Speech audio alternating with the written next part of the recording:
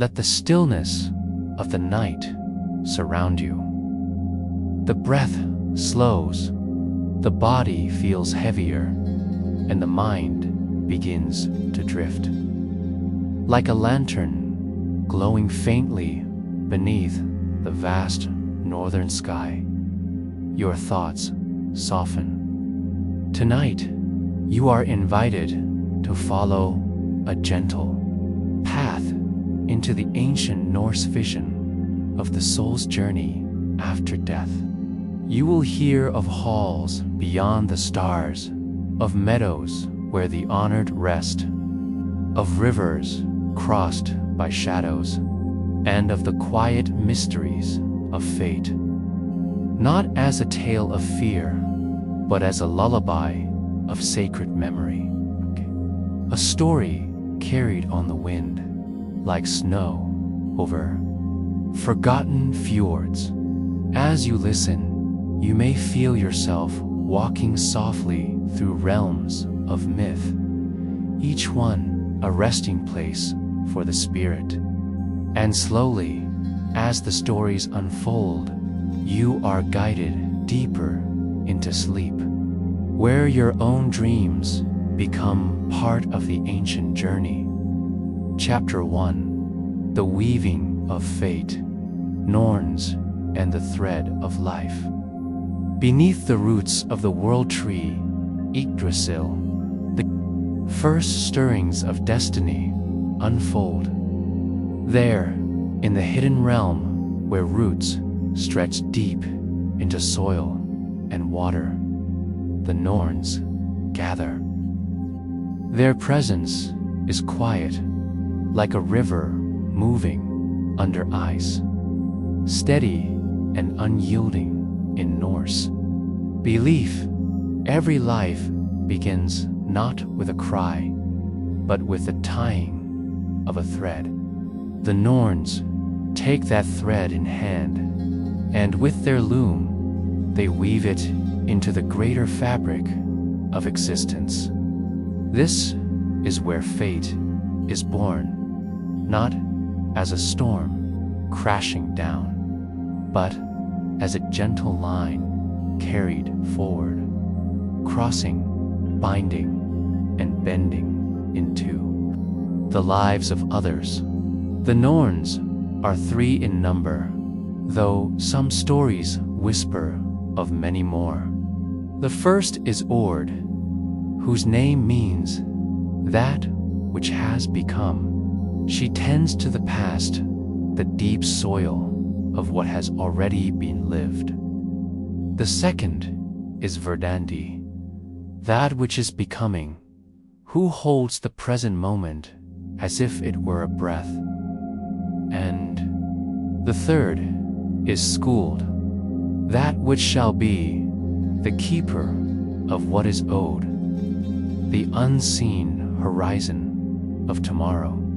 Together, they sit at the base of Yggdrasil, beside the sacred well of Erd, where waters hold the memory of all that was and all that is yet to come. The Norse did not imagine life as a wandering path chosen at will. They saw it as a thread, fragile, yet firm, shaped by these silent weavers.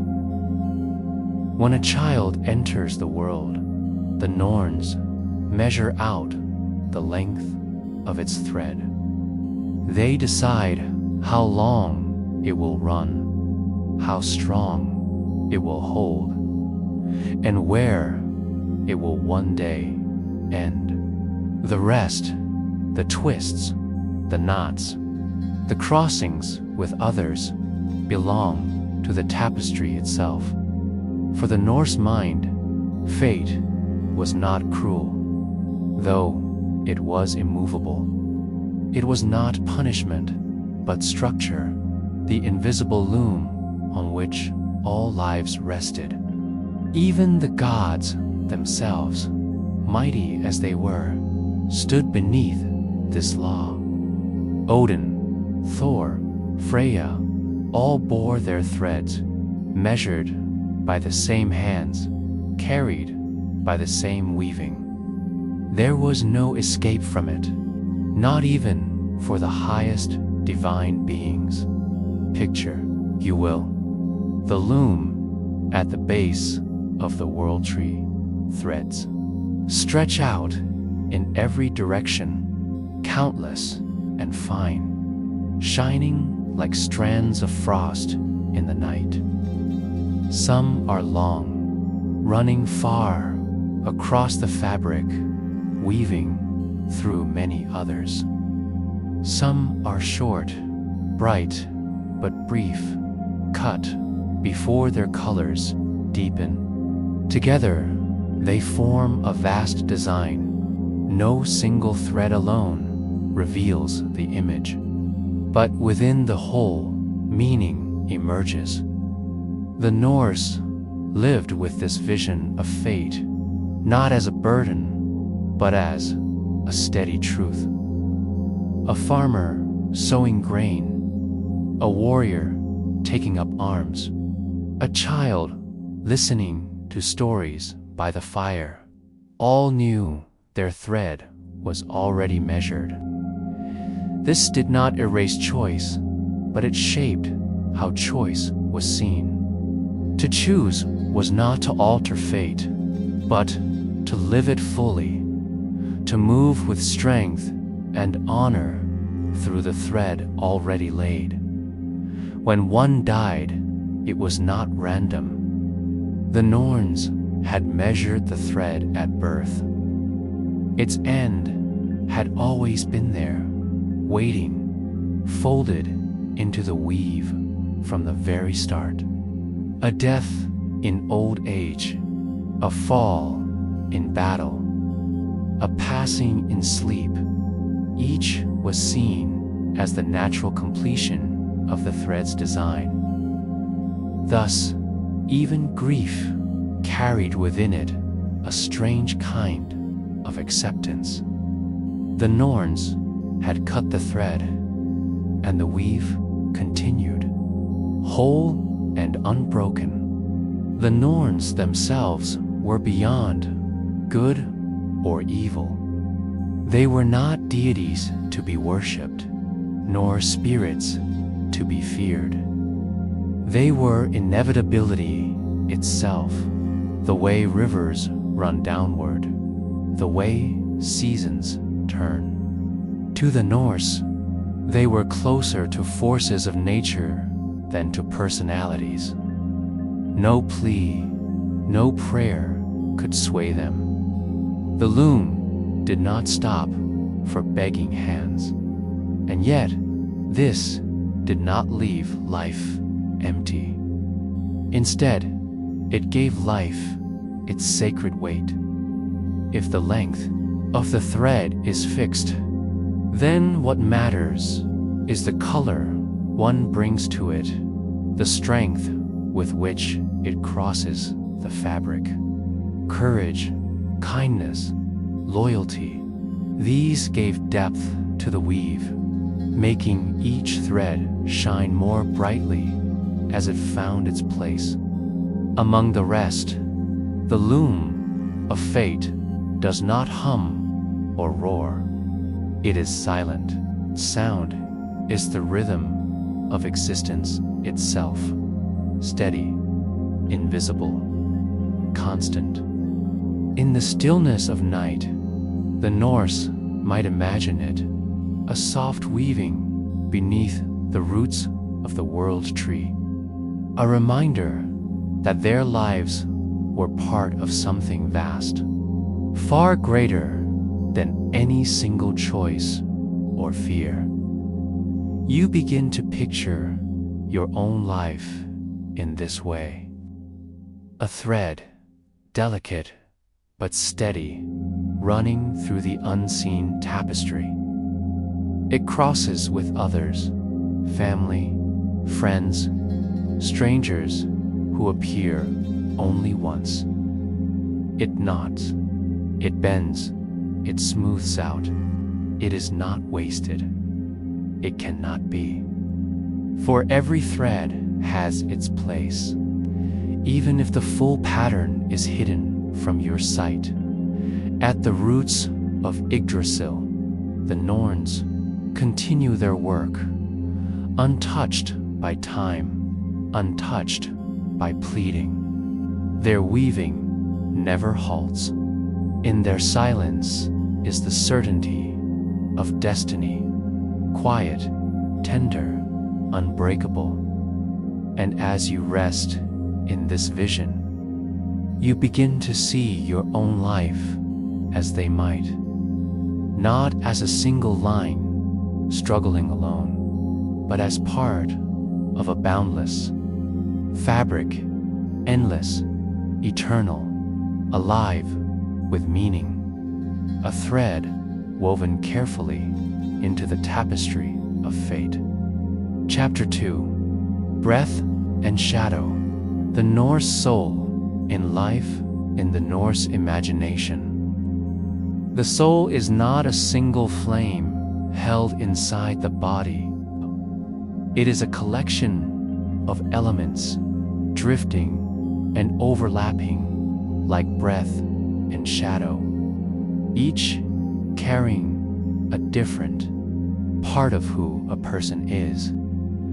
These layers do not separate easily, yet they never merge into one. Together, they form the whole of a life, fragile yet enduring. The first of these is the hugra, the mind, or the seat of thoughts and feelings. It is the restless current that moves through every choice, every mood, every surge of desire or fear.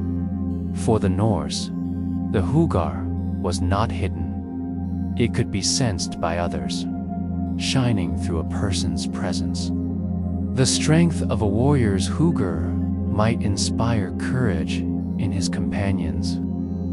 The gentleness of a mother's hugar might calm the restlessness of her children. To know someone was to sense their hugar, as if their very thoughts carried a subtle weight that touched the world around them. Yet the hugar was not fixed.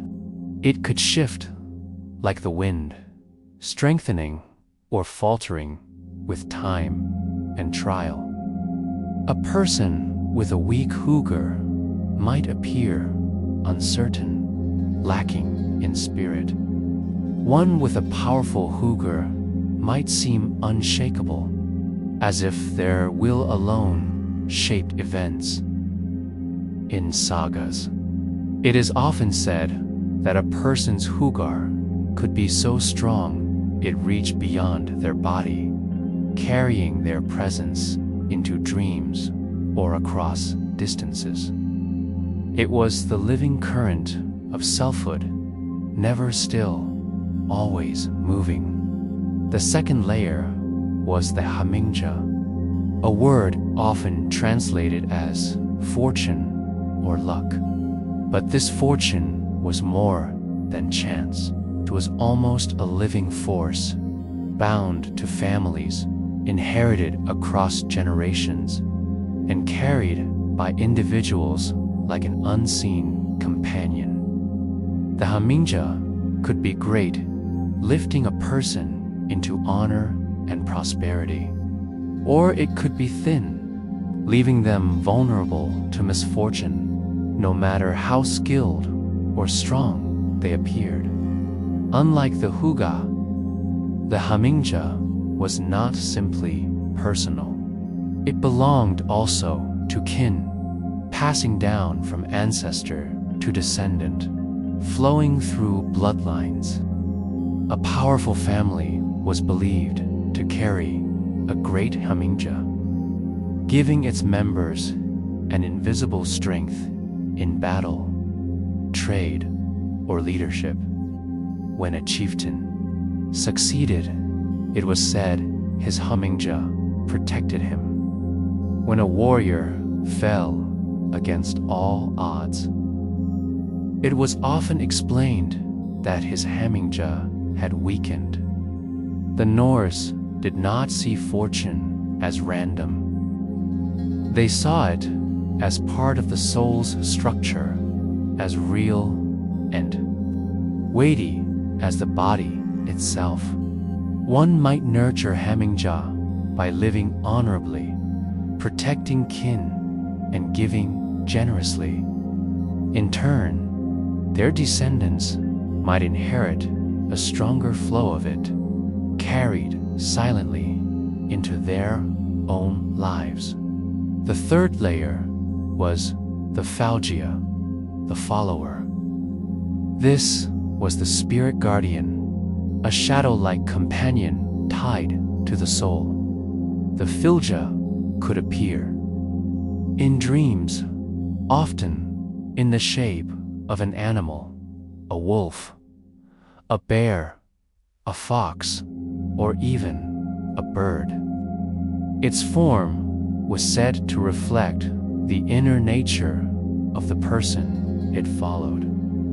A warrior's Fylgja might appear as a bear, fierce and grounded. A cunning leader's Fylgja might come as a fox, quick and clever. The Fylgja was not a pet, nor a servant, but a mirror of being, bound to the person's life thread. The presence of a Fylgja carried both comfort and warning. To see one's own Fylgja in a dream was a reminder of inner strength.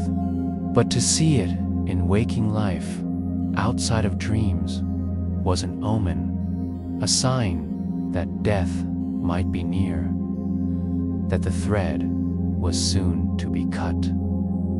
For this reason, tales of Fylgja often carry a weight of both intimacy and fear. These three, Hugr, Hamingja, and Fylgja, do not exist apart from one another. They drift like mist around the body, yet each stays tied to its host. They create a vision of selfhood that is layered, porous, and always moving. The Norse did not imagine identity as a single, solid point. They saw it as a collection of forces, some inward, some outward, all shaping the life that unfolds. Consider how different this is from the idea of the soul as a simple spark hidden inside. In Norse thought, the self is not only inward, it extends into the unseen, into luck that stretches across generations, into spirit companions that move with the body, into thoughts that ripple into the air around them. Is both inner and outer, woven together in layers that cannot be separated. You begin to sense your own life in this way, your thoughts shifting like weather, rising and falling, your fortune sometimes carrying you forward with ease, sometimes leaving you to struggle against the weight of circumstance. And perhaps, somewhere in the hidden quiet, a presence that has always followed you, unseen, yet bound to you as surely as your shadow. In this layered vision of being, identity is not fragile. It is vast, spilling beyond the skin, touching both ancestors and descendants, linking each person to something larger than themselves. To live was to carry these forces, to honor them, to allow them to shape a life that was more than flesh and bone. And so the Norse walked through the world with the sense that they were never entirely alone. Their hugr touched others. Their hemingja carried the strength of kin. Their filja moved silently beside them, waiting in shadow.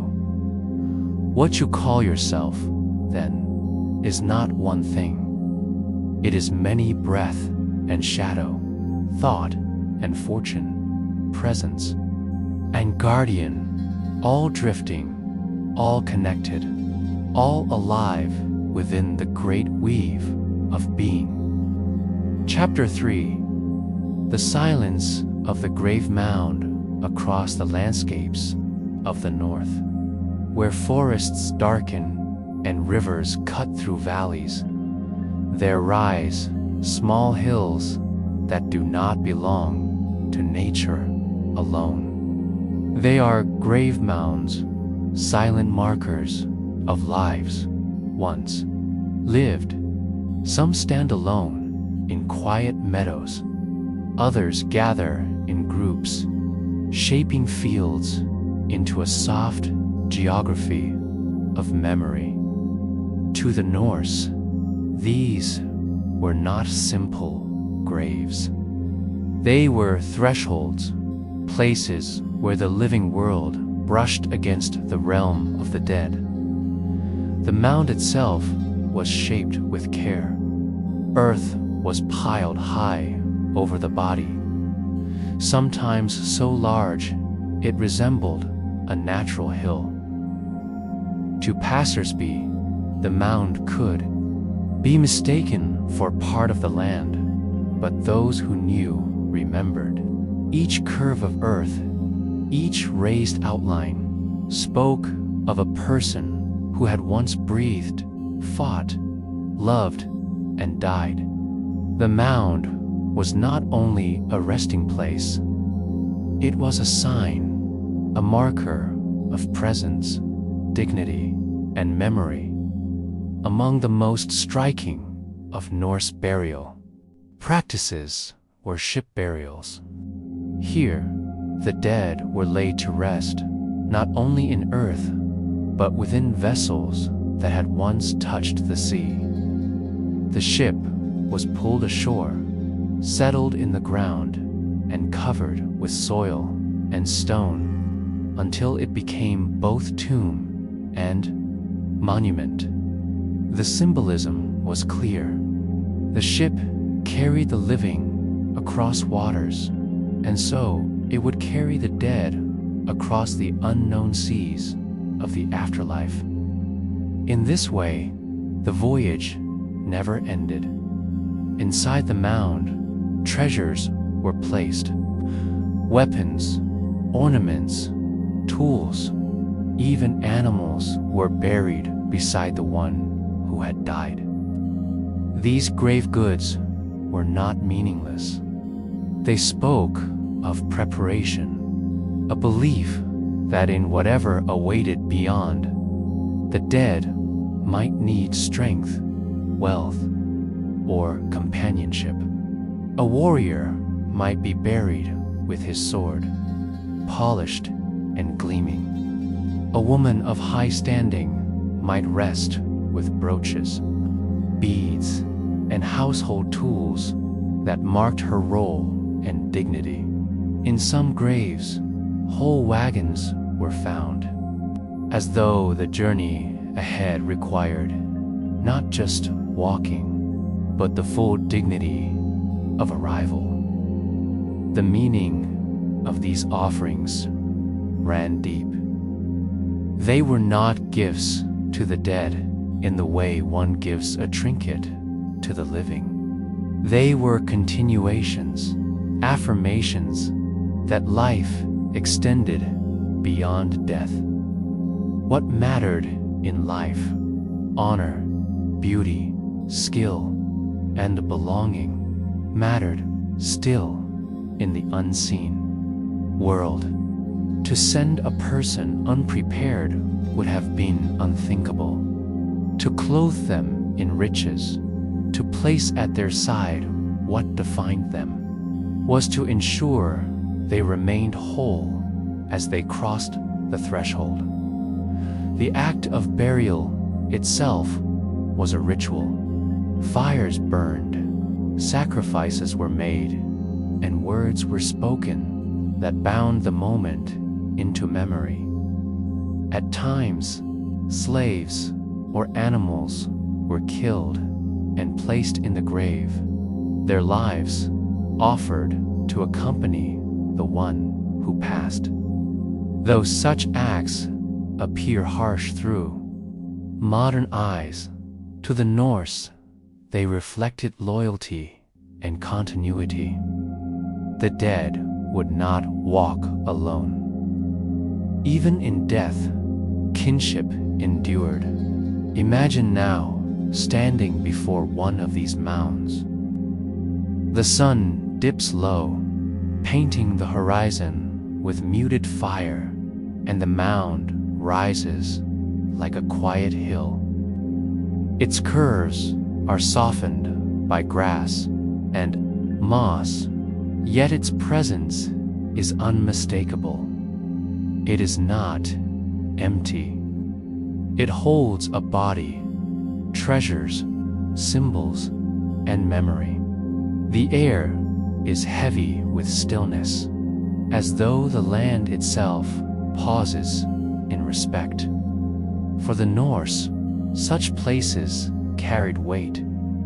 They were not abandoned once the burial was complete. The living returned to them to honor, to speak, to ask for favor. The dead, though silent, were believed to hold power. Their spirits could bless or curse. Their memory could strengthen the family or remind it of past debts. The grave mound was both a tomb and a subtle temple, a place where the lines between the living and the dead blurred. In some tales, the dead were said to stir within their mounds. These were the Draugr, the restless ones who rose in the night. They were not ghosts, but physical, corpse-like figures, bound to the earth, yet unwilling to release it. To meet a Draugr was to meet a deathly force, heavy and relentless. They guarded treasures, punished intruders, and haunted those who had wronged them. Such stories revealed that the Norse saw burial not as an absolute end, but as a threshold charged with possibility, both blessing and danger. Ship burials, grave goods, and mounds were not only practical rituals. They were reflections of how the Norse understood continuity. Death did not erase identity. It carried it forward. The sword, the brooch, the wagon, the ship all became bridges into what lay beyond. The mound itself was not only for the dead, but also for the living, who saw in it the enduring presence of ancestors. There was reverence, but also caution. To disturb a mound was to risk more than anger from the living descendants. It was, to risk the wrath of the spirit within. The silence of the mound was not emptiness, but watchfulness, a warning and a reminder that life and death were not cleanly divided. As twilight deepens, you can almost feel it, the weight of centuries pressing into the soil, the echo of hands that once raised this earth. A hill that holds not only a body, but a story, a life once lived with vigor and care. You begin to sense how those who came before you understood death not as absence, but as a continued presence that lingers, powerful and near. And so, the grave mound rests, silent but never forgotten. A hill among hills, carrying within it the whisper of passage, the shape of memory, and the long stillness of eternity. Chapter 4. Hell, the misty realm of the dead when a Norse soul leaves the body. It does not always ascend to halls of glory or fall into torment. Most do not fight their way to Valhalla, nor sail with Freya to her field of the chosen. For the ordinary lives, the farmers, the weavers, the children, the travelers whose deaths came without battle, the soul descends. It moves downward into the earth, toward the realm called Hell. Hell is both a place and a presence. It is ruled by the goddess who shares its name, daughter of Loki, born with a body that is half living flesh and half the pale stillness of the grave. She embodies the truth of her domain, part belonging to life, part claimed by death. Yet, she is not cruel. Her realm is not built for punishment. It is built for stillness. The Norse described hell not as fire, but as cold. It lies beneath the roots of Yggdrasil, distant from the warmth of the sun. There the air is heavy, filled with mist and frost. The ground is barren, the skies dim, the horizon unchanging. It is a place where time moves differently, not in seasons of growth and harvest, but in endless quiet, like a winter that never thaws. To enter hell is not to suffer. It is to drift. The dead do not scream. They do not struggle. They move through the mists with a calm as deep as snow lying untouched on a field. Life's noise, the hammer of work, the clash of battle, the laughter around the hearth is set aside. What remains is stillness. This was not seen as cruel by the Norse.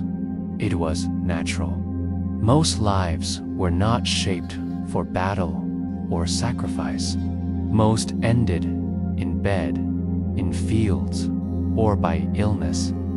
Hell was their destination, the quiet counterpart to the louder afterlives. It was where the countless threads of ordinary souls were gathered, resting in the cold embrace of eternity. The goddess Hel sits at the center of this realm. She is not radiant like Freya, nor fierce like Odin. Her power is quieter, but unshakable. To her belongs all who are not claimed elsewhere. She does not chase, nor does she entice. She waits, and inevitably the dead arrive. Her hall is called Eljudnir, a place described in the sagas as vast, with high walls and a gate that does not close. Its table is hunger, its knife is famine, its bed is illness, and its threshold is sorrow. These descriptions are not meant as torture, but as reflections of life's end, the hunger of the body is gone. The strength of appetite is hollow. What remains is the thinness of being, pared down to its bare silence. The Norse did not imagine Hell's realm as beautiful. It was not meant to be. It was the shadow of existence, the place where fire no longer burns and harvest no longer comes. Yet within that quiet, there was a strange peace. One did not need to fight, to earn, to struggle. The dead simply were, adrift in mists, in a realm untouched by the chaos of the living. Imagine standing at the edge of such a place. The air is damp with fog, and your breath lingers in front of you. The ground is pale, covered with frost that does not melt. You see figures moving through the haze, not restless, but slow, as though time has softened every motion. There is no sound of wind, no song of birds, only the endless quiet of a land that does not change dot to the living hell. Was a reminder of mortality's reach. It told them that not every death was glorious, and not every soul joined the gods in feasting halls. But this truth did not lessen life's worth. If anything, it deepened it. To know that one's end was likely in stillness, not in glory, gave the present weight. The meal, the friendship, the story told by the fire, each mattered because they would not follow in the same form into the mists. The realm of hell also carried another layer, memory. Though the dead dwelled in her midst, they were not erased from the world of the living. Families visited mounds, spoke names, poured offerings into the earth. In doing so, they bridged the distance, calling the presence of the dead into their own lives.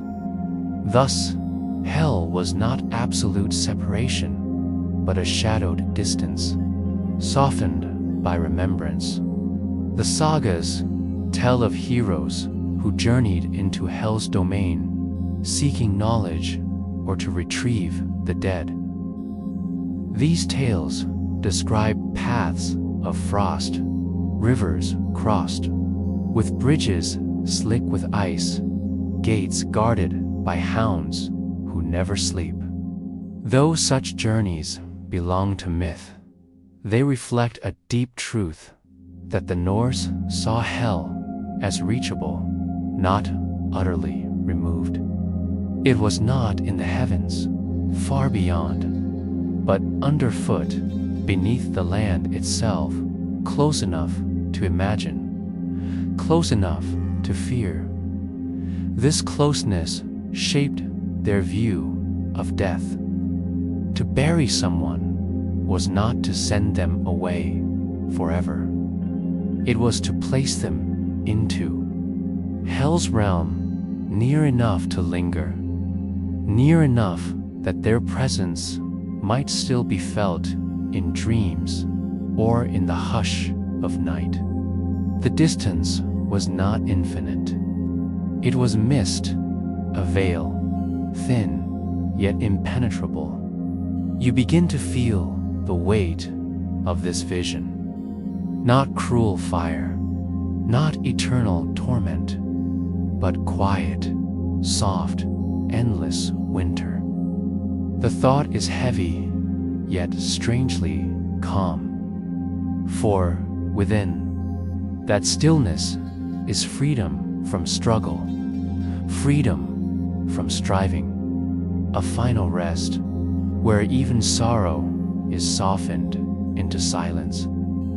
The Norse did not deny the fear of death, but in hell they offered a picture of what comes to most. Not terror, not triumph, but quiet continuation. The body falls still. The soul drifts into mist. The goddess receives it without judgment, without malice. It joins the countless others, an echo in the realm of frost, part of an endless winter that holds but does not harm. And so, in the vast weave of Norse belief, hell is not forgotten or despised. She is the quiet answer for the many, the destination for ordinary lives, the shadowed place where most souls eventually rest. The mist lingers, the cold does not lift, and in that eternal winter, the soul exhales into silence, unbroken, unending. Chapter 5. The Road to Hell, Jail and the Bridge of Shadows. The old stories say that every soul must travel a road after death. It is not the road of kings, nor of warriors riding toward Odin's halls. It is quieter, softer, and heavier. This is the road that leads to hell, the realm beneath the earth where most of humanity drifts after life's last breath. The journey begins at a river.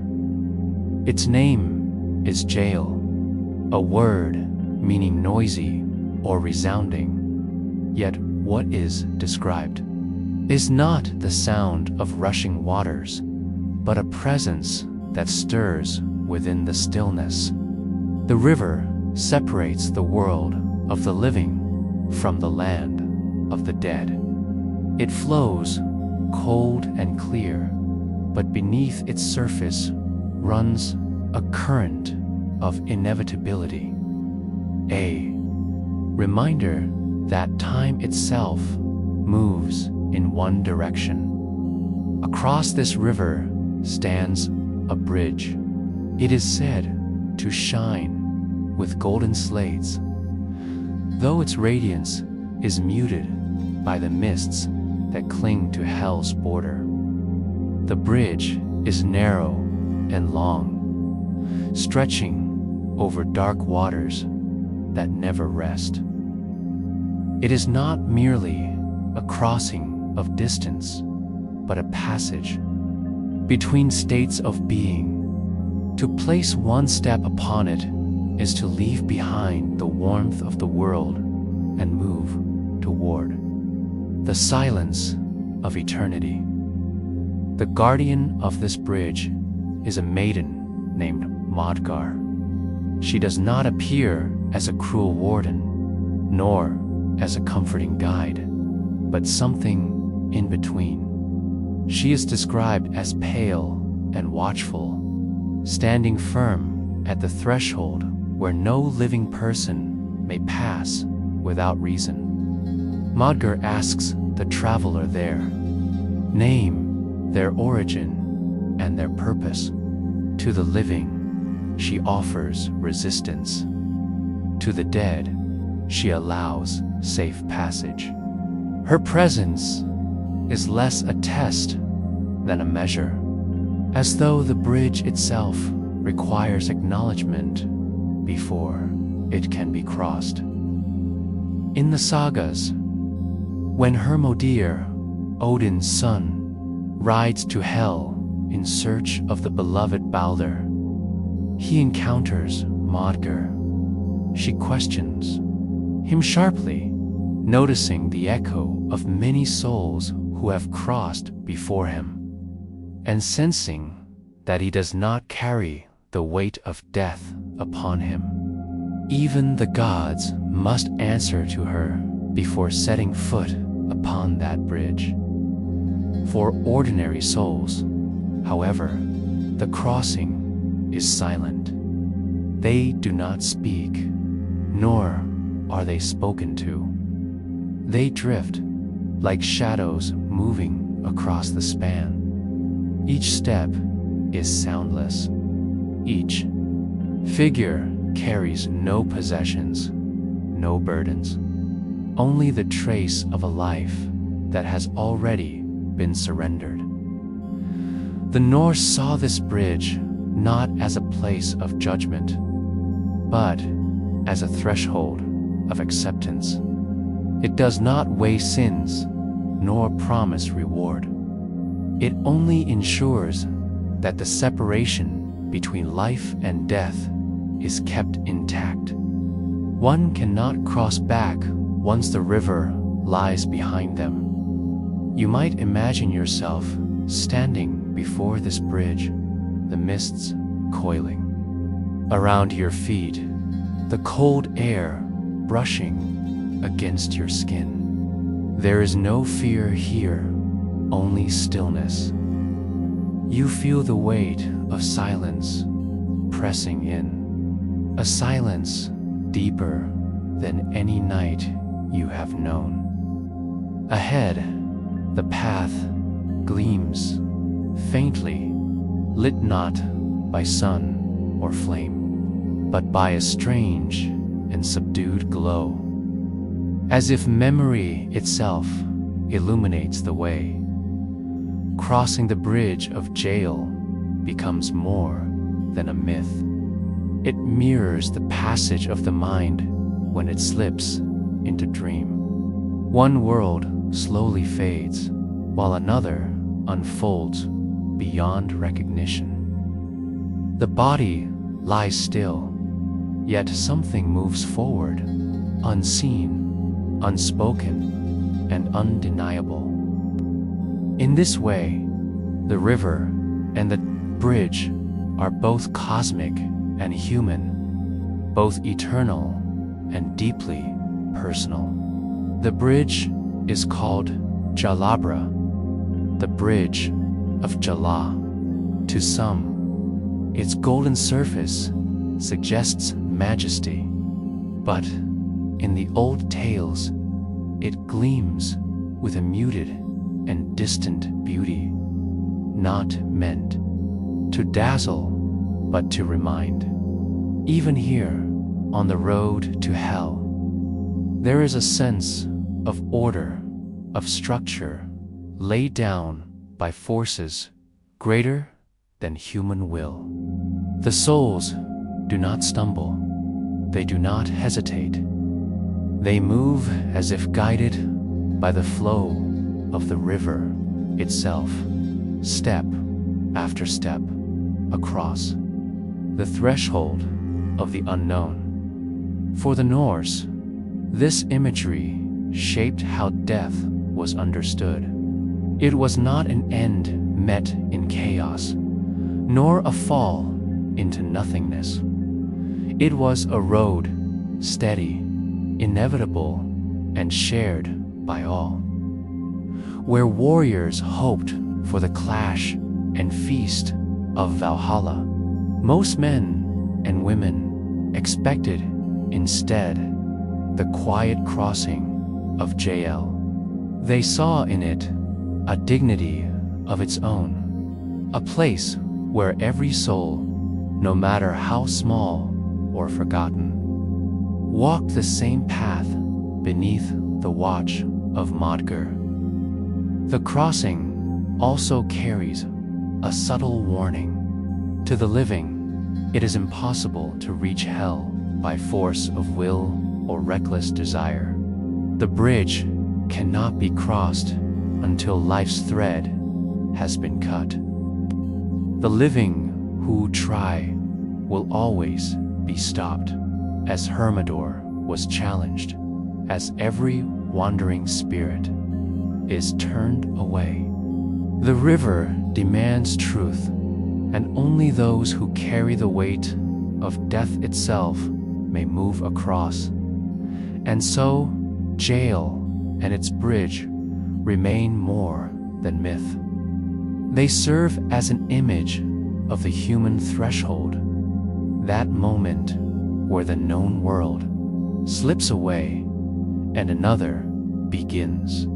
In the stillness of night, when the body grows heavy and the mind drifts, you can sense something of this journey, a small rehearsal of the soul's greater crossing. The old poets leave us with a picture of shadows, moving quietly across golden slates, each step carrying them further from the warmth of breath and deeper into the calm embrace of hell's realm. The river flows on. The bridge stands waiting, and the silence gathers, patient and unbroken. The bridge stands timeless, an unchanging path across waters that never cease to flow. To imagine, it is to imagine the still boundary between two worlds. The Norse believed that the soul, upon leaving the body, does not vanish into the air like smoke. Instead, it takes this solemn journey, step after step. Each crossing soul becomes a thread woven into the quiet fabric of hell's domain. The river Gel itself is not a gentle brook.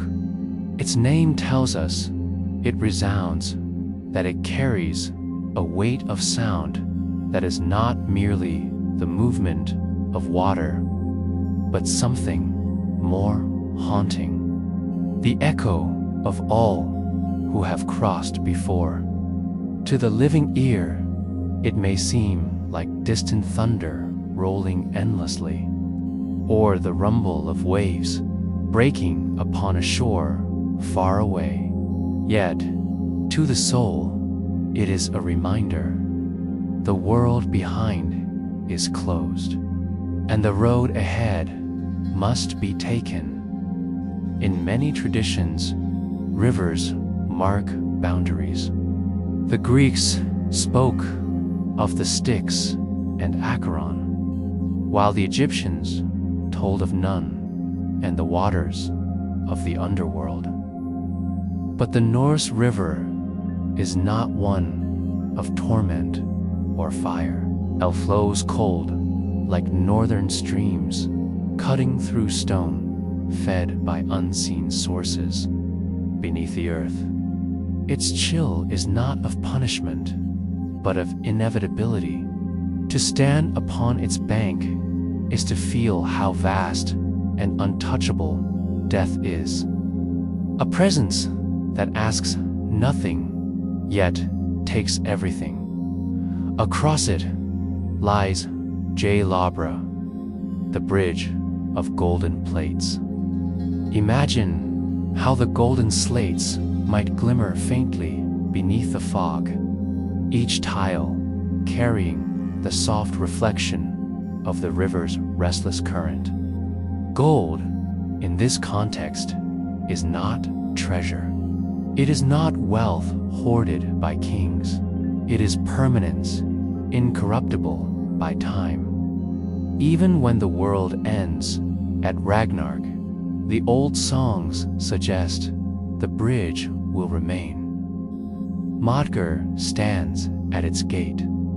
She is one of those figures who appears only in passing within the old sources, yet her presence lingers in the imagination.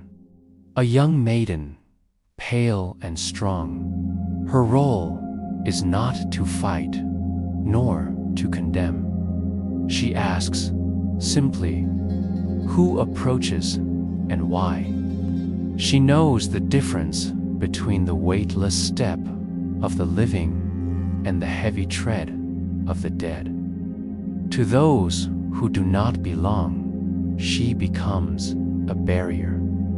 To those who do, she fades back into stillness. Her name means furious battle, but in this role, she is not fury itself. Perhaps her title recalls an older time when she was imagined as more warlike. But here, on the road to hell, she embodies a different aspect. The silent certainty that the gatekeeper must hold. She is not cruel, yet she does not yield. There is no tricking her, no bypassing her watch. For every crossing, she is present. The prose Edda recounts that when Hermodri sought Hel to plead for Baldra's release, he reached this very bridge. Modgr confronted him, asking why his horse thundered so loudly compared to the soft procession of the dead. She told him plainly that Baldr had already passed. Even a god, even a son of Odin, was made to answer to her. In this, the Norse tales whisper that no one escapes the order of death for the countless ordinary souls. However, no such dialogue is needed. Their steps are quiet, their passage already assured. You might picture them not as crowds, but as a slow stream of shadows, each separated from the next by invisible space. They do not hurry, they do not stumble. Time no longer presses them, for on this road, time has already been surrendered. What must it feel like to cross such a bridge? For the soul, there is no fear, for fear belongs to the living. Flesh, what remains is acceptance. Step after step, the crossing is a meditation without thought, a surrender without resistance. The sound of the river below fades. The mists close in, and at the far side waits the plain of hell, quiet and vast. The crossing becomes, in many ways, a mirror of human sleep. Each night, when the body grows still and the waking world fades, the mind drifts into another state. At first, you may resist, clinging to the weight of thoughts and memories, but eventually you release. You drift across an invisible boundary, and then you arrive elsewhere, not dead, not awake, but in a world shaped by dream. So too does the soul step from one shore to another. Sleep becomes a rehearsal of death, and waking a reminder of return. The river, jail, in this way, becomes more than myth. It is an ancient symbol of the human experience of crossing, of letting go. The bridge gleams like the fragile thread that carries you from one state to the next. And Modgr herself can be seen as the quiet voice within that. Asks, are you ready? Is it time? Chapter 6, Valhalla. The Hall of the Fallen. The old poems say that not all who die go to hell. Some are chosen, some are lifted from the battlefield and carried across the sky. This is Valhalla, Odin's Hall, the golden refuge of warriors. who meet their end with courage. But Valhalla is not merely a reward for bloodshed. In the Norse vision, it is a continuation, a gathering, a belonging that stretches beyond death. To understand this place is to understand how the Norse held life, war, and death as part of the same woven pattern. The Valkyries are the first to appear in this journey. Their name means choosers of the slain. They move unseen through battle, selecting not the strongest or the most violent, but those whom fate marks. A warrior might swing a blade with fury, but if it is not their time, the Valkyries pass them by. Another might fall suddenly, unexpectedly, and in that instant, the Valkyries are there. To be chosen is not to be abandoned. In the songs, the Valkyries lift the fallen gently, carrying them beyond the field of blood into the shining realm above. Their horses move swifter than the wind, hooves echoing like thunder. In this image, death is not loneliness. It is an escort, a passage accompanied by figures of strength and grace. The hall itself is described with awe.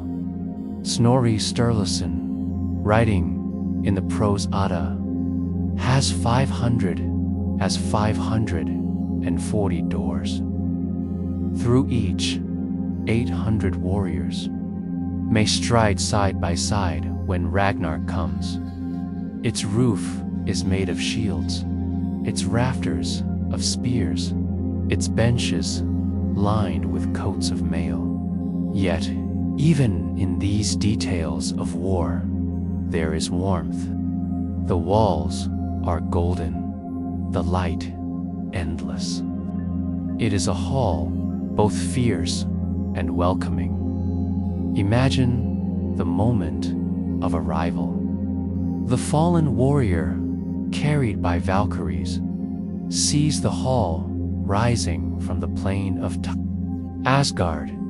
Its shape gleams in the distance, more vast than any earthly hall.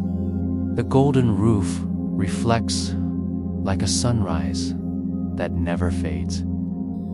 Around it, the air is alive with sound, the laughter of companions, the clash of practice, the call of horns dot inside. The Einherjar, the once fighters, the lone fighters, gather. These are the chosen dead, but they are not solitary. Here they find one another again. Enemies of the battlefield sit side by side. Friends thought lost are reunited. The pain of their last moments, the weight of their wounds is gone. They rise whole, unbroken, and welcomed. Each day in Valhalla follows a rhythm. The warriors train and clash, swords ringing and shields splintering. But unlike the wars of Earth, there is no fear of final loss. When the day ends, wounds heal. The fallen rise again, renewed. It is a cycle without despair, for the purpose is not destruction, but preparation. For what are they preparing? For the last battle, Ragnarok, when the gods themselves will stand against the forces of chaos. The Einherjar are not wasted in endless rest. their strength builds, their bonds deepen, their readiness grows. It is a long waiting, but it is not empty, and yet Valhalla is more than training. It is a place of feasting. Each evening, the hall fills with song and story. The cook, Endrumner, prepares the great beast, Frimner, who is eaten each night and reborn each morning. The mead flows not from casks, but from Haren, a goat who feeds upon the leaves of the tree lar and gives endless drink. Way, no hunger or thirst remains. Think of the comfort in this vision. After the harshness of life, after cold winters, failed harvests, and wearying battles, the soul enters a hall where food never runs out, where drink never empties, where laughter and music echo without end. The warriors sit shoulder to shoulder, not as strangers, but as kin bound by fate. Valhalla, then, is not imagined as violence rewarded. It is reunion. It is belonging. A warrior dies alone in the field, but in death, he is not alone. He is gathered. He is welcomed among equals. The hall is not filled with strangers, but with companions who know what it means to have given everything. This idea reveals something about the Norse spirit. To them, death in battle was not the glorification of killing. It was the acceptance of risk, the giving of one's life for something beyond oneself. The warrior who died this way did not vanish nameless into the earth. They became part of a greater fellowship. There is a spiritual intimacy in this image. Imagine the sound of hundreds of voices rising in song after the day's trials. The low hum of meat horns lifted, the warmth of fires burning, the closeness of companions' laughter. The hall is vast, but it does not feel empty. It feels alive, filled with presence. And above it all, Odin sits. The All-Father, one-eyed wanderer, presides over the hall. He listens, he chooses, he watches, though he knows his own fate, that he too will meet death at Ragnarok. He surrounds himself with those who will stand beside him. His choice of the fallen is not arbitrary. It is woven into the fabric of destiny. The presence of Odin in Valhalla adds depth to the image.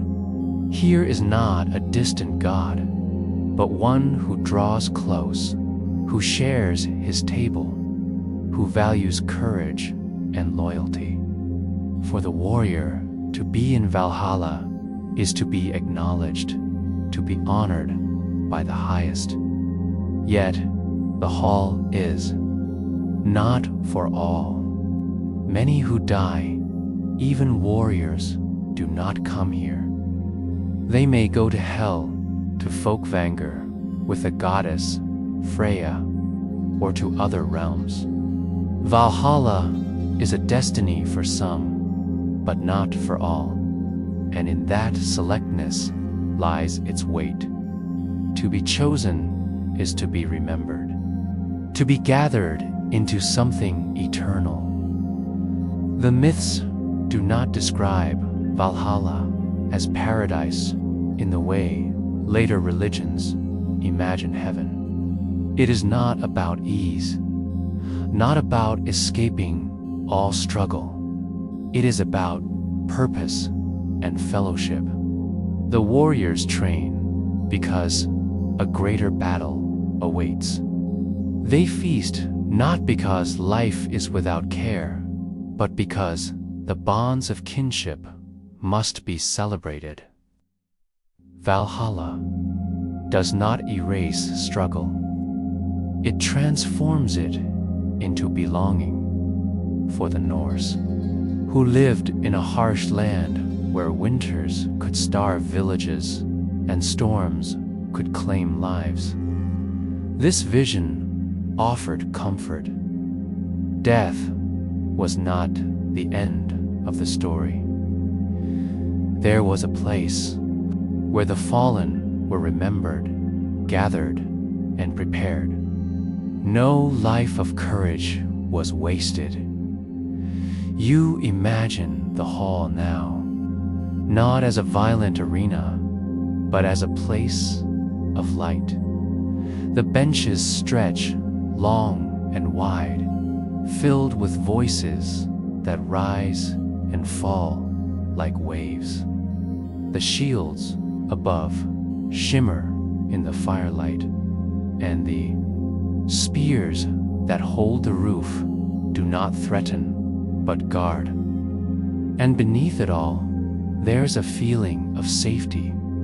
Valhalla is a hall of gold, yet its true treasure is not its walls. It is the company within them. Companions once lost are found. The lonely become part of a fellowship. The silence of death is replaced by song. And so, Valhalla is not only about the end of life. It is about the deep human need for belonging, for recognition, for purpose that does not fade with death.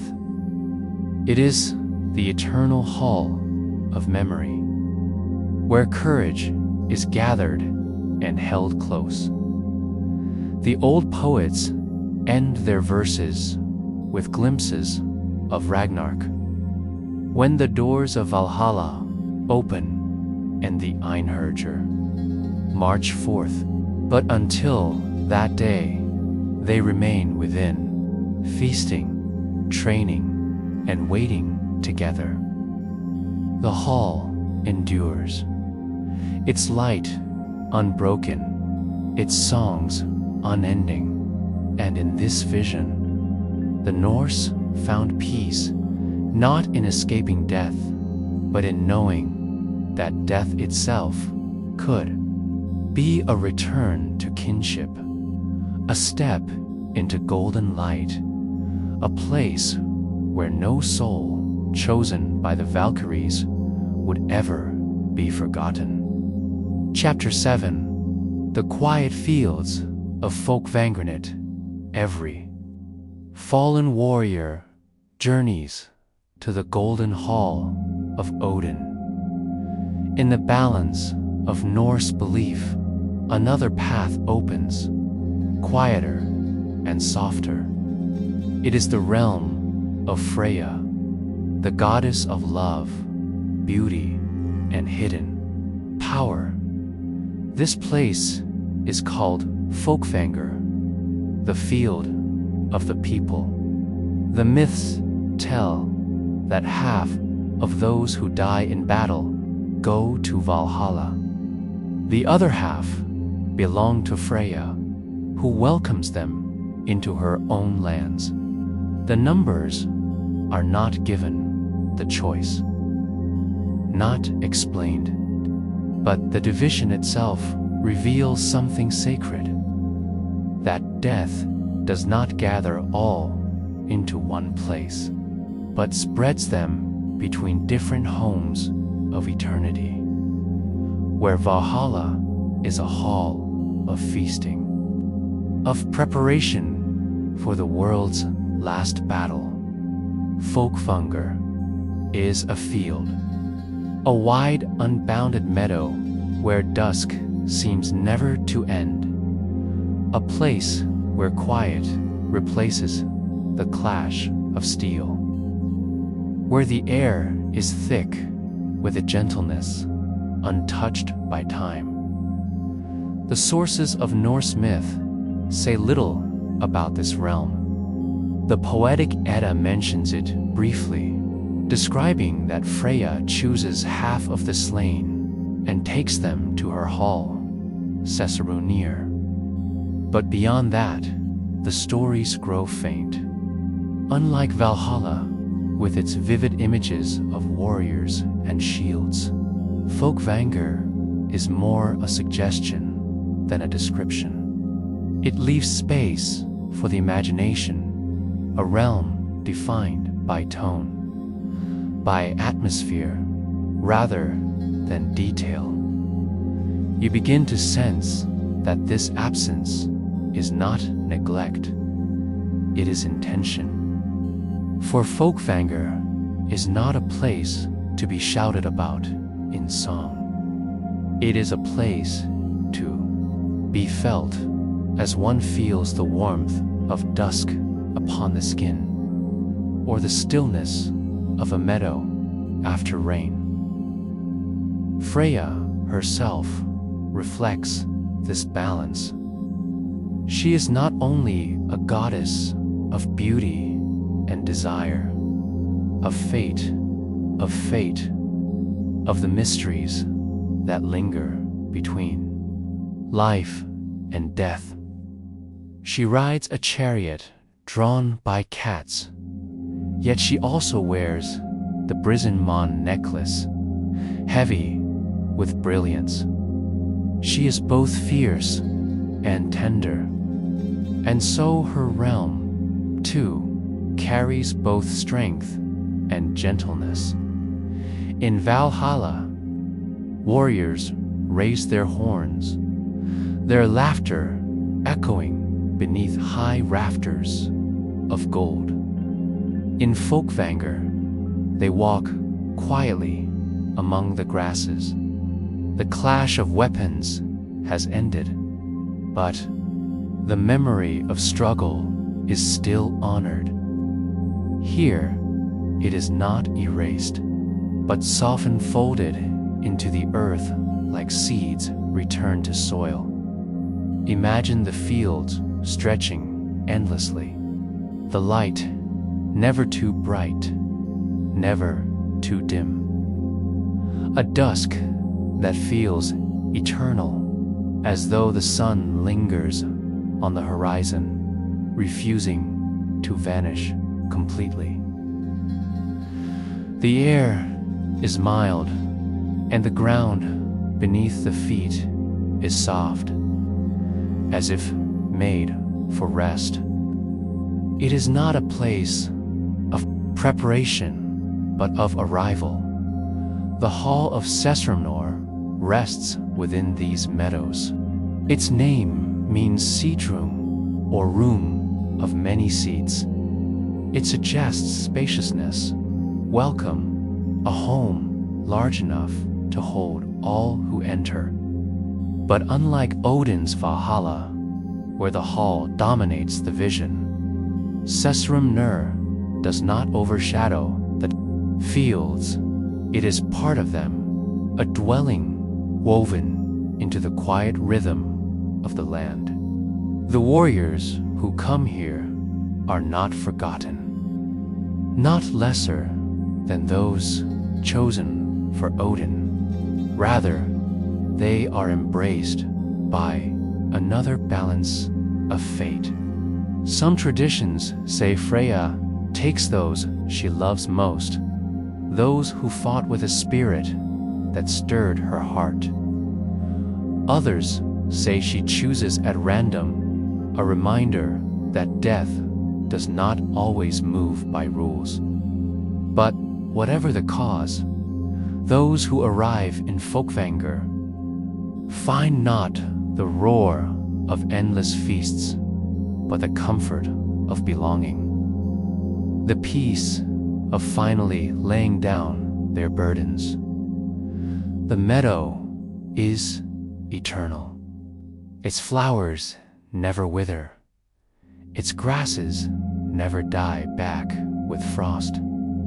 It is not spring, nor summer, nor autumn, but a moment between seasons where the world holds its breath. That is the spirit of Fólkvangr, a place where time is present, yet unpressing. For those who lived lives of struggle, perhaps this is the deepest gift. Not more struggle, even in glory, but rest. A rest that does not erase who they were, but lets their spirit settle like leaves on calm water. In some tellings, Sessrumnir may not even be a hall at all. The word could also describe a ship, a vessel with countless seats, large enough to carry many across the unseen sea. If so, then Freya's home may be both field and ship, both earth and voyage. The ambiguity leaves the door open, as though the myth itself whispers, "Do not seek to trap this place in one image." It shifts as the dusklight shifts across the meadow. Freya's presence defines it most. She is not stern like Odin, nor distant like Hel. She is close, tender, yet commanding. In her realm, the fallen are not soldiers preparing for another war.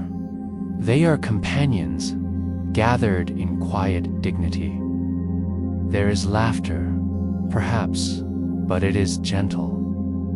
There are songs, but they are soft, sung not for triumph, but for memory.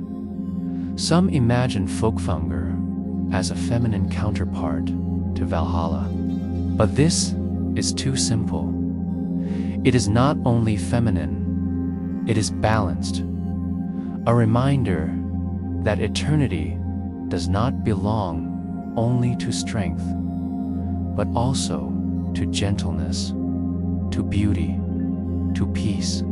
A warrior's life may have been spent in battle, but their afterlife can rest in fields, under the care of a goddess who sees more than the sword. You might imagine the spirits wandering here, not restless, but content. They walk among endless flowers, or sit upon the soft ground, the light of dusk folding around them like a cloak. Some gather near Sessrumnir, its doors always open, its seats unending. Others remain in the meadow itself, choosing the silence of grass and sky. Each spirit finds their own place, without pressure, without demand. The Norse saw death as many-layered, not one single path for all. Some went to hell, some to the sea, some to Valhalla, and some to Freya's fields. This variety itself is wisdom. It shows that there is no single image of peace, no single answer to what comes after struggle. For some, honor is eternal preparation. For others, honor is eternal rest. And so Fólkvangr remains in the imagination, a space both named and undefined. Perhaps it is better that way. A hall too clear, a description too fixed, would pin it down and make it small. Instead, the myth leaves it open, a meadow whose borders you cannot see, a field where the dusk is eternal, and where the goddess, who is both fierce and tender, welcomes the fallen into her embrace. The quiet fields stretch on without end. Their grasses bend lightly in a wind that never chills. The horizon is endless, yet never lonely. Somewhere within Sessrumire waits, its seats always ready, its doors always open, and Freya herself, radiant and gentle, moves among the fallen, a goddess whose realm is not war, but peace.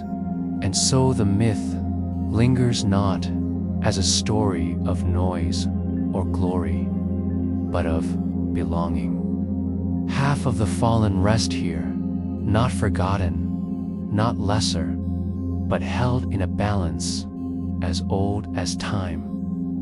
They walk in dusk, they rest in meadows, they live in the embrace of quiet fields. A question remains, soft and unresolved.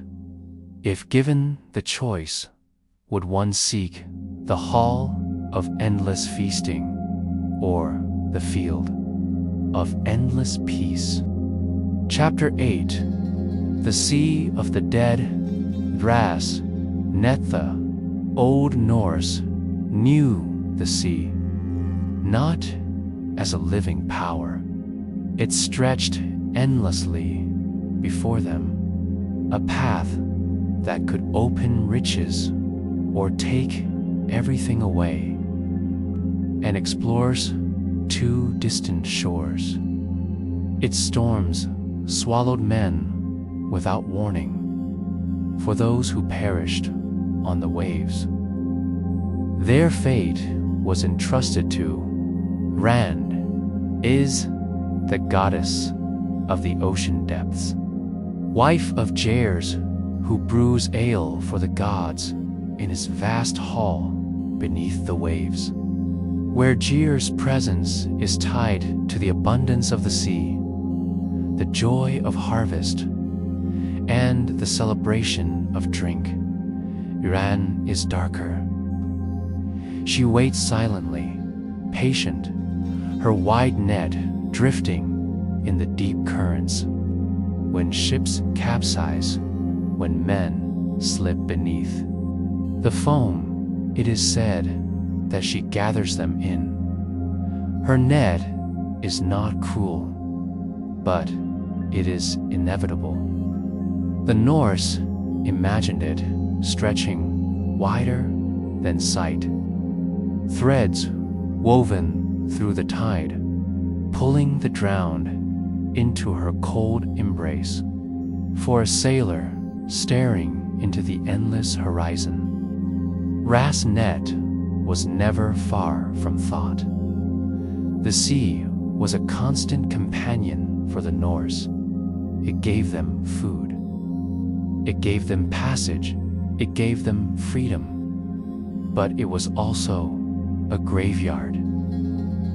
Unlike the death of the warrior on the battlefield, which promised either Valhalla or Fólkvangr, the death of the sailor belonged to the deep.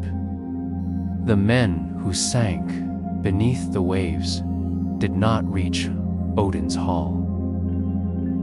Their fate was Rand's, a place of quiet shadows, and water thick with silence. No ancient poem gives a full description of her realm. The Eddas, skaldic verses, and scattered sagas only give glimpses, a word here, a phrase there, like broken shells found on a shore. But in those fragments, her presence is unmistakable. She is feared, respected, invoked in offerings when ships set sail. Sailors once carried coins, or small pieces of gold to give to Ren. If the sea claimed them, the gold would buy gentler passage, not bribery, but a token of respect, an acknowledgement that her power was absolute. Imagine a storm rising on the northern seas. The oars strain, the sail tears. Men cry out as black water rises higher than the mast. They know the risk, and in their minds, one thought surfaces: if they fall, may Ran gather them swiftly.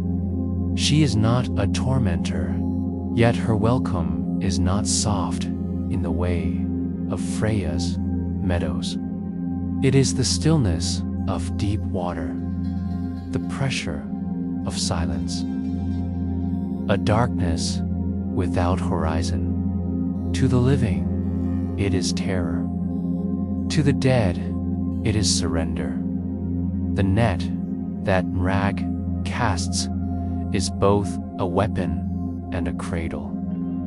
It represents inevitability, the certainty that no life can escape the sea's claim when the moment arrives. Some stories even tell of her pulling men into the deep for no reason but desire, as though the drowned were pearls for her collection. In this way, she embodies both fate and hunger. The sea gives, the sea takes, and in Rand, those truths merge. Her name lingers in language. Old Norse kennings, poetic metaphors, often call the sea road, Orend bed. For skulls, to write of a voyage was to write of her shadow trailing behind a ship. Even when men returned home safe, they knew they had passed above her realm, just out of reach of her net. You can picture her not as a monster, not as a tyrant, but as an eternal figure. Her hull is not carved stone or gilded beams, but the quiet plains of the seabed. Her roof is the rolling surface, light bending down in rippling fragments. Her walls are made of pressure and tide, and in her hand, the net sways, always ready, always open. For a restless mind, the image of that net can soften into something else, not a trap, but a release. The woven strands become like a hammock, swaying gently. The water presses like a blanket, cooling, calming, endless. There is no more struggle against the storm, no more fear of the unknown. Only drifting, like seaweed carried by a current, deeper into stillness. The Norse were not strangers to fear, yet they shaped it into myth.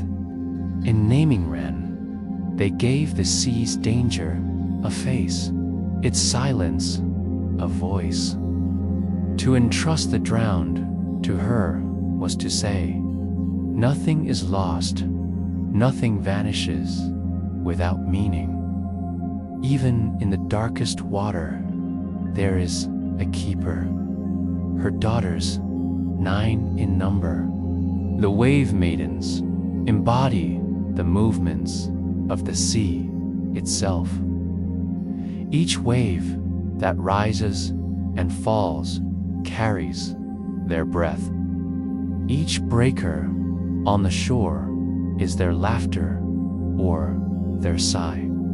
When men vanished into the depths, it was often said that the daughters carried them down, hand in hand, until they reached their mother's hall. Re's embrace was feared, but not hated.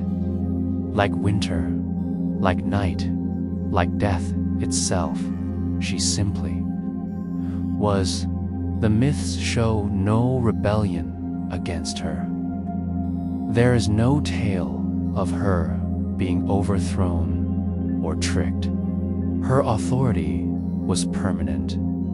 Her net was wider than resistance. And so, when the northern winds screamed, when icy water rose over the planks of a ship, the last vision a man might hold was of Ran waiting below. Her arms wide, her silence complete, her net swaying gently through the endless sea. You may feel that image now, not as fear, but as quiet. The sea has no clock, no urgency, no border. Its depths hold the weight of time itself. And in that weight, there is calm. The drowned are not scattered or forgotten. They rest together in her keeping. A hall, not of light or laughter, but of unbroken stillness. For the sailor, for the dreamer, for the restless mind, Ran's net is a place where all motion ends. Not punishment, not reward, only the sea. Chapter 9, Helgafell, the sacred mountain of resting, the far reaches of Norse lands, where fjords cut deeply into the earth and forests rise like quiet guardians.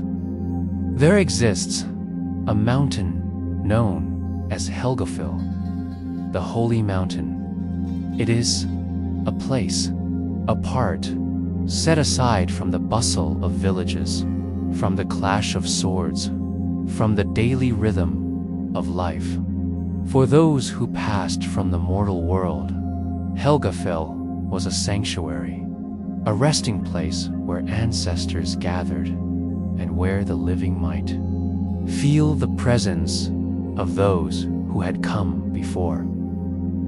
The Norse did not see this mountain as a realm of punishment or a testing ground. It was not a hall of judgment, nor a stage for cosmic retribution. Instead, it was a place of calm, of ordered quiet, where the soul could shed the burdens of life and drift into a gentle permanence. To ascend Helgafell was to step into the embrace of generations, a quiet lineage of human experience, layered and preserved like sediment in the stones themselves. Imagine approaching the base of the mountain at dawn. The air is crisp, tinged with pine and the salt of distant seas. A thin mist lingers over the rocks and paths, softening edges, dampening sound. Each step upward is measured, careful, breath drawn and released slowly, as if the mountain itself demands mindfulness. The climb is not a struggle. It is a journey inward, toward stillness, along the paths. Small shrines and cairns mark spaces where the living left offerings for those who rest above. These are simple gestures, carved wood, small stones, perhaps a piece of cloth or a token of remembrance.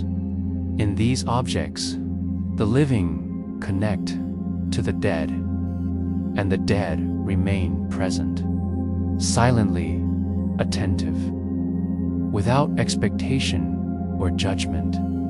Helgafell is a space where memory and reverence meet, where life's echoes linger without intrusion. At the summit, the view stretches wide and silent. The fjords gleam in early light. Forests flow like waves across the land, and distant mountains rise like sentinels.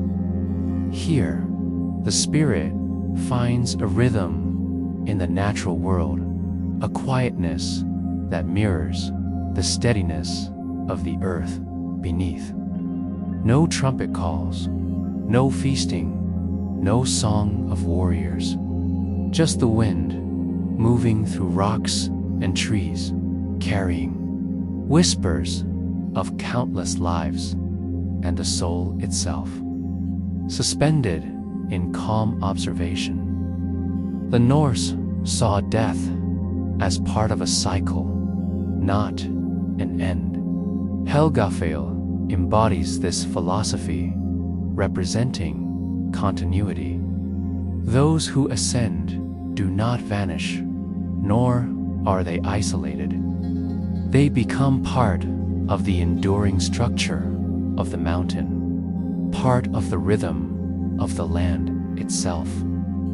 Time here is different, expansive, gentle, forgiving. Moments stretch and fold, and the restless beating of the heart can ease into a slow, deliberate calm. One can imagine the soul climbing, step by step, each motion bringing release. The weight of grief, of struggle, of mortal responsibility diminishes with every breath. By the time the summit is reached, there is a sense of arrival that is neither triumphant nor mournful, but simply present. The soul has moved from the active world into a space where observation, memory, and quietude dominate. Helgafell also serves as a connection between the living and the departed. Pilgrims and travelers would climb its paths to leave messages, to offer thanks, or simply to breathe in the calm that the mountain offered. It was a place where life's concerns could be set aside, where the presence of ancestors might be felt. In the wind or the movement of clouds across the ridges, even the smallest gestures, a stone placed carefully atop a cairn, a whispered word, a pause in movement, were recognized, acknowledged by the mountain itself, and by those who dwell there beyond mortal perception. The mountain's slopes are never harsh, never threatening. The paths wind naturally, following the curves of the land, and the climb is meant to be measured, contemplative. At times, small animals, birds, foxes, perhaps a distant deer, move quietly along these trails, reminders that life continues even at the edges of death. The Norse would see these movements not as distractions, but as signs of the harmony that exists between realms, between what is and what has been in Norse belief. The ascent to Helgafell is as much symbolic as it is literal. It mirrors the inward movement of the soul, the gentle turning away from mortal concerns, the layering of experience into memory, and the acceptance of stillness. Each step on stone, each pause to breathe becomes a meditation. The higher the climb, the quieter the mind, the softer the transition into that eternal calm which the mountain embodies at the peak. It carries the scent of distant trees, of rock warmed by the sun, of rain yet to fall. Here, the soul encounters a profound equilibrium. The past, the present, and the memory of those who came before coexist in a gentle, unbroken field of presence. The mountain does not command, it simply is. It holds without judgment, witnesses without intrusion, and shelters without noise. One can imagine standing there, imagining oneself as part of this continuum. The soul of the departed merges with the stillness, while the living below carry the presence of ancestors in their own movements. Helgafell is a reminder that life and death are not opposites, but parts of a greater, unending circle. The mountain is sacred, not because of rituals alone, but constancy of the world, the enduring care of generations, and the peace that comes from true acceptance as the sun sinks, painting the ridges in gold and violet. The silence deepens, the wind softens, the animals retreat, and the mountain becomes a final sanctuary for reflection. The ascent is complete. Breath slows, heart settles, the soul rests, and the mountain itself, exhales, here at Helgafell. There is no urgency, no judgment, no expectation. There is only continuity, presence, and the gentle unfolding of stillness that passes from one generation to the next. And as the day fades into evening, the mind can follow the journey upward, step by step. Chapter 10: The Afterlife of King's Burial. Ships, an eternal voyage, is among the most striking practices of the Norse. Was the ritual of the burial ship, reserved for kings, chieftains, and those whose presence shaped communities, territories, and lives. These were not mere ceremonies, nor empty displays of wealth. They were carefully orchestrated passages, a final guidance for the soul from the world of the living into realms beyond. A ruler's body was placed upon a ship, often carved with care, its wood strong and enduring. Around them were laid the possessions that defined their life: weapons, shields, jewelry, garments, and sometimes even horses, dogs, or servants. These offerings were more than tokens of status. They were companions for the journey ahead, tools and memories meant to accompany the soul as it sailed into eternity.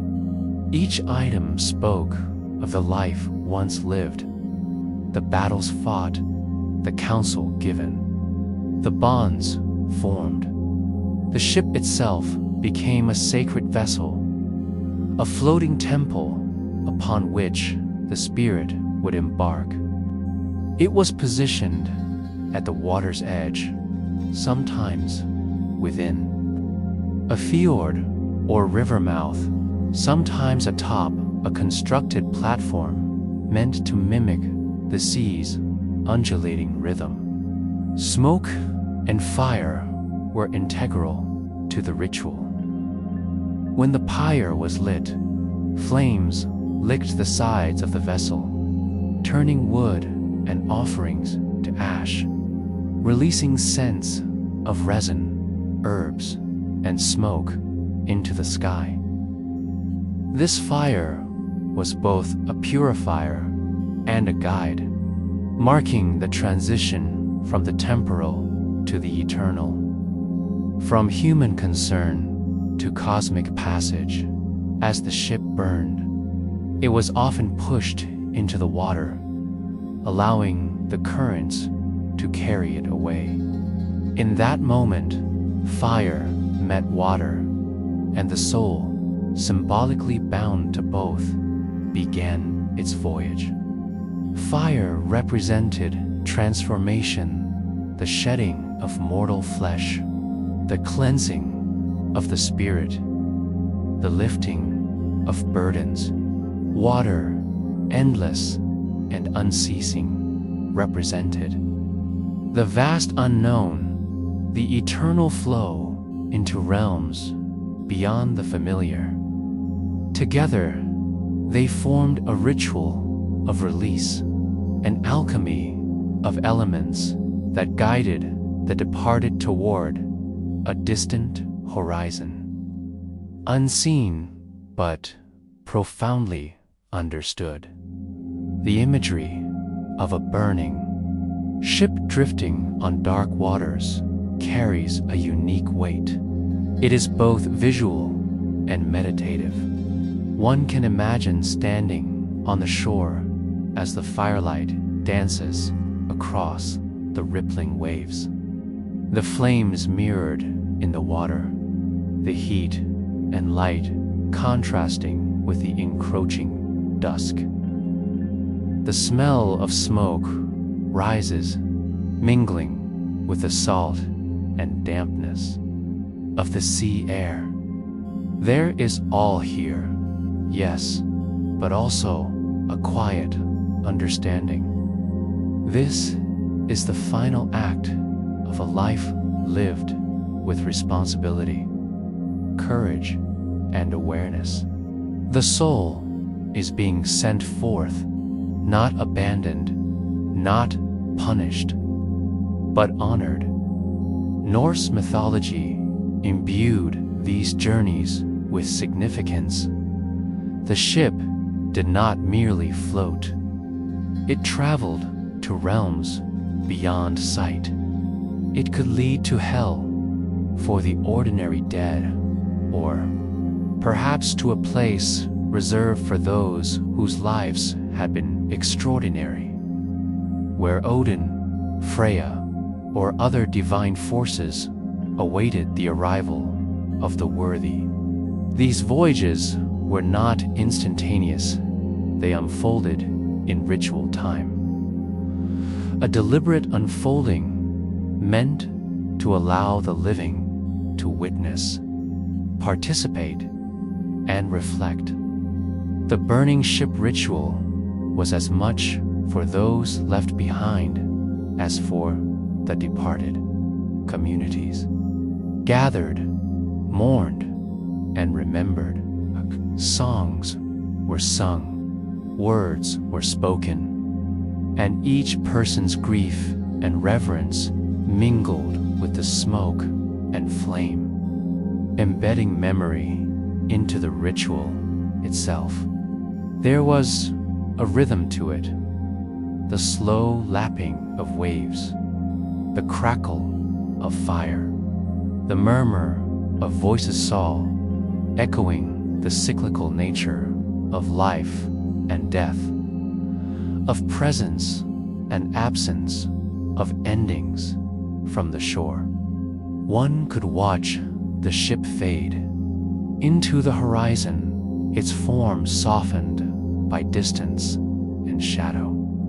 The mind might follow it, imagining the soul moving forward, moving away from attachment, moving toward a calm and ordered beyond. The water carries, the fire purifies, and the offerings, tools, memories, echoes of life remain as both anchor and compass. In this symbolism, the Norse honored not only the individual ruler, but the continuity of existence itself, life shaping life, generation following generation, memory folding into eternity. There is a particular stillness that accompanies this vision. The firelight dies, the ship becomes a shadow, and the water absorbs what remains. Yet, in this absence, the presence of the departed persists. The soul's journey is complete, yet it continues, carried by elements, remembered in ritual, acknowledged in a quietude of those who remain. Hell, Valhalla, Fólkvangr, Helgafell realm. Each resting place is connected through these acts of release. The burning ship is both literal and symbolic, a bridge between worlds, a statement of trust in the order of the cosmos. Imagine for a moment the horizon at night, a single burning vessel drifting forward. The flames reflect in the water, a luminous pathway stretching into infinity.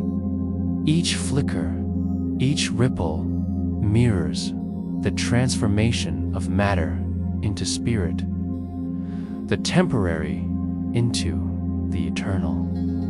The mind can soften as it follows this journey, imagining the weight of life eased, the soul cradled in elemental forces, moving gently through unknown waters with purpose and care. The symbolism lingers, even when the flames are gone, even when the ship is no longer visible. The meaning of the act endures. It teaches release, respect, and continuity. It frames mortality not as an end, but as a passage.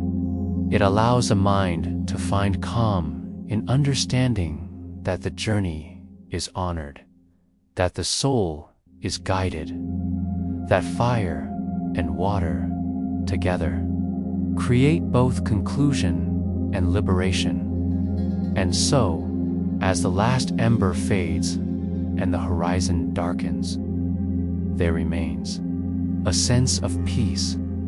The soul sails onward, unhurried, into the eternal. The fire has done its work, the water has carried, and the offerings rest in balance between memory and transformation. The mind can settle into this rhythm, breathing slowly, feeling the finality and the continuity at once, knowing that endings are not empty, but held with care and purpose. The waters receive the ship as if understanding the sacredness of the act. Waves lap gently against its hull, carrying the warmth of the fire and the memory of a life lived fully. In this moment, there is no rush, no clamor, only the quiet rhythm of nature participating in the release. The horizon stretches endlessly, and the soul is both separate and part of the greater flow. Each wave, each current feels like a soft hand guiding the vessel forward, embracing it without question, without resistance. The ritual also reflects a deep acknowledgement of connection. Life, even for kings and warriors, does not exist in isolation. The people left behind, the lands shaped, the traditions established, all are threads intertwined with the departed. By setting the ship alight and releasing it to the water, the Norse recognized the interdependence of all things. Fire transforms, water carries, community witnesses. Each element is part of the sacred geometry of passage, each gesture carefully imbued with meaning. One can imagine standing at the edge of the fjord, twilight deepening into night. The smell of smoke still hangs faintly in the air, mingling with salt and the chill of evening. Stars begin to appear, reflecting the same light that once flickered on the burning vessel. The mind drifts along with it, a gentle following, as if walking beside the soul without interference, allowing it the space to unfold into its journey.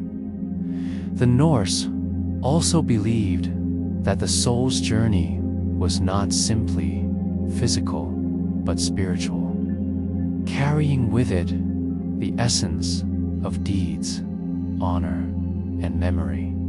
Fire, in consuming the material form, releases the spirit from its earthly tether. Water, in its vast expanse, symbolizes the continuity of existence, the eternal passage through time, and the gentle embrace of unknown realms.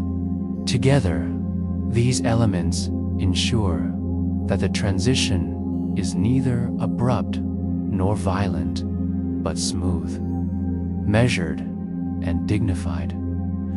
This ritual speaks to a profound understanding of mortality and immortality simultaneously. The burning ship, visible one moment and gone the next, is a symbol of transformation. What was once physical becomes ethereal. What was contained in form is released into movement.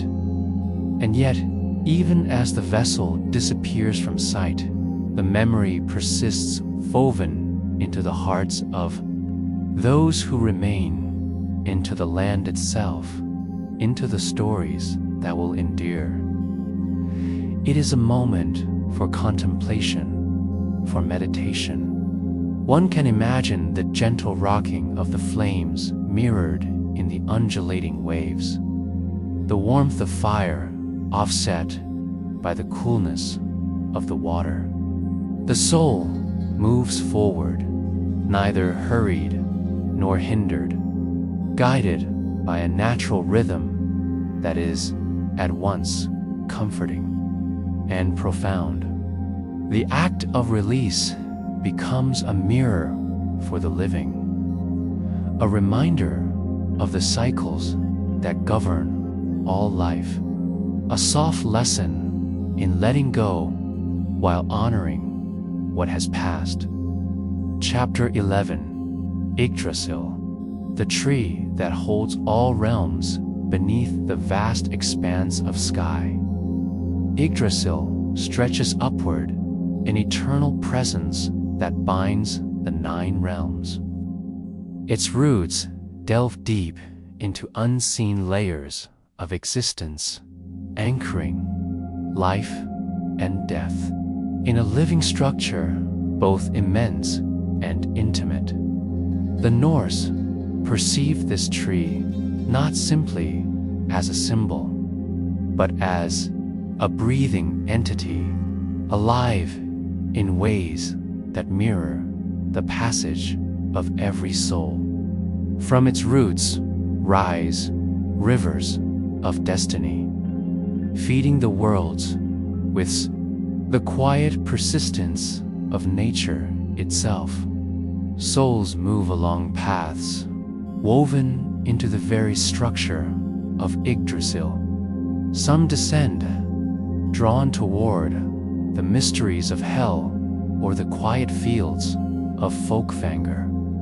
Others rise, carried by the currents of the cosmos toward Valhalla, toward trials and triumphs yet to be fulfilled. The tree's vast body provides a framework for existence, a network of connection, a home for all journeys, visible and invisible. Each leaf, each branch, each knot of bark holds memory, echoing the lives of those who have passed and the stories still unfolding. Imagine standing beneath its colossal canopy, the air cool and heavy with a scent of earth and sap. A gentle wind stirs, carrying the faint rustle of leaves that seem almost to whisper the history of the worlds. Your body feels the presence of something vast, yet the sensation is not intimidating. Instead, it is quietly grounding, an invitation to rest and reflect, to recognize that life and death are not opposing forces, but intertwined movements within the living body of the cosmos. The Norse viewed existence as continuous, the transitions between life and death as strands woven into the tapestry of Yggdrasil itself. Nothing is lost, only transformed. Souls are not severed from their paths. They are guided along branches that connect to the realms of gods, giants, humans, and the departed. Each movement, each breath resonates with the rhythm of the tree. To lie beneath its shadow is to feel this rhythm, a gentle, enduring pulse that echoes through time. Roots plunge into the depths, reaching toward waters that feed the well of wisdom. Knee, HGGR, gnaws at one root, a reminder that even in the structure of eternity there is tension and friction, balance and opposition. Above, branches stretch into the heavens, carrying leaves that shimmer like stars in sunlight. Between the roots and the canopy, life unfolds in constant motion, carrying joy and sorrow, birth and death, effort and rest, all encompassed within. The living frame of Yggdrasil, the souls that pass along its paths experience both release and integration. Death is not an ending, but a movement, a transition that mirrors the cyclical patterns of the tree. As you imagine yourself resting beneath its branches, There is a soft assurance that your presence, like all others, is part of something greater. The leaves above filter the light in patterns that shift and change, reminding the mind that life is fluid, impermanent, yet sustained within the enduring body of the tree. Yggdrasil also represents the intimate connection between all beings. Each life, each soul is linked through unseen threads, as essential to the cosmos as a single root or branch. The Norse believed that actions, memories, and essence flowed like sap through this structure, nourishing the tree and echoing outward into every realm. In this understanding, no death is isolated. No life occurs in vain. Each movement, each choice, each passage contributes to the strength and vitality of the whole. Imagine watching a leaf fall slowly from a high branch, spiraling in quiet air before touching the ground.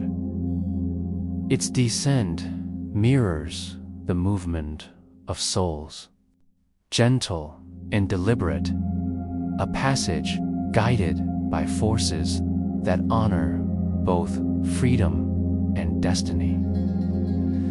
Beneath the tree, one can sense the flow of existence in a physical, almost tactile way, the soft pressure of soil, the distant murmur of roots, the subtle vibration that travels from branch to branch. The tree itself seems to breathe with the rhythm of life, exhaling a sense of calm that penetrates the body and mind. Life and death are not separate, but exist as complementary forces within Yggdrasil. The Norse saw this in the cycles of seasons, in the rise and fall of rivers, in the growth and decay that sustains all worlds. The tree embodies this philosophy in its enduring form, a silent witness to the passage of every soul, a patient observer of both beginnings and endings. To rest beneath it is to acknowledge that continuity, to feel the gentle pulse that links all things, seen and unseen, the branches above. Thick and protective, cradle the sky and hold the potential of worlds yet to come. The roots below anchor the past, carrying wisdom from generations long departed. Souls traveling along its paths are guided by this duality, moving between remembrance and possibility. There is no fear here, only the steady assurance that all movements are part of the living whole. You begin to feel a sense of weightlessness, as if your own breath is carried in sync with the flow of the tree, each exhale releasing tension, each inhale drawing in the quiet strength of its presence. Yggdrasil's presence also serves as a reminder of perspective. From its height, the struggles of individual existence seem minor, yet every thread is vital to the integrity of the whole. Life and death, joy and sorrow, effort and rest all are essential, interwoven components of the tree's enduring form. By observing this, the mind finds release from unnecessary clinging. The heart softens to the inevitability of transition, and the spirit aligns with the greater rhythm of existence. Even as night descends and shadows lengthen, Yggdrasil remains. Its presence unwavering, the interplay of light and dark, of root and branch, mirrors the passage of souls. The quiet movement between realms, the subtle integration of all that has been and all that will be. Here, beneath its canopy, one can feel the depth of continuity, the grace of patience, and the serenity of being held within a structure that encompasses life in its totality. The Norse understanding of Yggdrasil offers more than metaphor. It provides a framework for contemplating mortality with serenity, for accepting transformation without fear, and for perceiving life as an interwoven process rather than a series of isolated events.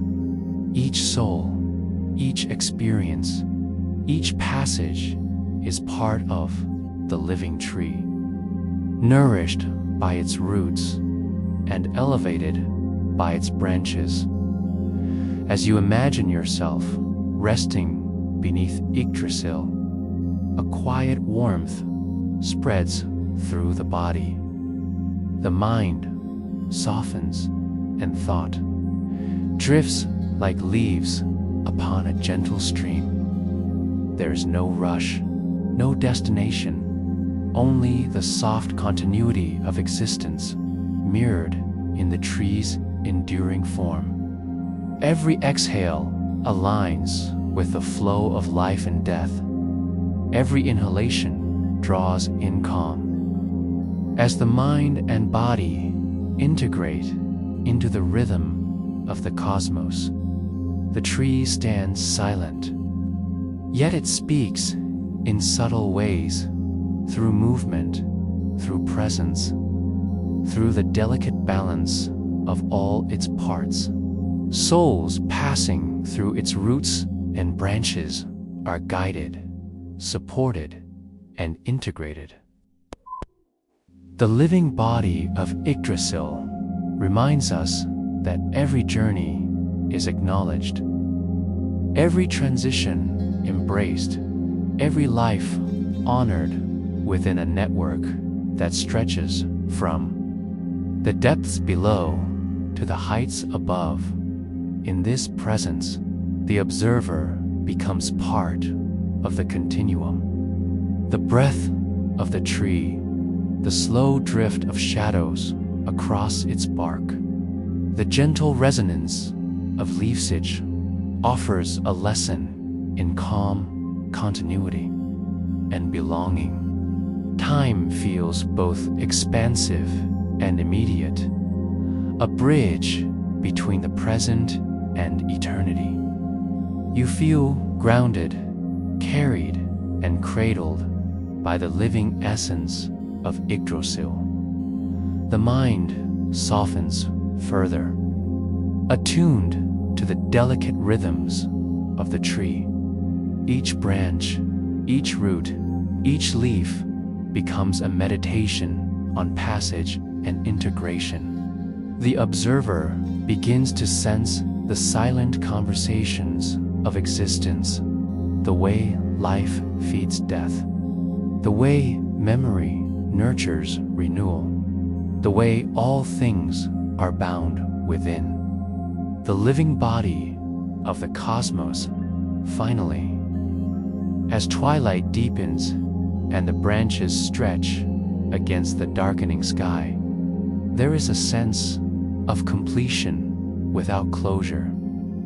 To rest beneath Yggdrasil is to acknowledge that all journeys are encompassed, all souls held, all passage respected.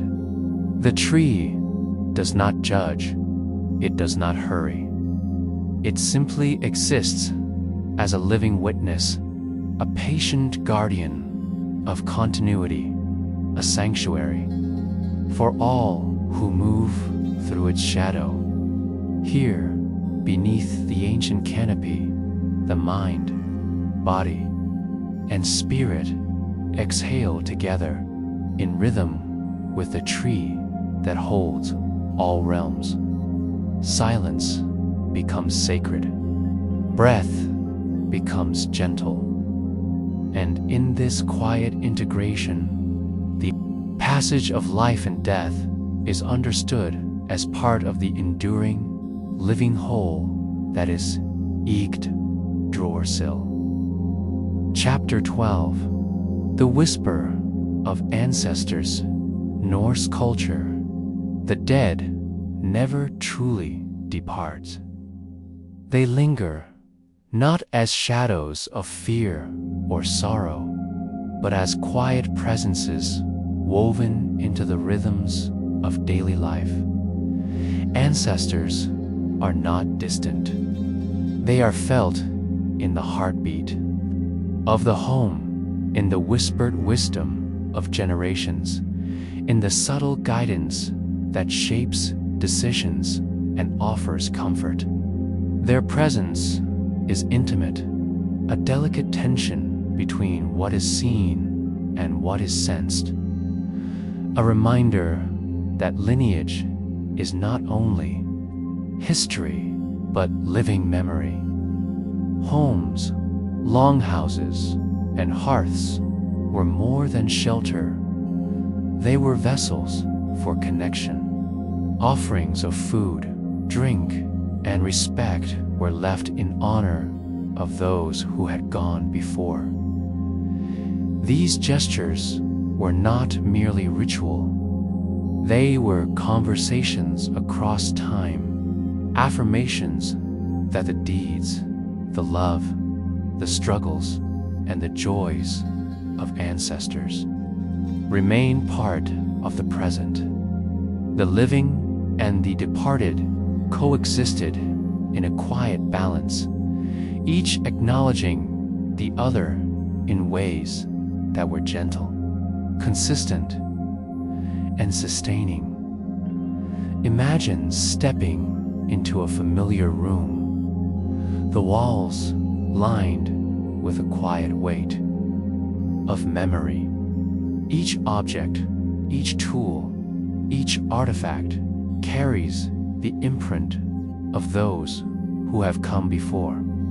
You feel the presence of a hand that built, a voice that guided, a heart that cared. The sensation is subtle but undeniable, like a breeze that brushes the skin and reminds the body of its connection to what has come before.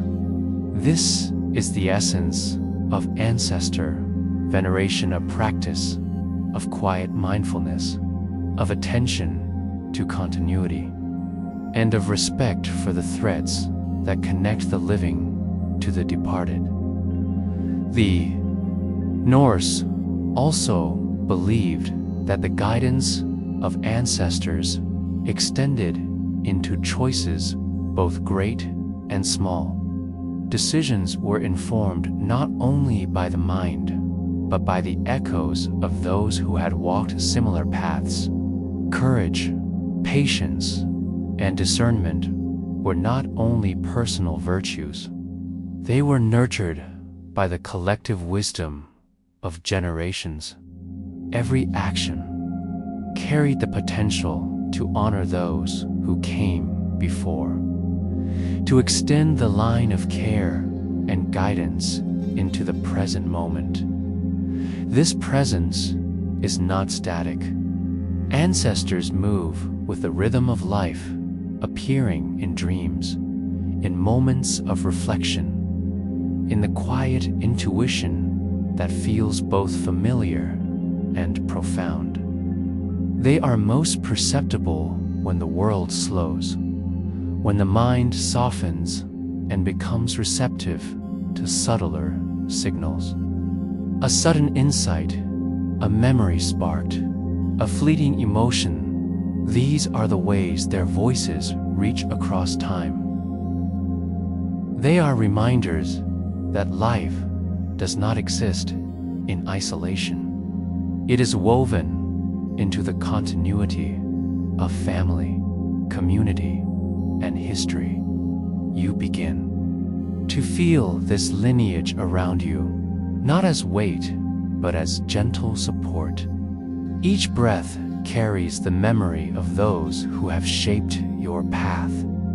Each heartbeat resonates with the silent encouragement of hands long gone, but still present in influence.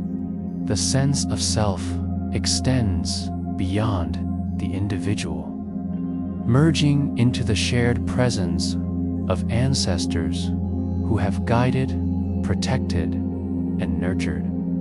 In ways both overt and subtle, in the Norse worldview, honoring ancestors was also a way of acknowledging mortality and the passage of time. Life is transient, but memory is enduring. Through rituals, stories, and the quiet acknowledgement of daily life, the dead continue to exist in a form that is both protective and instructive. The living honor them not out of obligation, that out of recognition that their own existence is part of a longer continuum, current, flowing from past to present, carrying with it the lessons, the love, and the courage of those who have come before. Imagine walking through a forest where each tree represents a memory, each rustling leaf a whispered lesson from an ancestor. You feel the guidance of the past in every step. Your own presence becomes part of a long, unbroken line, each breath and movement echoing those who preceded you. The experience is grounding, reminding you that life is a continuum, that even as the body changes and the years pass, the essence of family, of heritage, and of shared experience remains a quiet, guiding force. Objects within the home, simple tools, and everyday items were often touched with reverence, their use acknowledging the skill and effort of ancestors. Even the act of preparing a meal, weaving cloth, or carving would carry significance. These acts were imbued with remembrance and awareness that each motion connected past and present, that the skill handed down through generations was a living bridge between worlds. Ancestors were also remembered through stories, sagas recounted around firelight, tales of valor, kindness, mistakes, and triumphs. Each narrative reinforced the connection between past and present, offering guidance without compulsion. In listening, one absorbed the wisdom of lived experience, often recognizing patterns that resonated with current challenges. The stories were not merely entertainment. They were instruction, solace, and affirmation of continuity, softly shaping the hearts and minds of those who listened. The influence of ancestors extended even into dreams. In the quiet of night, the mind opened to subtle currents that could carry guidance, warnings, or reassurance. Dreams were interpreted with care, understood as a medium where the living and the departed might communicate. The Norse believed that such interactions were natural and sacred, a sign that life and death are interwoven, that wisdom persists beyond physical presence, and that the continuity of experience flows through conscious and unconscious awareness. Alike, you begin to notice your own breath aligning with this subtle ancestral rhythm. Each inhalation draws in a sense of lineage. Each exhalation releases tension, softening the boundaries between past and present. There's a quiet warmth in feeling the support of those who have gone before, a comfort in knowing that life is never entirely solitary, that every action resonates with the echoes of experience, care, and guidance that stretch back through time. The Norse also believed in the protective qualities of ancestors. Their presence was not distant or passive. It was active in subtle ways. Obstacles, fears, and uncertainties encountered in daily life could be softened by the silent guidance of those who understood the path. Even without conscious awareness, the lessons and influence of ancestors informed intuition, judgment, and perspective. There is a profound reassurance in this knowledge that life is held, observed, and nurtured by forces older and wiser than the individual self. Consider the feeling of sitting quietly, eyes closed, and sensing a presence that is both intimate and expansive. You are surrounded by those who came before, not as phantoms or impositions, but as companions in understanding, teachers in patience, examples in courage.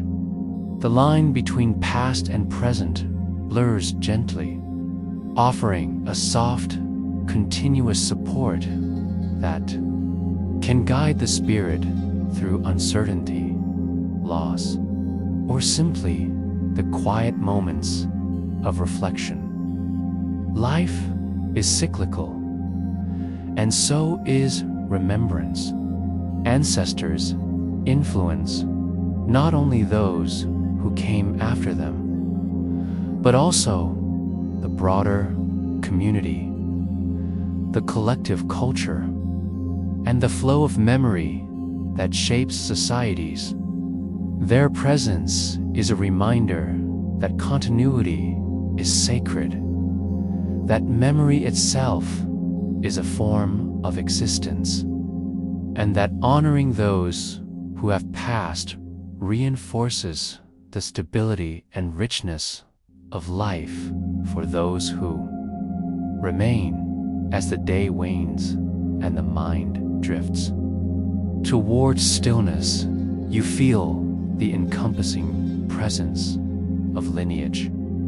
The whisper of ancestors is subtle, a gentle echo rather than a voice. It invites reflection, encourages gratitude, and fosters a sense of belonging. You begin to recognize that your life, though unique, is inseparable from the continuum of those who have gone before, and that each choice, each breath, and each moment carries the weight and warmth of their guidance. Even in silence, their presence is palpable. It is in the slow unfolding of a morning, the soft rhythm of a hearth, the quiet patience of the seasons.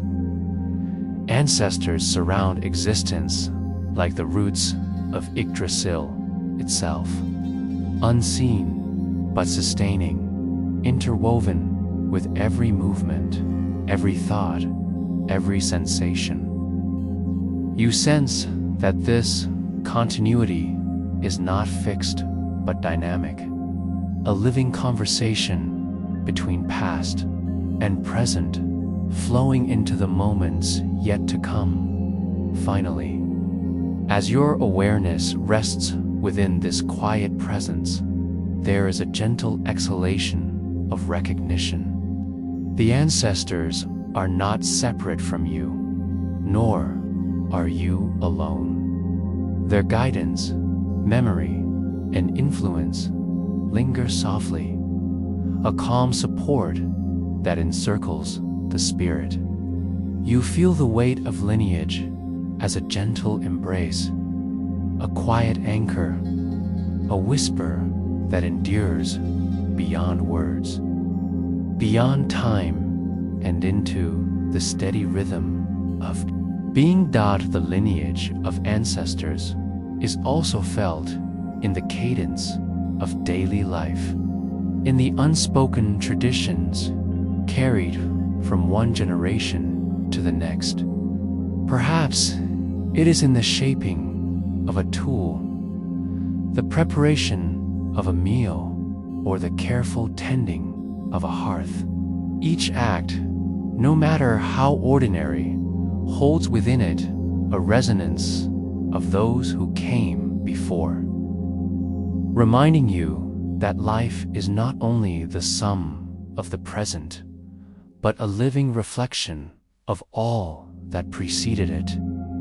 In the quiet moments between tasks, when the mind slows and the body softens, you may sense a gentle presence lingering at the edge of perception. It is neither urgent nor demanding, simply a reminder of continuity, a grandfather's patience, a mother's foresight, a sister's laughter. These echoes of the past are carried forward, shaping the contours of thought and spirit. There is comfort in knowing that wisdom does not vanish with the breath, but persists in the subtle shaping of life's flow. Chapter 13. Fate and Rebirth. Echoes of the soul. The Norse understanding of life and death carried a quiet rhythm, one that intertwined existence with the unfolding of generations. In their view, the soul was not a single, indivisible entity. Some believed that fragments of it could return, carried forward in the children and grandchildren of those who had passed.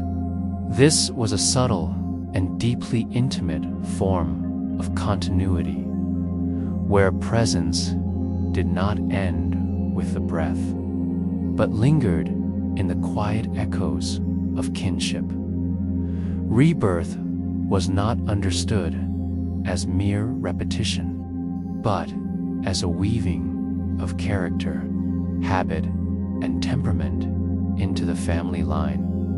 You imagine traits, small and significant, re-emerging in the next generation, a glimmer of a grandfather's patience, a mother's laughter, the thoughtful caution of a sister who had passed too soon. These were more than memories. They were living reflections, soft imprints of the departed, shaping the unfolding of life in ways both gentle and profound. This continuity created a framework for understanding existence. Death was not final. Rather, it was a transition, a reshaping of presence that found new forms and expressions. The living carried forward what had been, often without conscious thought.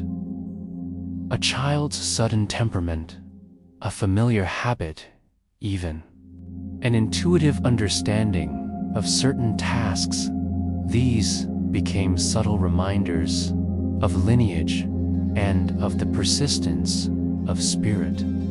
You sense, in the quiet moments of observation, the invisible hand of those who had come before, guiding and influencing without intrusion. The Norse spoke of soul in multiple aspects.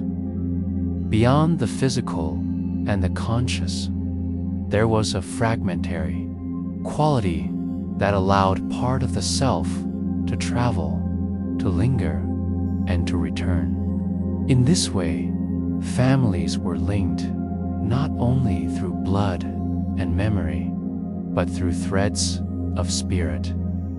Each new birth was both beginning and continuation, carrying echoes of past lives, softly resonating through time. The quiet interweaving of these echoes was considered sacred, an affirmation that the cycles of life were intertwined with care and intention. You imagine a small household, generations gathered in shared space. The youngest child reaches for a familiar gesture, perhaps unknowingly echoing a grandparent long gone. A smile passes across the faces of those present, as if recognition passes silently through the room. In these moments, presence transcends absence, revealing the delicate architecture of soul and memory, reminding the living that continuity is as natural as breath itself. The cycle of inheritance was more than physical. Names, roles, and responsibilities were often passed from one generation to the next. These inherited qualities form the connective tissue of family life, a living memory woven into the fabric of daily existence. You feel the weight of this subtle guidance in every deliberate act, every careful decision that honors the lineage without needing to state it. Rebirth in the family offered comfort, a gentle reassurance that no life is truly lost. Where grief might otherwise create a void, the knowledge that essence can reappear in a child, a niece or a distant cousin becomes a quiet balm. A laugh, a glance, a familiar thought become whispers of presence, guiding without intrusion, gently reminding that life flows uninterrupted in multiple forms. Memory and spirit were inseparable in this understanding. Remembering a deceased ancestor was not an act of mere nostalgia. It was recognition of ongoing presence. Through stories, songs, rituals, and daily gestures, the living maintained the thread of connection. The child who echoes the laughter of a grandmother, or the young adult who reflects the judgment of a father, becomes a living testament to that continuity. You imagine these echoes as quiet pulses in the air, tangible yet ungraspable, shaping perception and emotion without effort or ceremony. Even the smallest acts of life were informed by this understanding. Planting a seed, mending a tool, preparing a meal contained the invisible guidance of those who had come before. The Norse believed that the spirit could inhabit objects, spaces, and routines, leaving traces that would be felt by those who followed. You begin to feel your own actions resonating with a soft touch of this ancestral presence. The rhythm of continuity echoing in the simplest gestures, reinforcing the unbroken flow of life and memory. The rebirth of soul fragments also carried moral and spiritual significance. A child embodying the virtues of a departed elder was more than a reflection. It was a reminder of values and principles considered essential to the family, to the community, and to life itself. These fragments offered guidance not by command, but by resonance, by the subtle shaping of behavior, perspective, and decision-making. You sense that the living are not alone in forming character. Threads of the past linger in subtle forms, influencing the unfolding of choices with gentle persistence. Dreams, too, were a medium for these echoes of soul.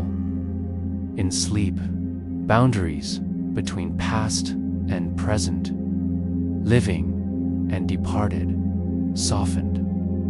A dream might carry the voice of a grandparent, the energy of a parent, or the presence of a distant ancestor, offering insight, reassurance, or encouragement.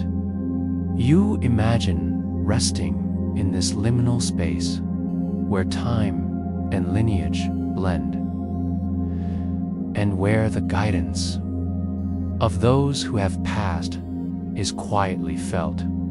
The experience is not overt or demanding. It is subtle, nurturing, and deeply restorative.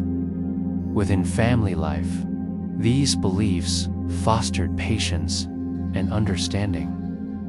Recognizing the recurring presence of soul fragments encouraged tolerance, reflection, and attentiveness.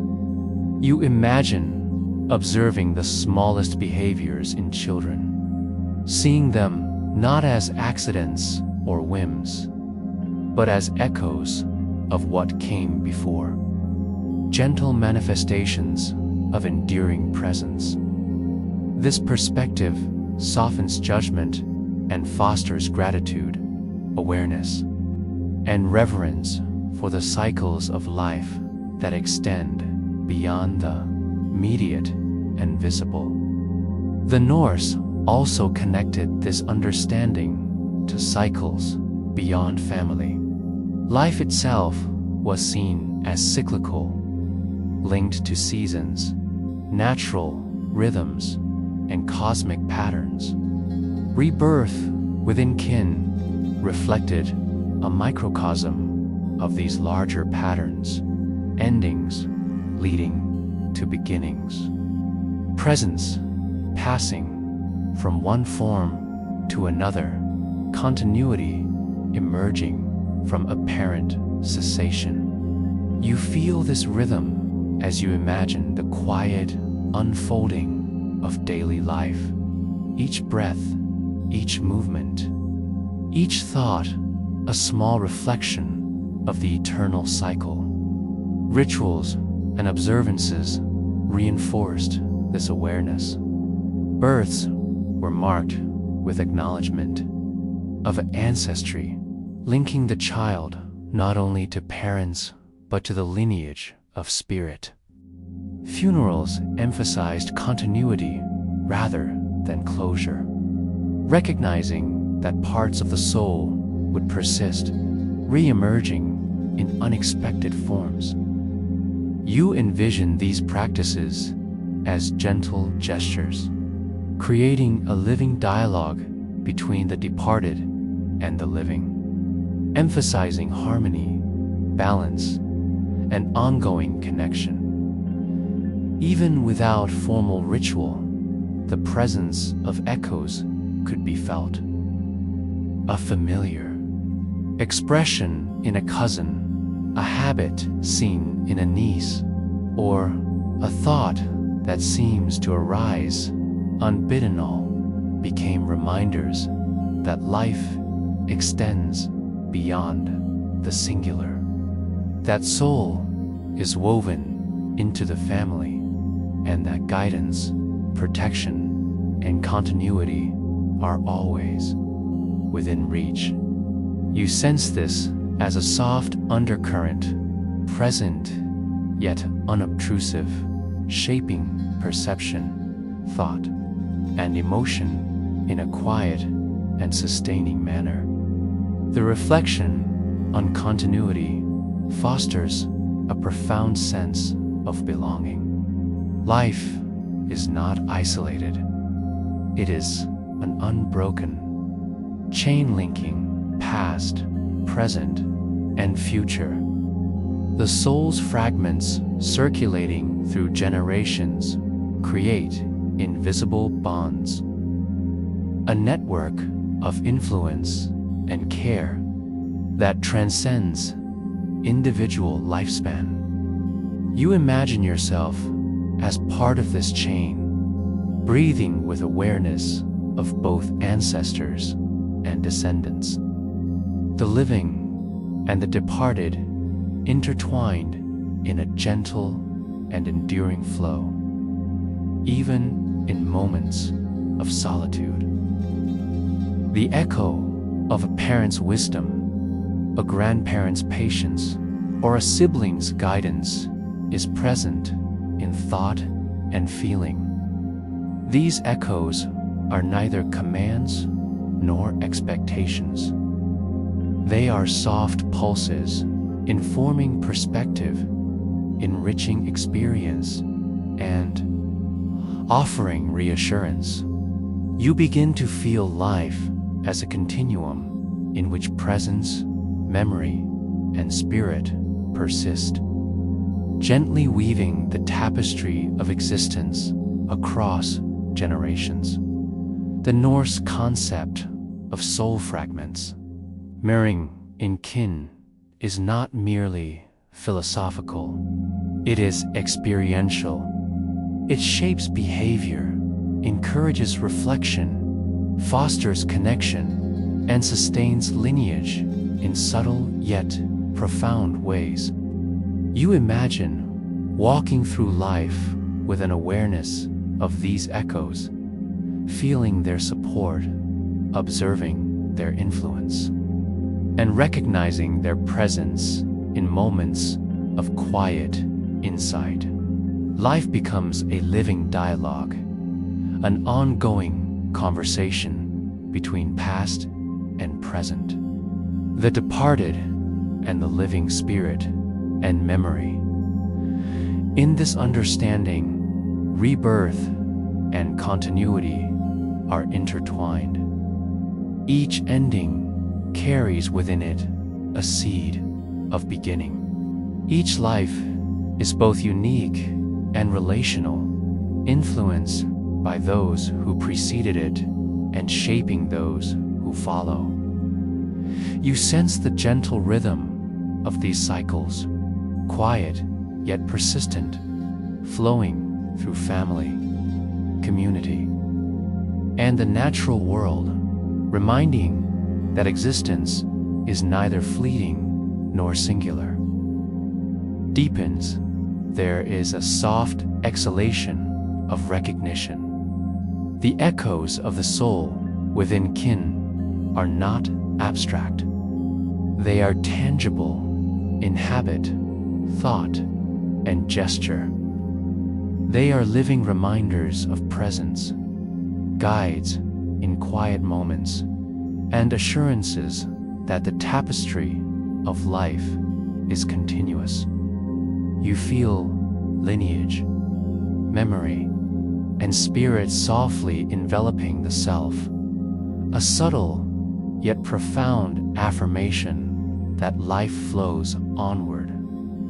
Chapter 14. The End of Days. Ragnarok and the Last Sleep. The Norse spoke often of endings, not in the sense of fear, but as transitions of profound significance. Among their most compelling visions was that of Ragnarok, the great ending of all things. It is described as a time when the sky darkens, mountains crumble, and oceans rise. A culmination that seems overwhelming in its scope. Yet, within this vision, there is not terror, only the certainty of transformation.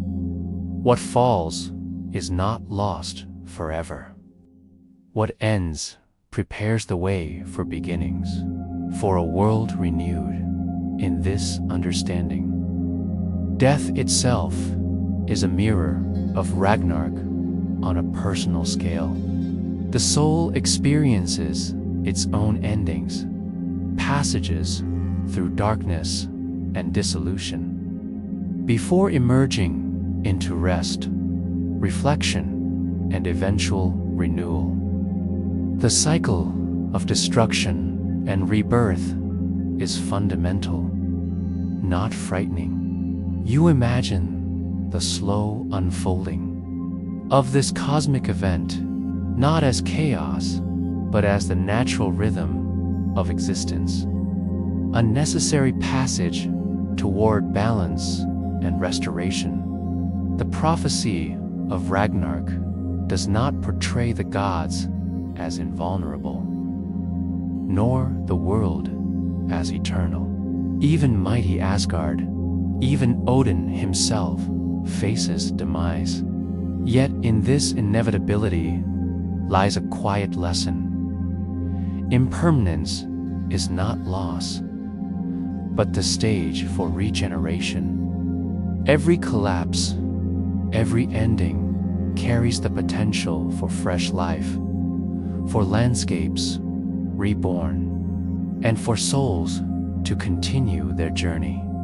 You feel the weight of inevitability, but also its liberating serenity, the understanding that all things have their season, their time to rise and fall. As fire consumes, as oceans surge, as mountains fall, the earth itself seems to exhale, releasing what has been held, creating space for what is to come, souls to move with this rhythm. The dead are part of the cycle, not separate from it. In Ragnarok, the dissolution of the old world mirrors the intimate experiences of each life. Endings are openings, silence is preparation, and the final sleep becomes a transition into renewal. You imagine your own consciousness moving through this cycle quietly, without resistance, aware that endings are integral to continuity. The imagery of Ragnarok is vivid, yet precise. Serpents coil and writhe. The wolf Fenrir stretches toward the sky, and the earth trembles beneath their movements. But these images are not meant to inspire dread. They are reflections of the immense forces that shape existence. You picture these elements as symbolic expressions of cycles within the self, impulses that must be acknowledged, energies that rise and fall, transformations that are inevitable. The mind can rest within this understanding, recognizing that forces beyond control are also forces of natural order within the prophecy. There is an emphasis on silence that follows destruction. After the battle, after the great consuming of fire and water, there is calm. This silence is not emptiness, but the profound pause before rebirth. You imagine the world in that stillness, a landscape cleansed of residue, waiting to receive new life. In this quiet, the soul can breathe, release, and prepare for the next stage of existence. Death, in this frame, is aligned with cosmic rhythm, every ending an invitation to renewal, every collapse a step toward harmony. Ragnarok also offers a reflection on impermanence. All beings, from gods to humans, share in this cycle. Power, pride, even wisdom are transient, dissolving like morning mist into the horizon. This acknowledgement softens attachment, allowing the living to appreciate presence without clinging, to honor life with serenity. Knowing that the passage through darkness is as natural as dawn, you feel the gentle invitation to observe without fear, to align with cycles rather than resist them, and to trust in the process of transformation. The Norse depicted the survival of fragments after the cataclysm. Certain gods return, children are born anew, and the world itself rises again from the waters. In this continuity lies hope and profound reassurance. Endings do not signify annihilation, only transition. Souls, too, continue either in the gentle rest of the afterlife or in rebirth, becoming part of the renewed world. You imagine yourself resting in that moment, aware of endings, yet confident in the persistence of spirit and the unfolding of life beyond the apparent conclusion.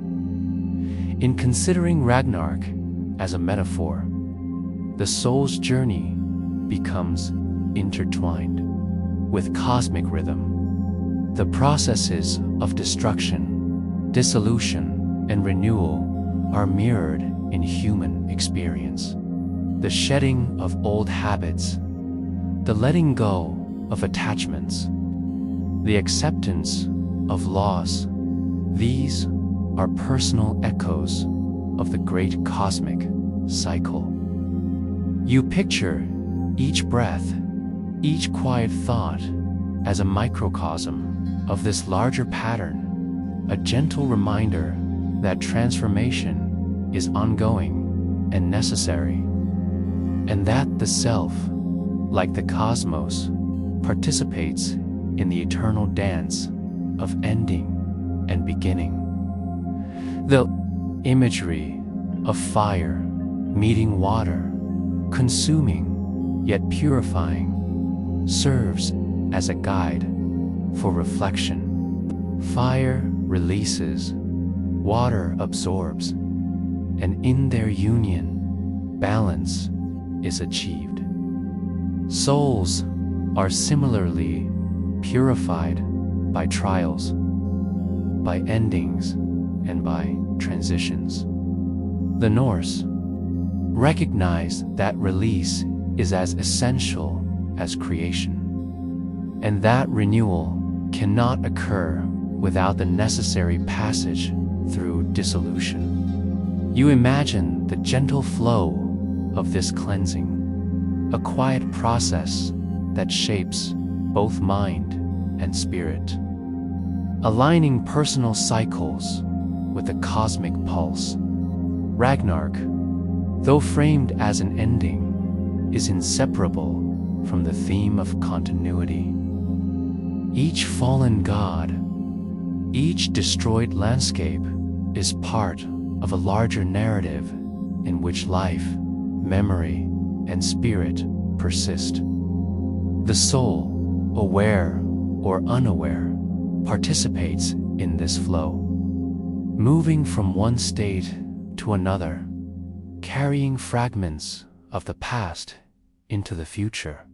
You feel the resonance of this cycle, a sense of belonging within something vast, and a calm recognition that existence moves in patterns that are both inevitable and sustaining. The Norse vision of endings also emphasizes reflection and preparation. Awareness of mortality and impermanence encourages care in living, attentiveness to relationships, and reverence for the natural world.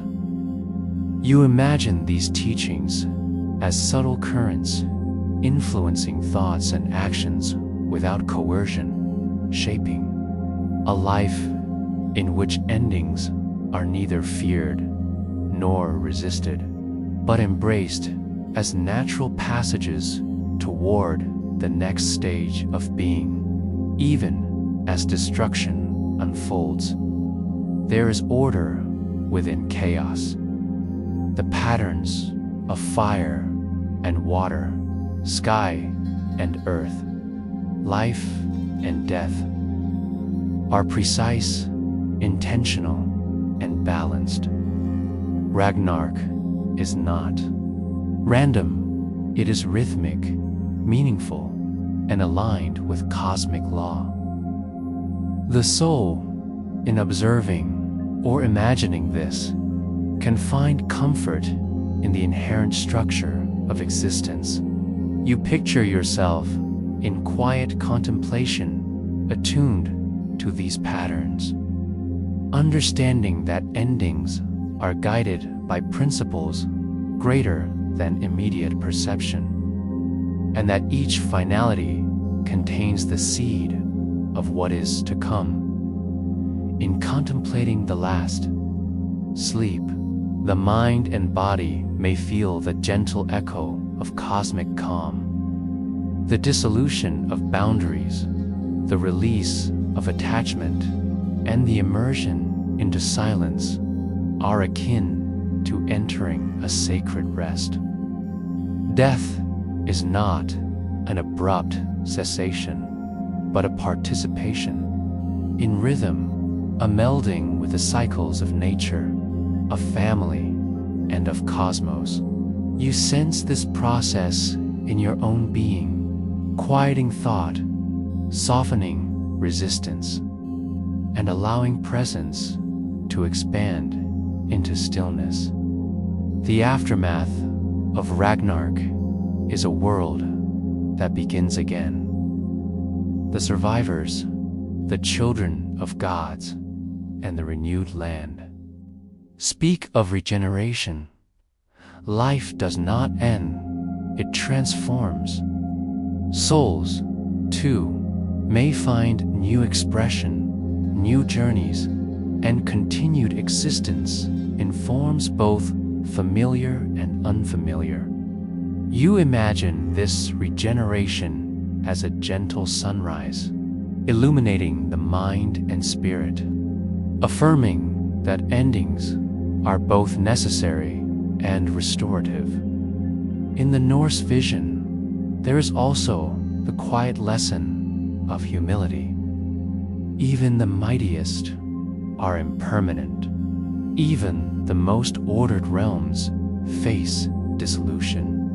Recognition of this truth softens the heart, encourages presence, and fosters a deep appreciation for the fragile beauty of existence. You feel this humility as a gentle settling within, a quiet acknowledgement that the cycles of life and death are natural, continuous, and imbued with care. Ragnarok, as the ultimate ending, reflects the ultimate compassion. The world resets, free from excess, allowing for clarity, renewal, and peace. The soul participates without judgment or fear, moving through the great transitions with trust in the process. You imagine floating within this cycle, aware of endings and beginnings, and sensing the flow that carries all things toward eventual restoration. The vision of the last sleep is neither morbid nor heavy.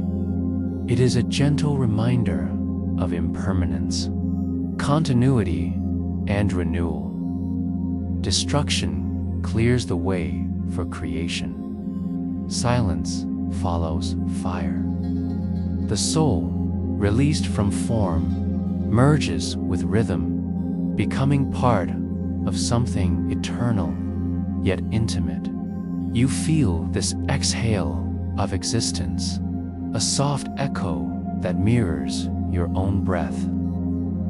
A quiet affirmation that life is a tapestry of endings and beginnings woven together seamlessly.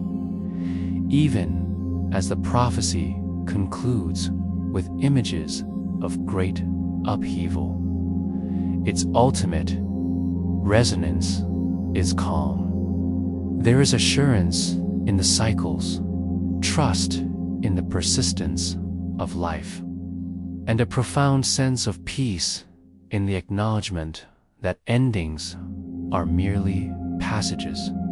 You imagine yourself resting under the weight of this understanding, feeling presence, continuity, and renewal interwoven, softening the perception of finality into gentle, sustaining rhythm. And so, Ragnarok is not simply an end, but a sacred process, a last sleep that invites rebirth.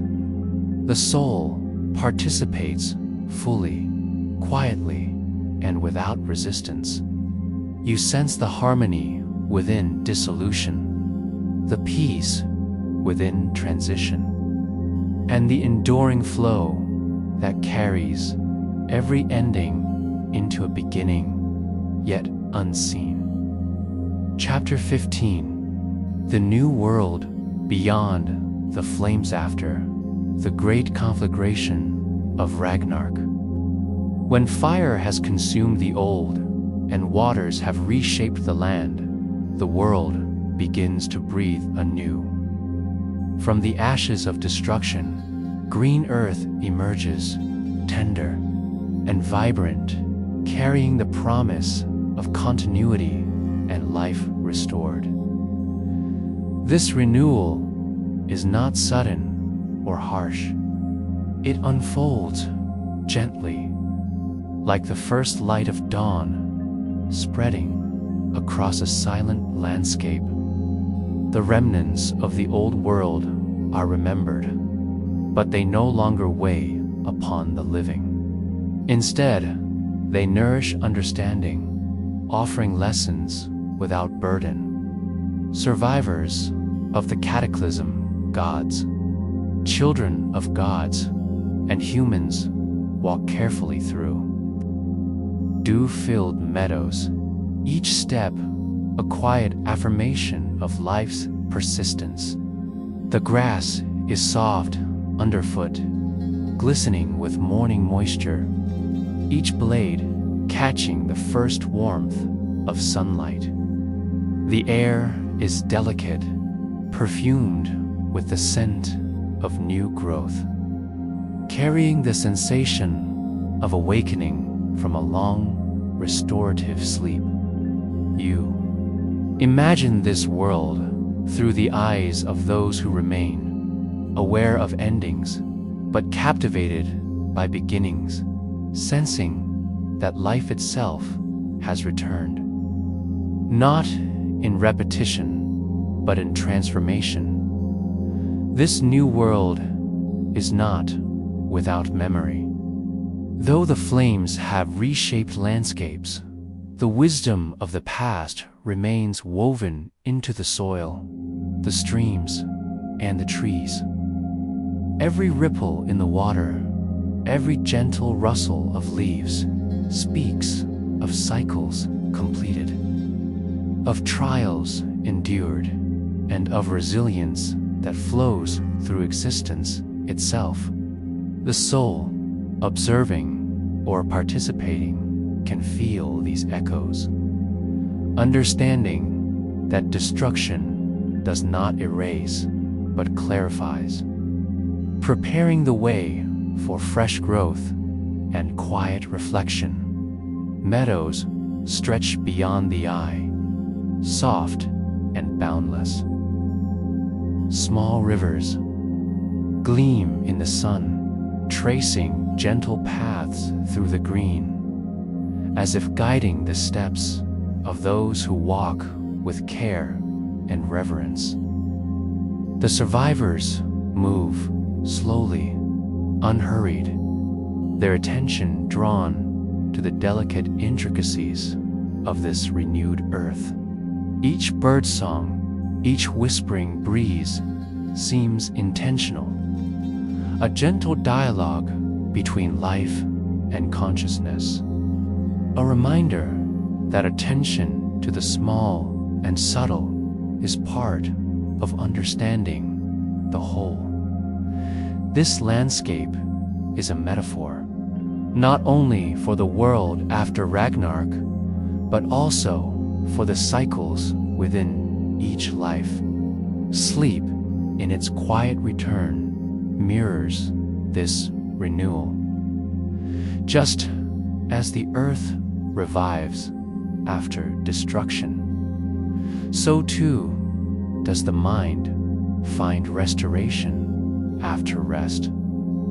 Stepping through the dewy meadows, feeling the softness of the grass beneath your feet, the chill of morning air on your skin, and the slow, steady rhythm of breath aligning with the gentle pulse of life. Awareness of the day's tensions softens, released into this tranquil space. Every element of this reborn world seems designed to invite reflection. Trees stretch with confidence, leaves trembling lightly in response to wind.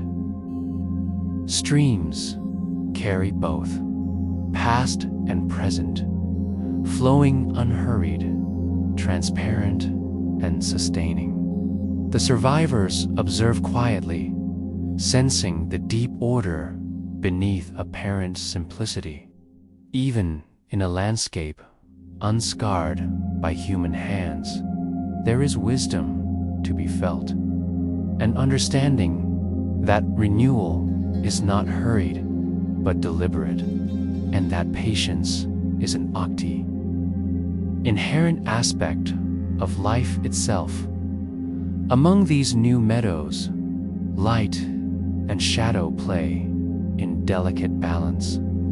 Sunlight spills across moss-covered stones, illuminating small creatures that move without haste. Birds flutter between branches, their presence a subtle affirmation that life continues, delicate yet enduring. The soft murmur of water, The quiet rustling of leaves forms a symphony of calm, encouraging a rhythm of attention that mirrors the heart's quiet, steady beat.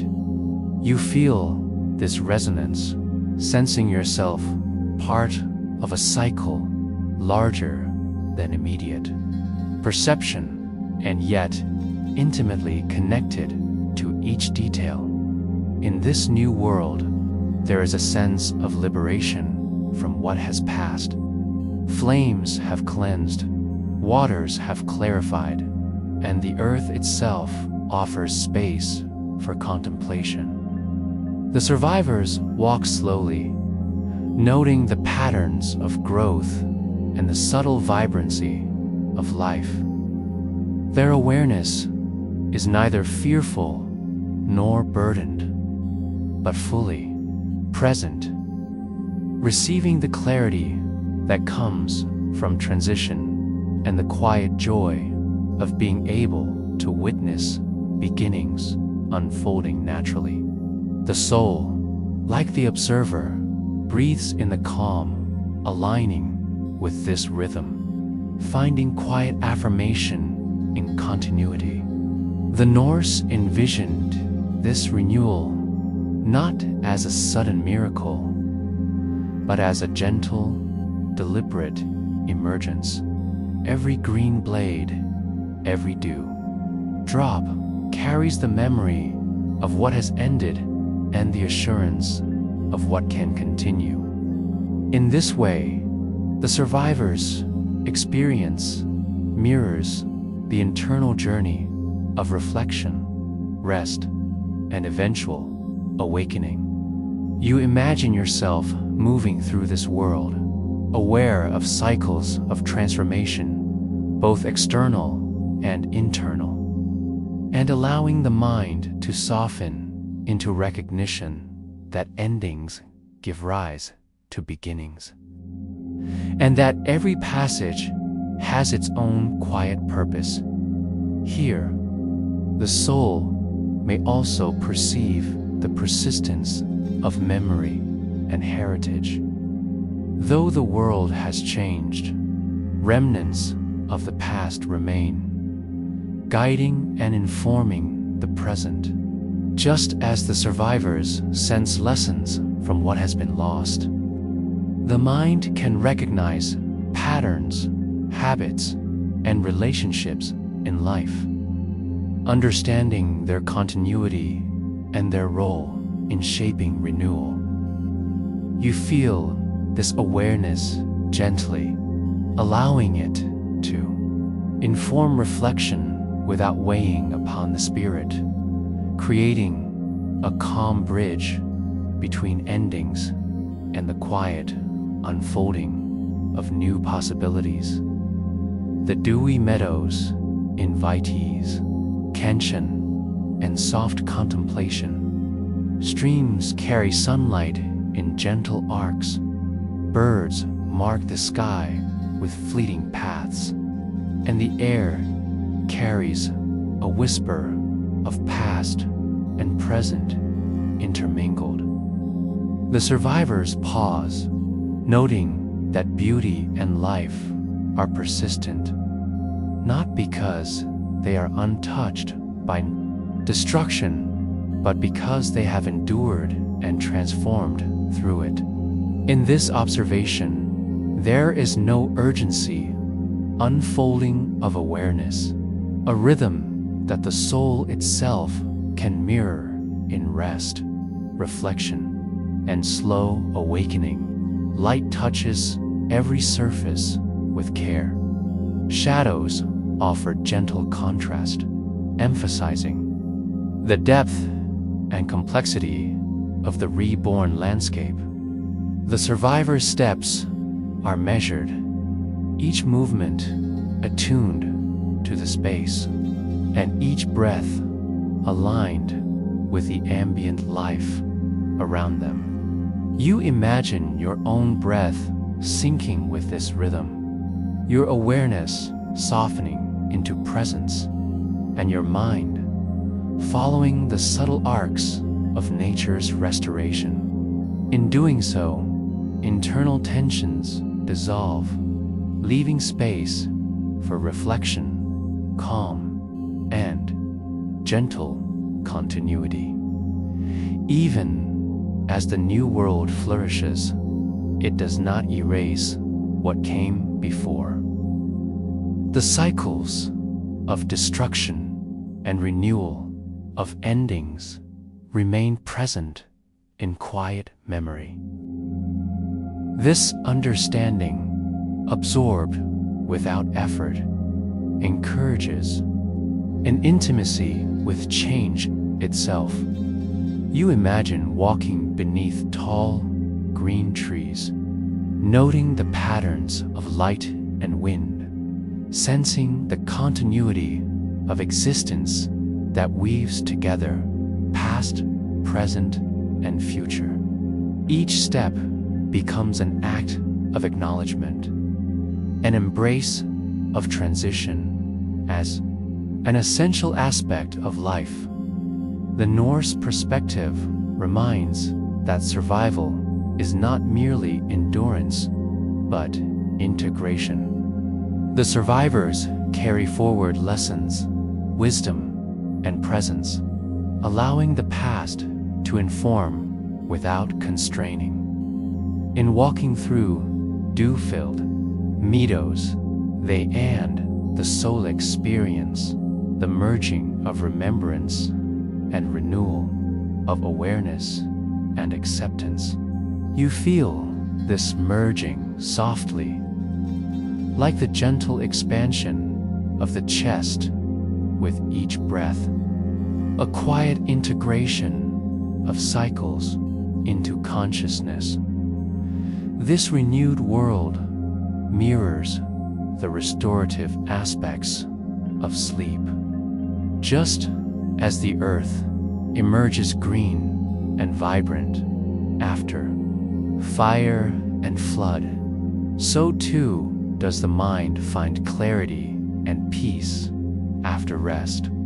Thoughts settle, tensions release, and perception becomes gentle yet expansive. You imagine lying down in the soft grass, dew brushing against skin, feeling aligned with a rhythm that is both vast and intimate, a pulse of continuity that carries all things toward renewal. Every detail of this reborn landscape encourages presence. Streams, meadows, and sky coalesce into a tapestry of calm awareness.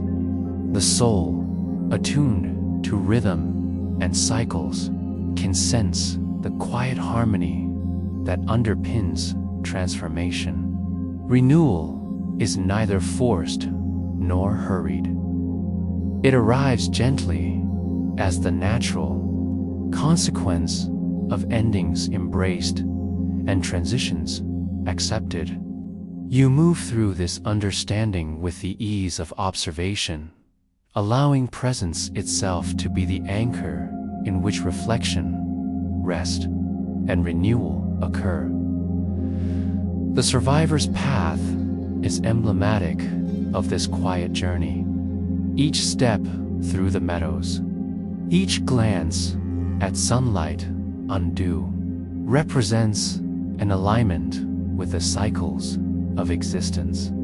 The earth breathes beneath them. The air responds to movement, and the mind can settle into the same cadence, releasing tension and welcoming restoration. In this, there is no haste, no urgency, only the calm acknowledgement that the processes of renewal are inherent and sustaining. As the landscape stretches onward, a gentle lesson unfolds.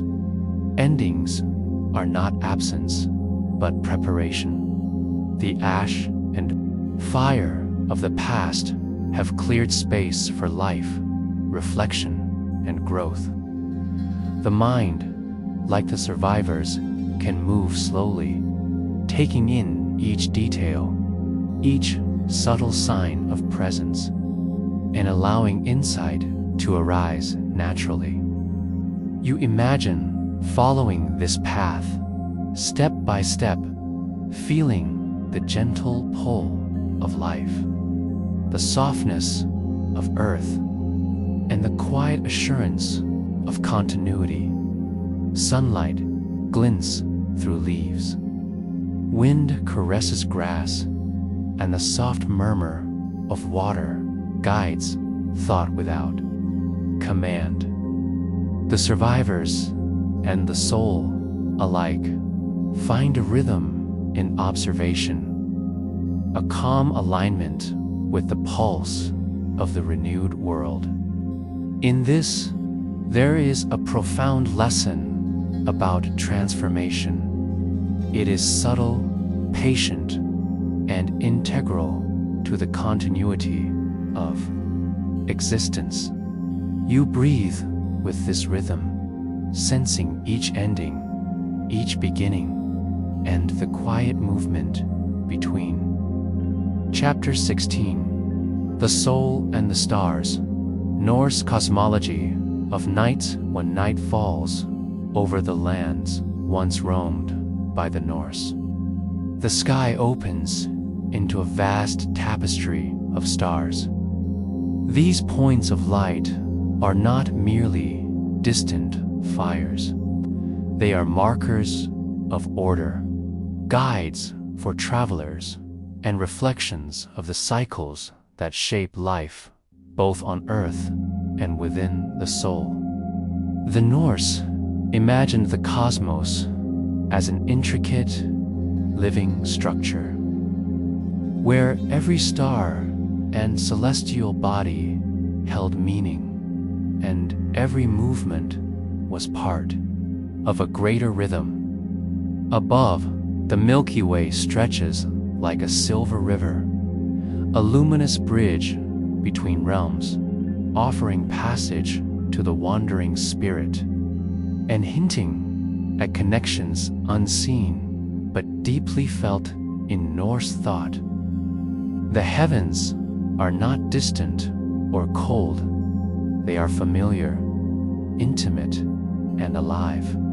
Stars are like the embers of the past, holding memory and guidance for those who look upward with understanding. The soul, in this vision, is not bound to earth, but participates in the cosmos, moving through it with both purpose and grace.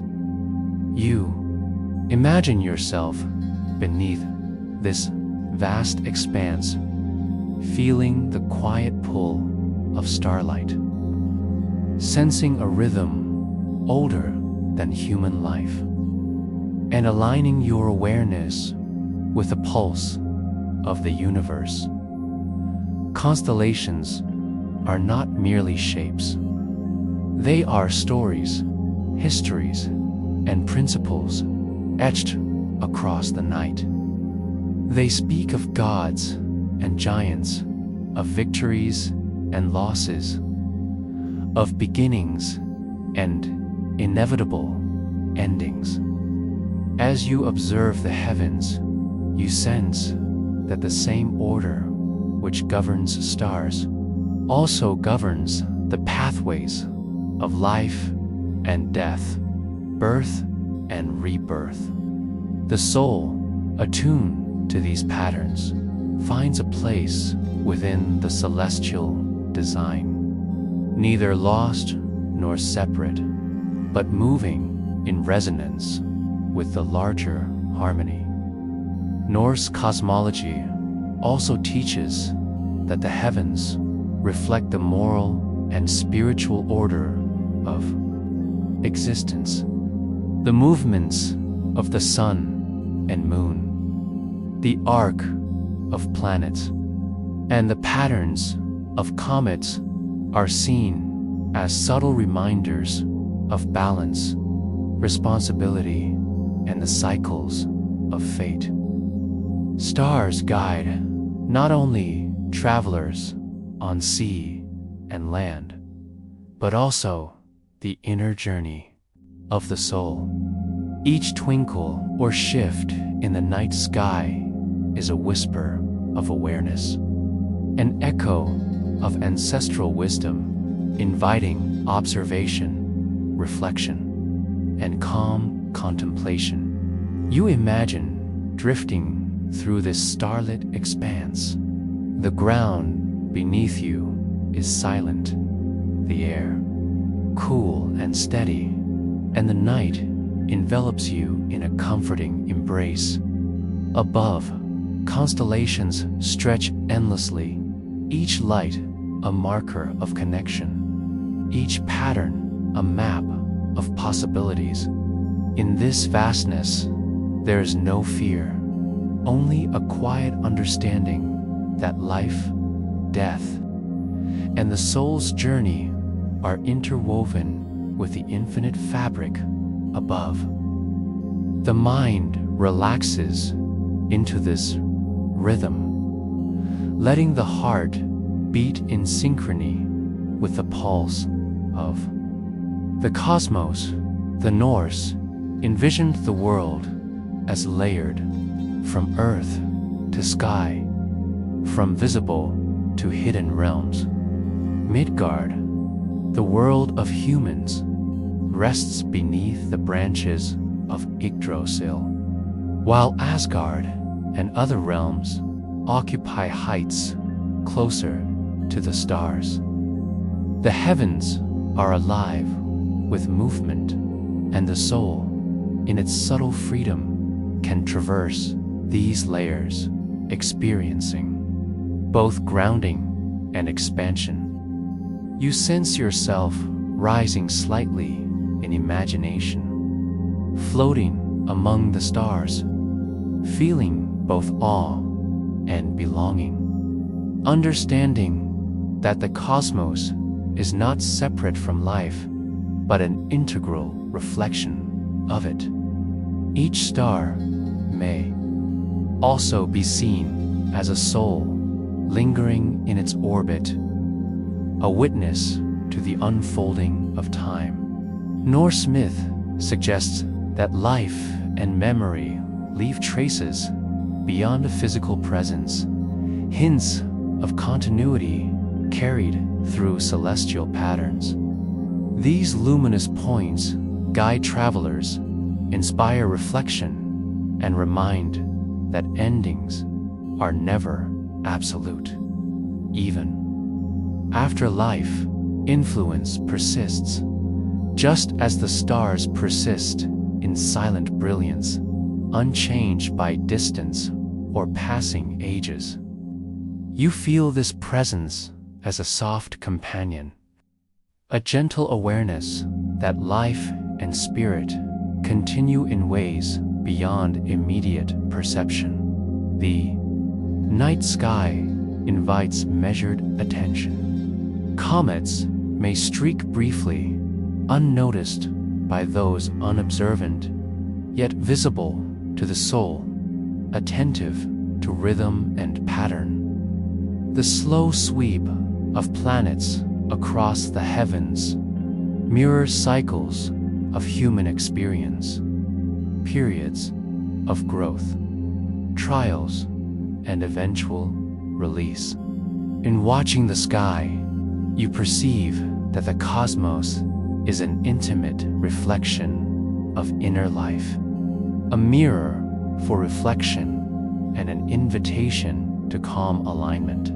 Each twinkle of starlight becomes a point of meditation, a moment to rest awareness and to feel the quiet pulse of existence beyond immediate perception. As the mind settles beneath this cosmic canopy, the subtle interplay of shadow and light reveals hidden depth.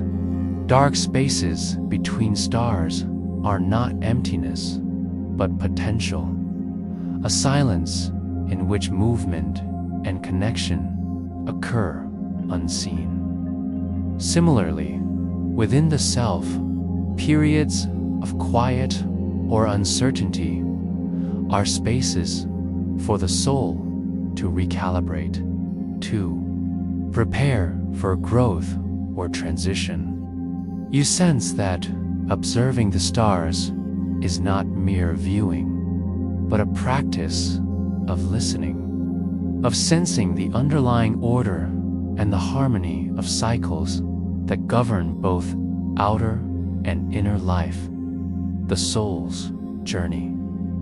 In Norse imagination is intertwined with these cosmic rhythms.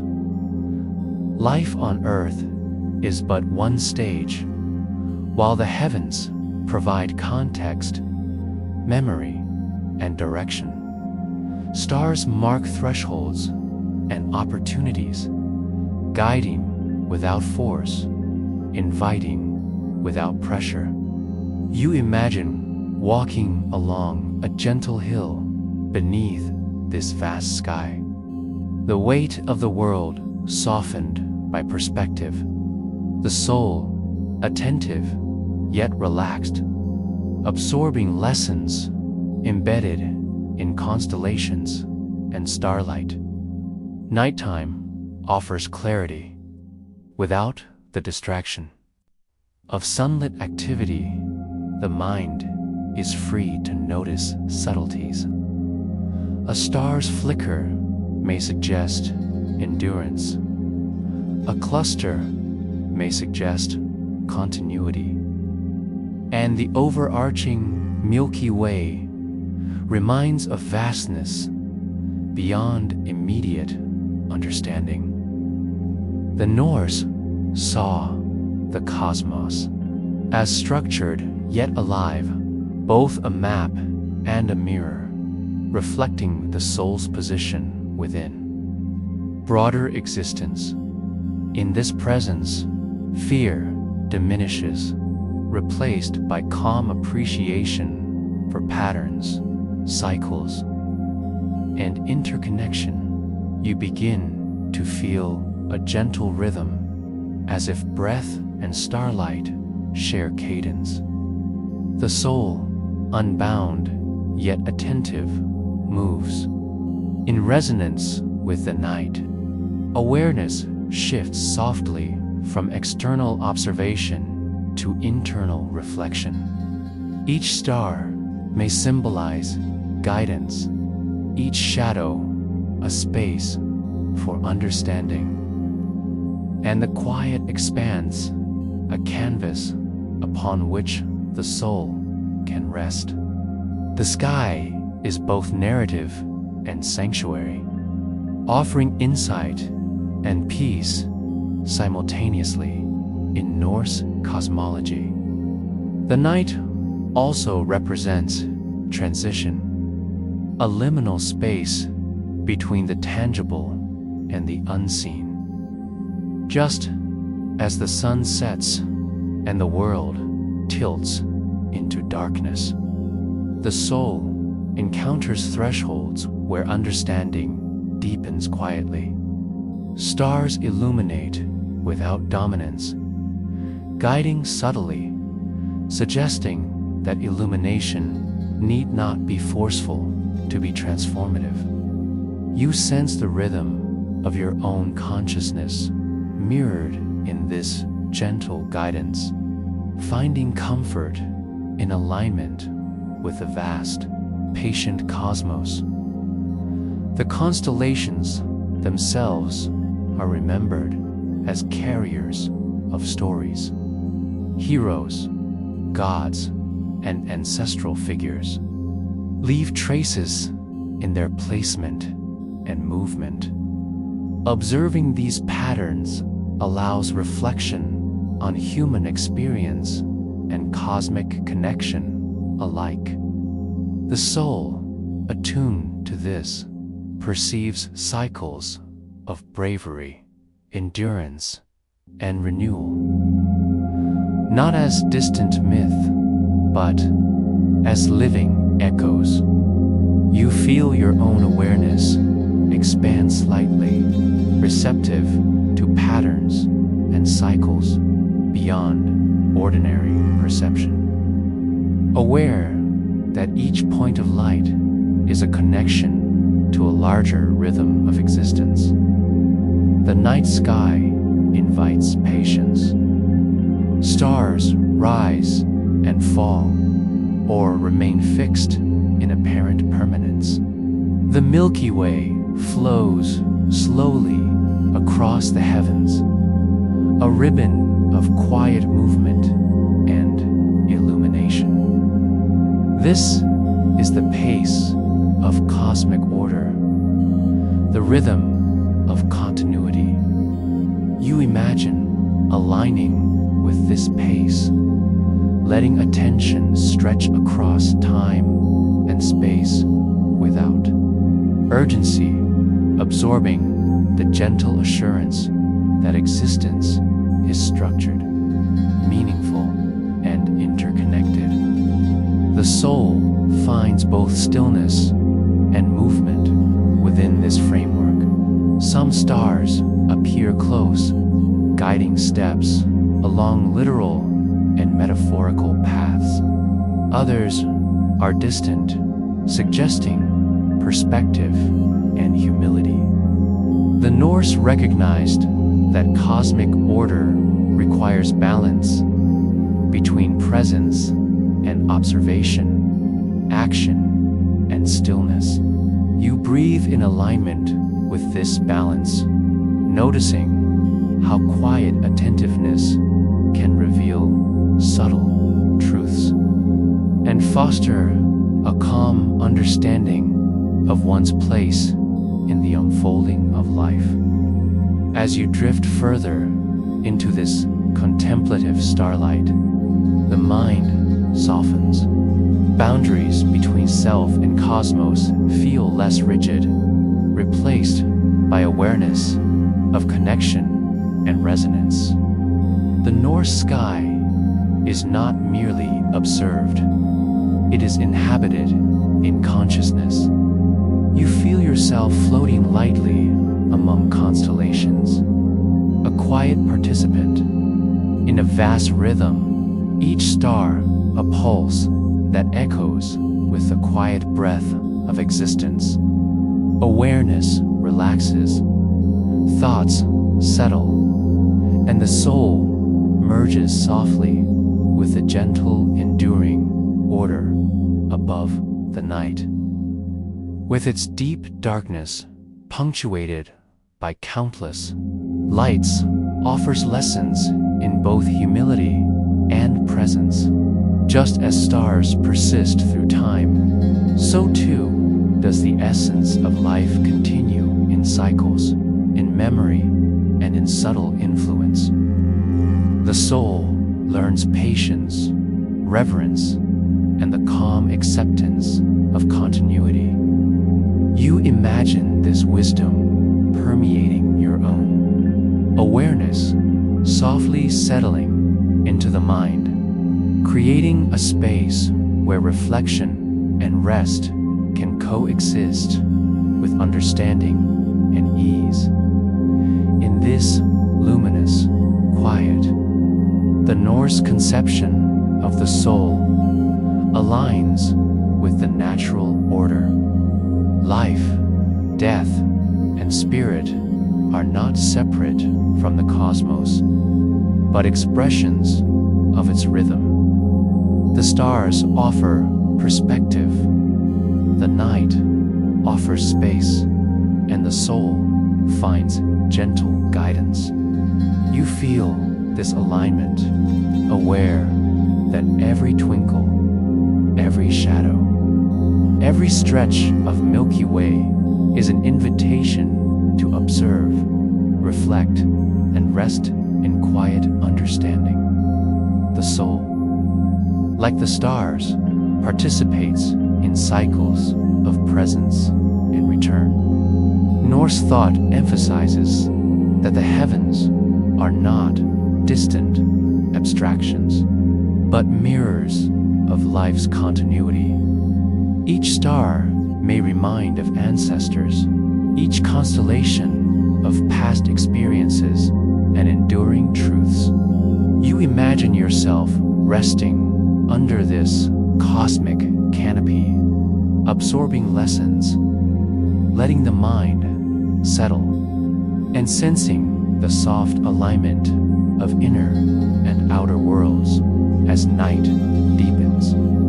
The soul drifts lightly in consciousness, moving with the quiet rhythm of the cosmos. Stars remain gentle and constant, offering light without demand. The mind follows their pattern, releasing urgency, tension, and distraction. Presence softens, awareness expands, and a subtle connection between inner self and starlit order emerges. This is the essence of Norse night, where the soul rests within cosmic harmony and the mind enters quiet reflection. Here, the soul discovers that the heavens are not a separate realm, but a living map of cycles, lessons, and enduring connection. You sense this map surrounding, supporting, and guiding, a gentle companion in quiet contemplation. The vastness of the sky mirrors the expansiveness of consciousness, while the stars' enduring light reflects continuity, patience, and subtle guidance. In this awareness, the mind and soul find alignment, resting softly within the gentle rhythm of the night. The observer becomes part of the cosmic story, moving with awareness and ease.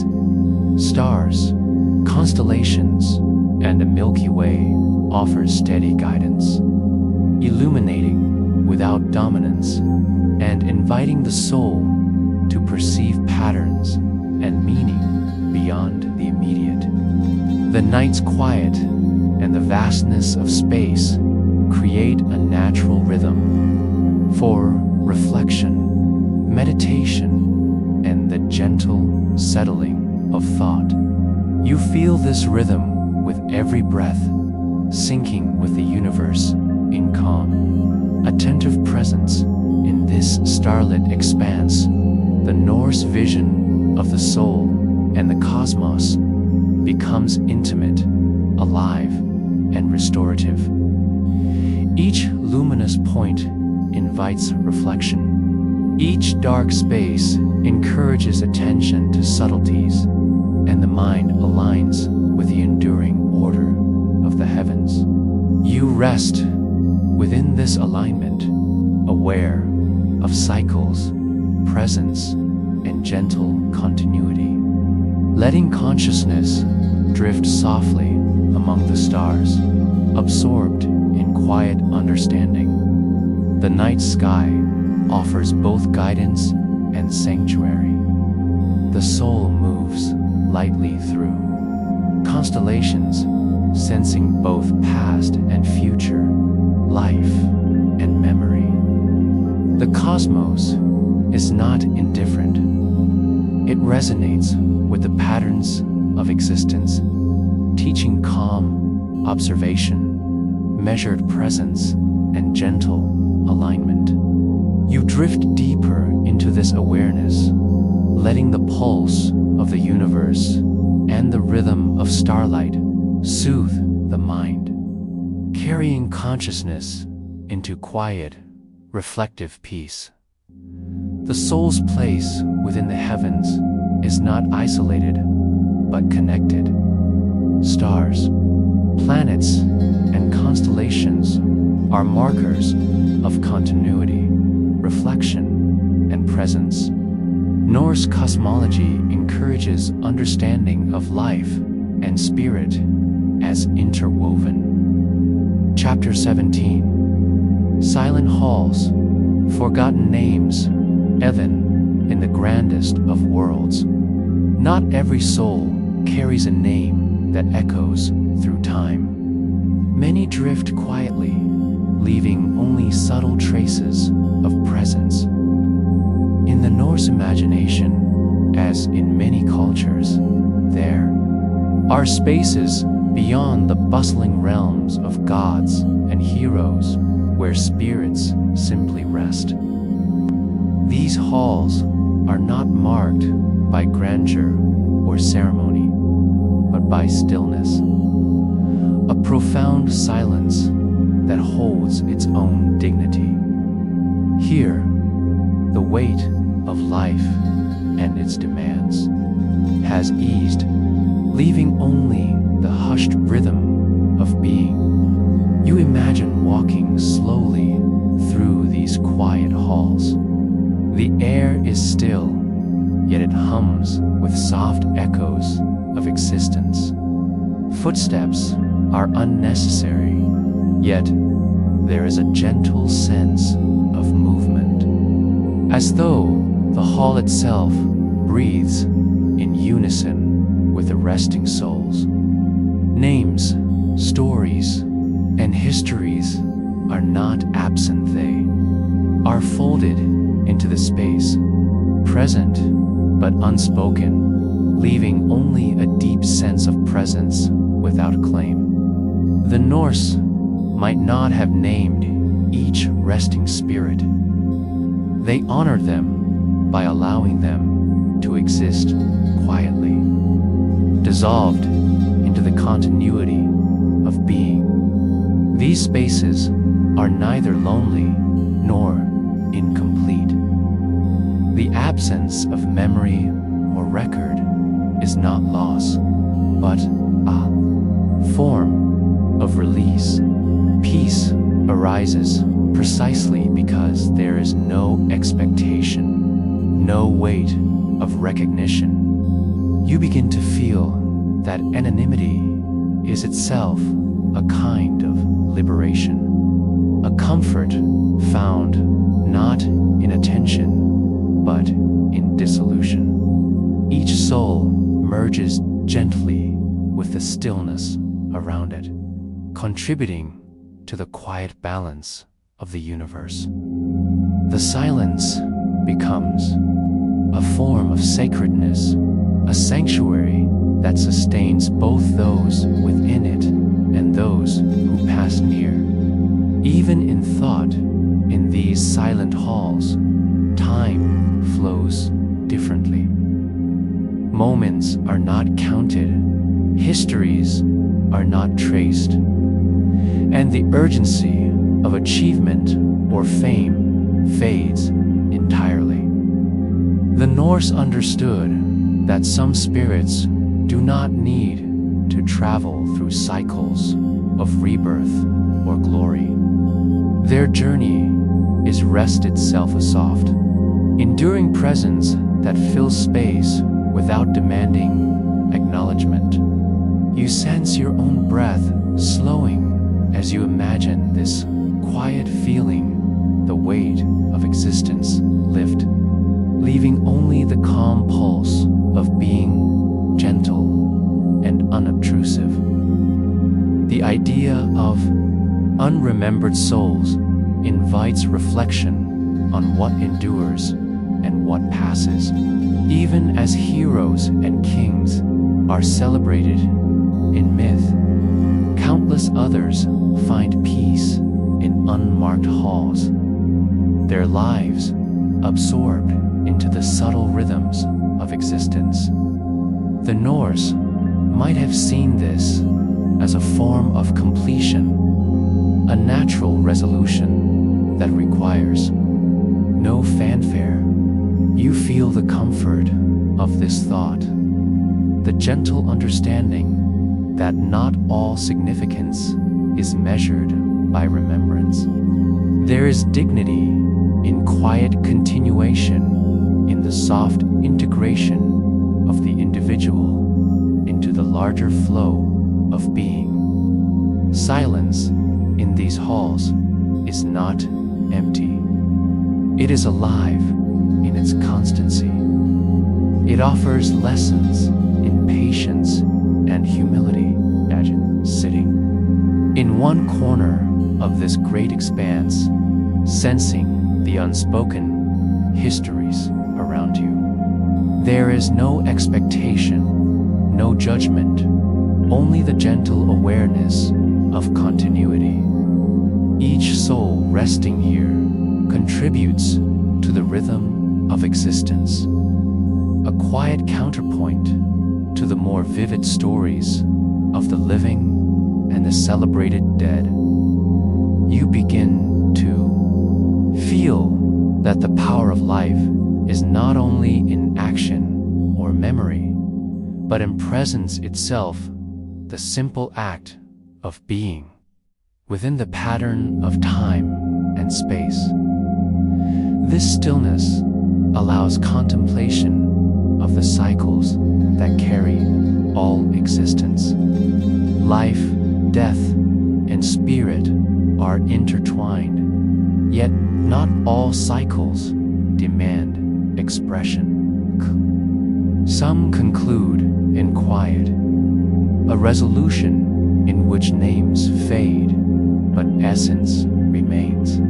You sense that there is grace in this fading, a subtle beauty in the lack of recognition. The soul here is like a slow river beneath ice, hidden but present, moving in gentle currents, sustaining the flow of all that exists without drawing attention. The Norse awareness of unremembered souls offers a counterpoint to their mythic heroes. For every Odin or Freya whose deeds ripple across stories, countless others move without notice, their journeys unchronicled yet essential. This is not despair, but a reflection of balance. The universe holds room for both fame and quietude, for action and rest, for remembrance and dissolution. You begin to perceive that anonymity can be a form of sacred alignment, emerging with patterns larger than the individual self, a soft participation in continuity without striving. These halls also speak of patience and endurance beyond life. There is no rush, no need to claim space, to assert identity, to leave traces that others can follow. Instead, each soul rests, secure in the understanding that existence itself is a network of presence and influence, even when unseen. You feel this truth settle around you, a quiet weightlessness, a reassurance that being does not require acknowledgement to matter. In the stillness, you begin to sense your own presence in a similar way, a gentle resonance within the broader fabric of life. There is also a subtle rhythm here, a pulse that can be felt rather than heard. It is neither loud nor insistent, but steady, like the heartbeat of the world beneath all activity and narrative. Each resting soul contributes to this pulse, its quiet presence, a small but necessary part of the whole. You begin to notice this rhythm in your own breathing, in the subtle shifts of awareness, and feel a kinship with those who have moved through existence quietly, leaving no mark beyond the echo of their being. The comfort of unremembered souls is both gentle and profound. You imagine the halls stretching endlessly, filled with spirits who have completed their journeys without a claim. Each occupies a space perfectly suited to its own essence, neither disturbed nor overlooked. There is a soft grace here, a reminder that presence alone can be sufficient. As your attention rests on this truth, the mind and heart find release, letting go of striving and anticipation and embracing a deeper, quieter form of peace. You may begin to perceive that these silent halls are not separate from the cosmos itself. Just as stars shine regardless of whether they are named or observed, so too do souls persist in quiet integrity. Existence continues its gentle rhythms, carrying all lives, acknowledged or unremembered, within its flow. You feel the reassurance of this, that what is unseen is not absent, and what is unspoken is not meaningless. Every soul contributes, every presence matters, even without recognition. And this thought brings a profound sense of calm. In imagining these spaces, the listener may sense the universality of quietude. It is a place where all striving dissolves, where names are unnecessary, and where the weight of legacy is lifted. The halls teach acceptance, the wisdom of patience, and the gentle power of being. You feel yourself resting here as well, a participant in the continuity of life and spirit, unburdened by expectation, carried gently by the calm rhythm of presence itself. The Norse perspective suggests that not all life demands renown or remembrance. For many, completion comes in stillness, the soft settling of the soul into the eternal rhythm of the world. Here, in this quiet hall, there is no loss, only fulfillment. Dissolution into peace becomes the ultimate return, a soft merging with the enduring order of life, the universe, and the soul. You sense that each resting presence, though unnamed, contributes to the quiet structure of existence, each pulse of spirit harmonizing with the larger, invisible rhythm. Walking mentally through these halls, you realize that the power of rest is subtle. It does not call attention, nor does it seek reward, yet its influence endures. Every unremembered soul, every nameless presence offers a soft, stabilizing effect, an example of the gentle dignity of existence completed without ceremony. You feel your own awareness aligned with this truth, inhaling calm, releasing tension, and sensing the elegance of quiet participation in the cosmos. The quiet here is not absence, but fullness. It encompasses life and memory in a subtle weave, where every soul, whether sung or silent, contributes to the enduring pulse. The halls are vast, yet intimate, each corner a place for presence, reflection, and gentle existence. You feel the soft release that comes from being unseen, unneeded, yet essential. In this, there is freedom, peace, and an unspoken completion. In these silent halls, the mind finds a space to rest. Thought may wander, but is held gently by the rhythm of being. Names may fade, stories may dissolve, yet the soul continues its quiet resonance. You imagine your own awareness joining this flow, resting softly among presences, both known and unremembered, absorbing the calm that comes from release, anonymity, and the subtle continuity of life. And as you linger in this quiet, the sense of finality is gentle rather than abrupt. Life, spirit, and memory merge seamlessly into the broader pulse of existence. The unremembered are not lost.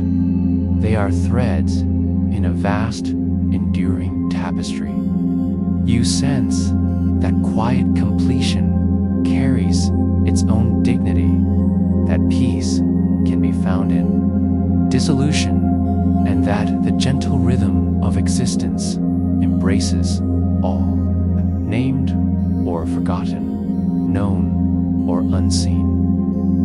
The soft exhale of this chapter lingers in consciousness, a gentle reminder that rest itself is profound, and that anonymity may be a sanctuary where the soul, unburdened, finally finds calm in these quiet halls. You begin to notice the subtle interplay of presence and space. Each soul rests in its own rhythm, yet together they form a tapestry of stillness. Movement is unnecessary here, for existence itself is enough. The Norse recognized that some spirits, unlike those of heroes or rulers, achieve a form of immortality not through deeds, but through the mere fact of being. They rest in anonymity, yet their influence persists quietly, like a soft current beneath the surface of a river. You imagine stepping lightly among them, sensing the gentle warmth of countless lives that have passed into this tranquil domain. Each breath in this hall carries the essence of those who came before, mingling subtly with the air, leaving traces of wisdom and experience that require no words. In the Norse worldview, such presences were not insignificant. They were part of the living fabric of the cosmos, sustaining the balance between the remembered and the forgotten, the loud and the quiet. This gentle order of existence suggests a kind of sacred egalitarianism. Not all spirits rise to prominence, yet each contributes to the cosmic harmony. The halls are vast, but they are intimate as well, a paradox of space and closeness, reflecting the way life and death interweave without favor or prejudice. Here, the quiet is a form of acknowledgement, a profound respect for life's subtlety. You feel a sense of relief, imagining that the measure of a soul is not in fame, but in the enduring peace it achieves. The Norse concept of these resting places also carries a lesson in humility. In life, there is striving, recognition, and attention. Yet, in these silent halls, all external measures fall away. Status, achievements, and even memory itself dissolve into the gentle rhythm of being. You begin to sense a connection with these unremembered souls, a shared understanding that the value of existence is intrinsic, not dependent on recognition. There is a quiet dignity here that feels sacred precisely because it is free from expectation. Time itself behaves differently in this space. There is no past or future, only a sustained presence, a soft continuum that allows the soul to simply be. In imagining this, you notice your own thoughts slowing, aligning with the rhythm of the hall.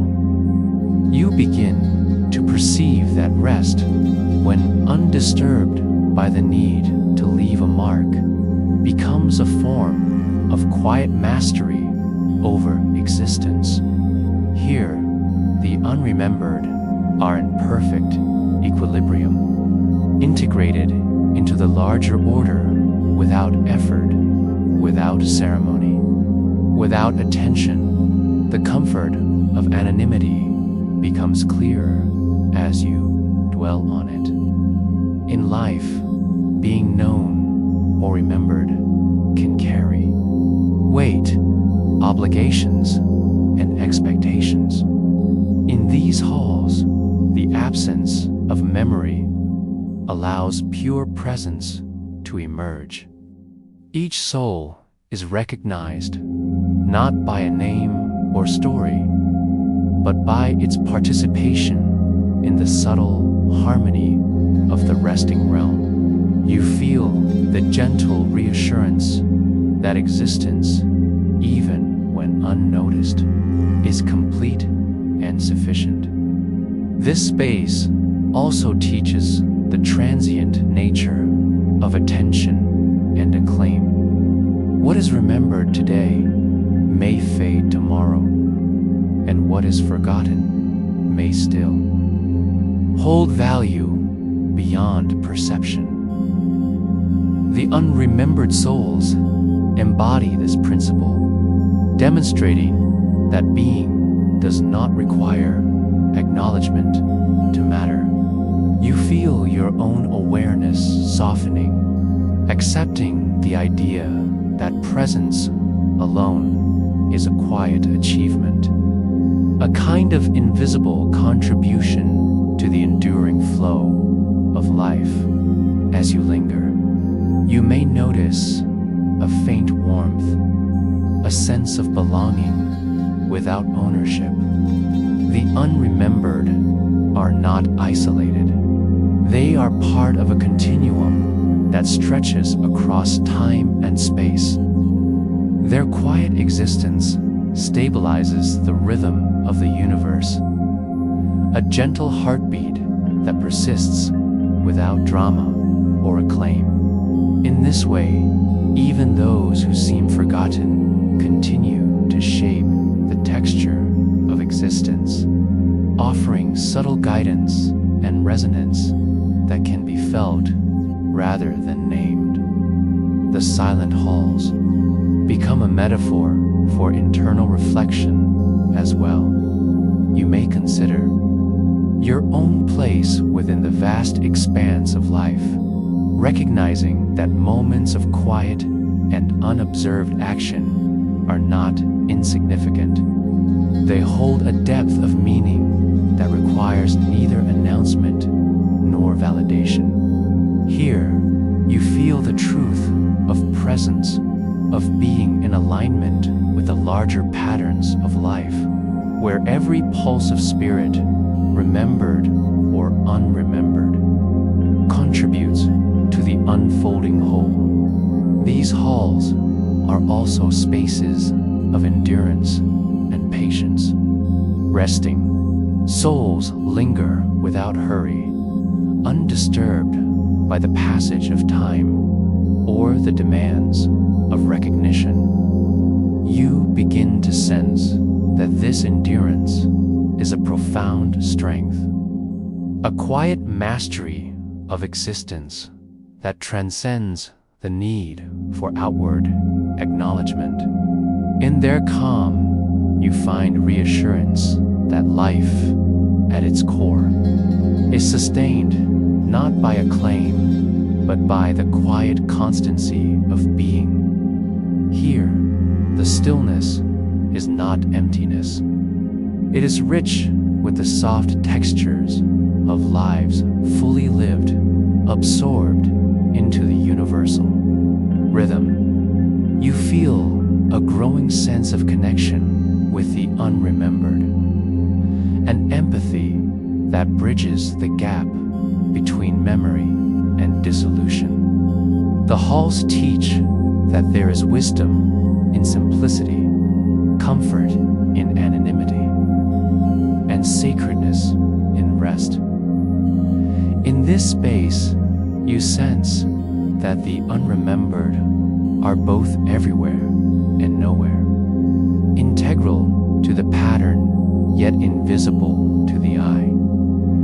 Their influence is quiet but enduring, like roots beneath the soil that sustain the life above. You feel the calm resonance of this truth settling within, a subtle recognition that even unseen, unnamed, or forgotten, existence is full, meaningful, and complete. The quiet halls invite reflection on mortality and impermanence. They suggest that the end of life does not necessarily require ceremony or memory to be significant. Completion is found in the mere act of being, in the soft dissolution into the broader order of existence. You feel the weight of this realization ease from your shoulders, replaced by a gentle understanding of continuity, balance, and rest. Here, peace is found in stillness and release. You imagine the souls merging with the rhythm of the halls, each one a soft note in the symphony of existence.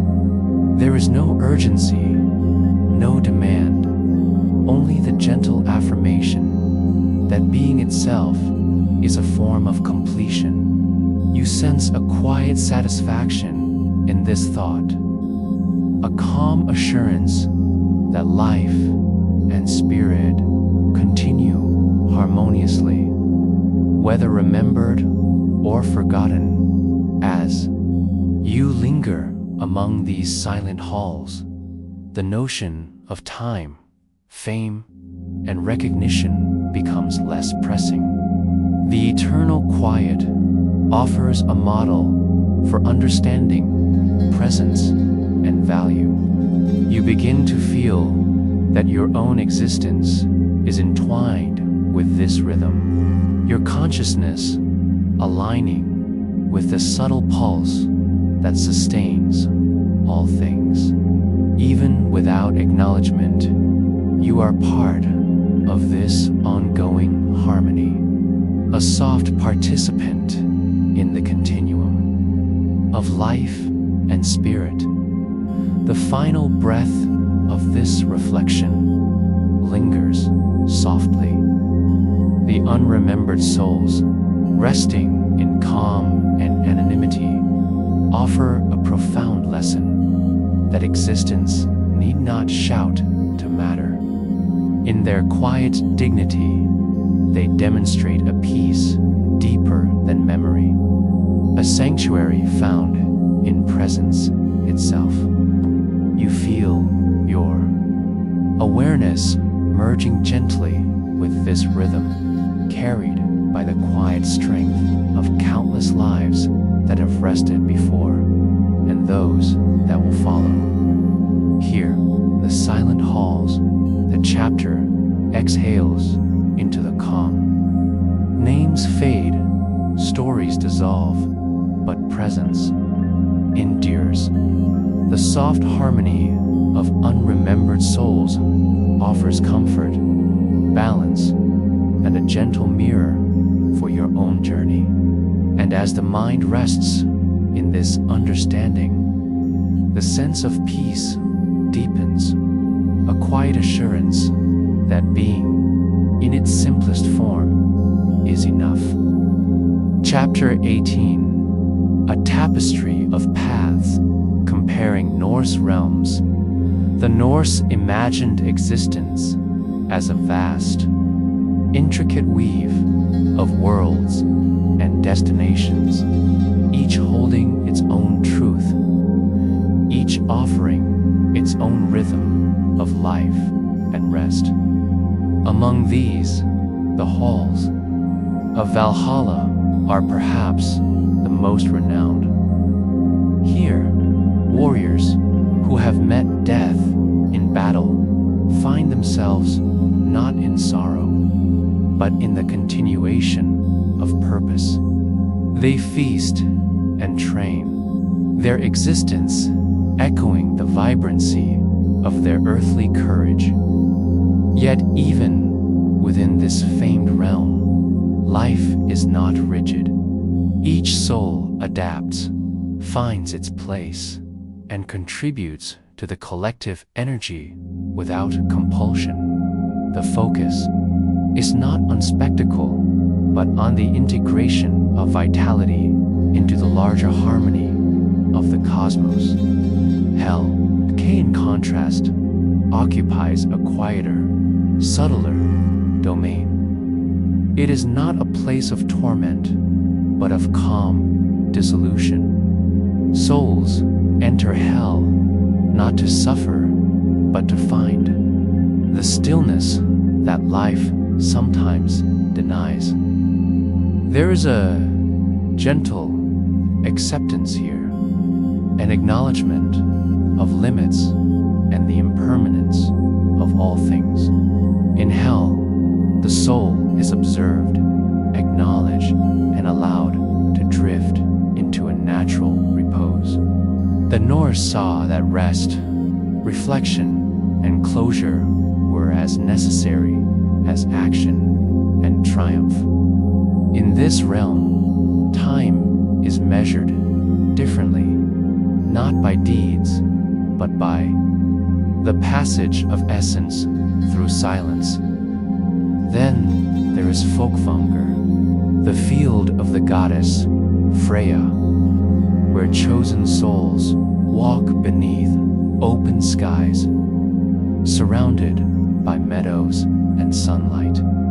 The emphasis here is balance on the blending of joy, contemplation, and shared purpose. Fólkvangr suggests that life after death is not singular. It offers a rhythm that is less about conflict and more about communion with the world and the divine. Each soul moves within this realm according to its own tendencies, guided by insight rather than decree. There is a quiet flexibility, a respect for the individual path, which is central to understanding the Norse perspective on afterlife. And Asik presents another layer entirely. The ocean is vast, unpredictable, and enveloping. Souls who traverse her waters enter a fluid, ever-changing world where movement and stillness coexist. In her embrace, the lines between land and sea, life and death begin to blur. The waves carry memory, wisdom, and the essence of countless beings, mingling them into a continuous flow. To the Norse, the sea was both a threshold and a home, a symbol of transition and of the infinite currents of existence. Here, the soul learns the rhythm of surrender, the trust that even in dissolution, there is continuity. Helgafell, the sacred hill, offers yet another perspective. Here, ordinary lives culminate in a quiet sanctity, without grandeur or upheaval. It is the place for those who have walked paths of daily life, whose contributions are subtle, whose rest is deep. The hill itself seems to hold the accumulation of countless small acts, the layering of presence, each soul gently reinforcing the enduring stability of the world. In Helgafell, the Norse acknowledged that even unremarkable lives hold a sacred weight, that the pattern of existence benefits from each quiet act of living and each uncelebrated passage. In comparing these realms, one begins to perceive the Norse understanding of multiplicity. There is no single truth, no singular endpoint. Life and death are experienced differently by each soul, just as rivers follow varied courses before joining the sea. Some paths are turbulent, some calm, some are brief, others prolonged.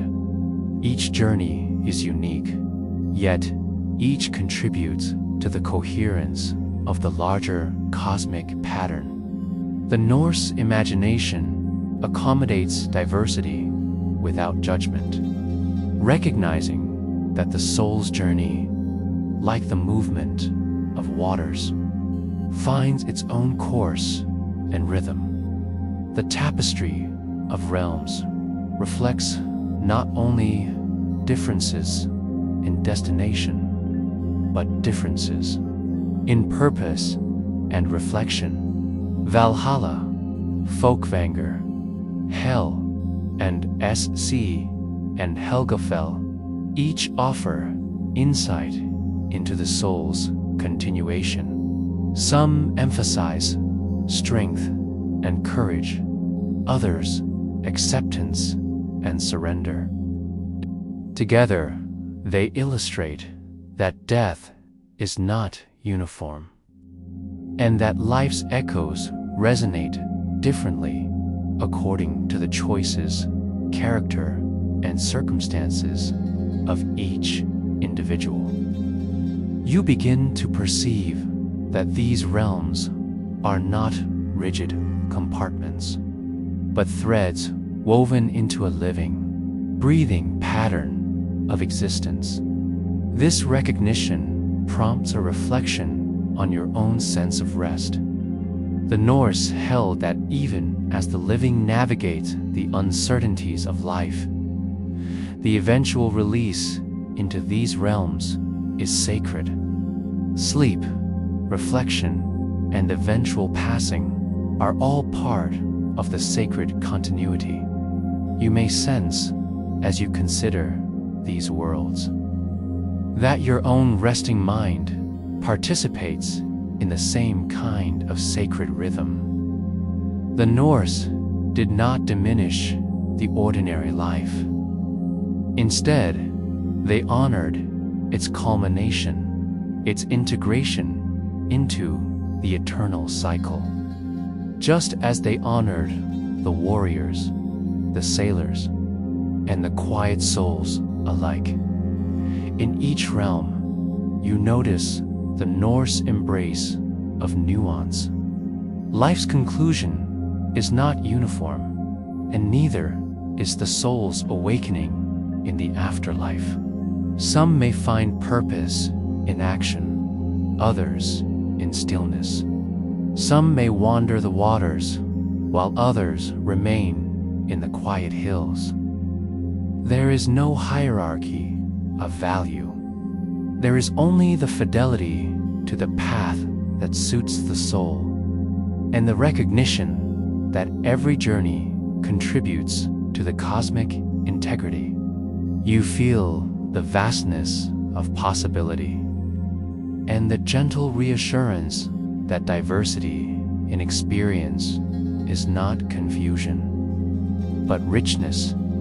The imagery of rivers merging into seas recurs naturally as you explore these realms. Each path is individual, yet all ultimately integrate into a larger current.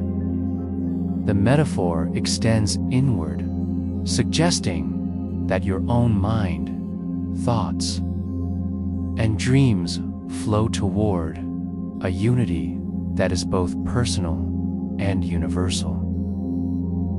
In this way, Norse cosmology encourages contemplation of one's own place within the larger order, without pressure, without judgment.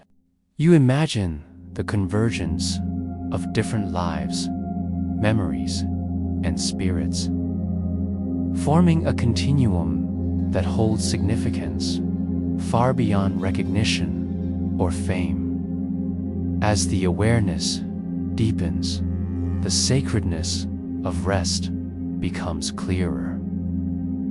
Whether a soul enters the glittering halls of Valhalla, the reflective openness of Fólkvangr, the subdued stillness of Hell, the enveloping waves of Ran, or the grounded sanctuary of Helgafell, the act of arriving is itself sacred.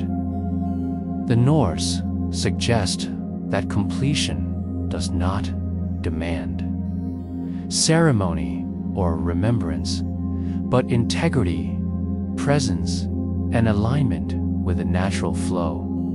You begin to sense that your own cycles of waking and resting, of thought and pause, mirror this rhythm in a subtle, sacred way.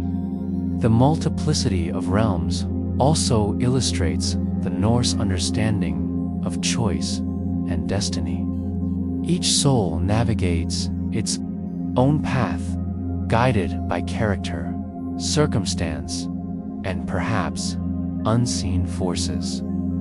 There is no single mandate that dictates outcome. There is, instead, an interplay between action, consequence, and spiritual inclination.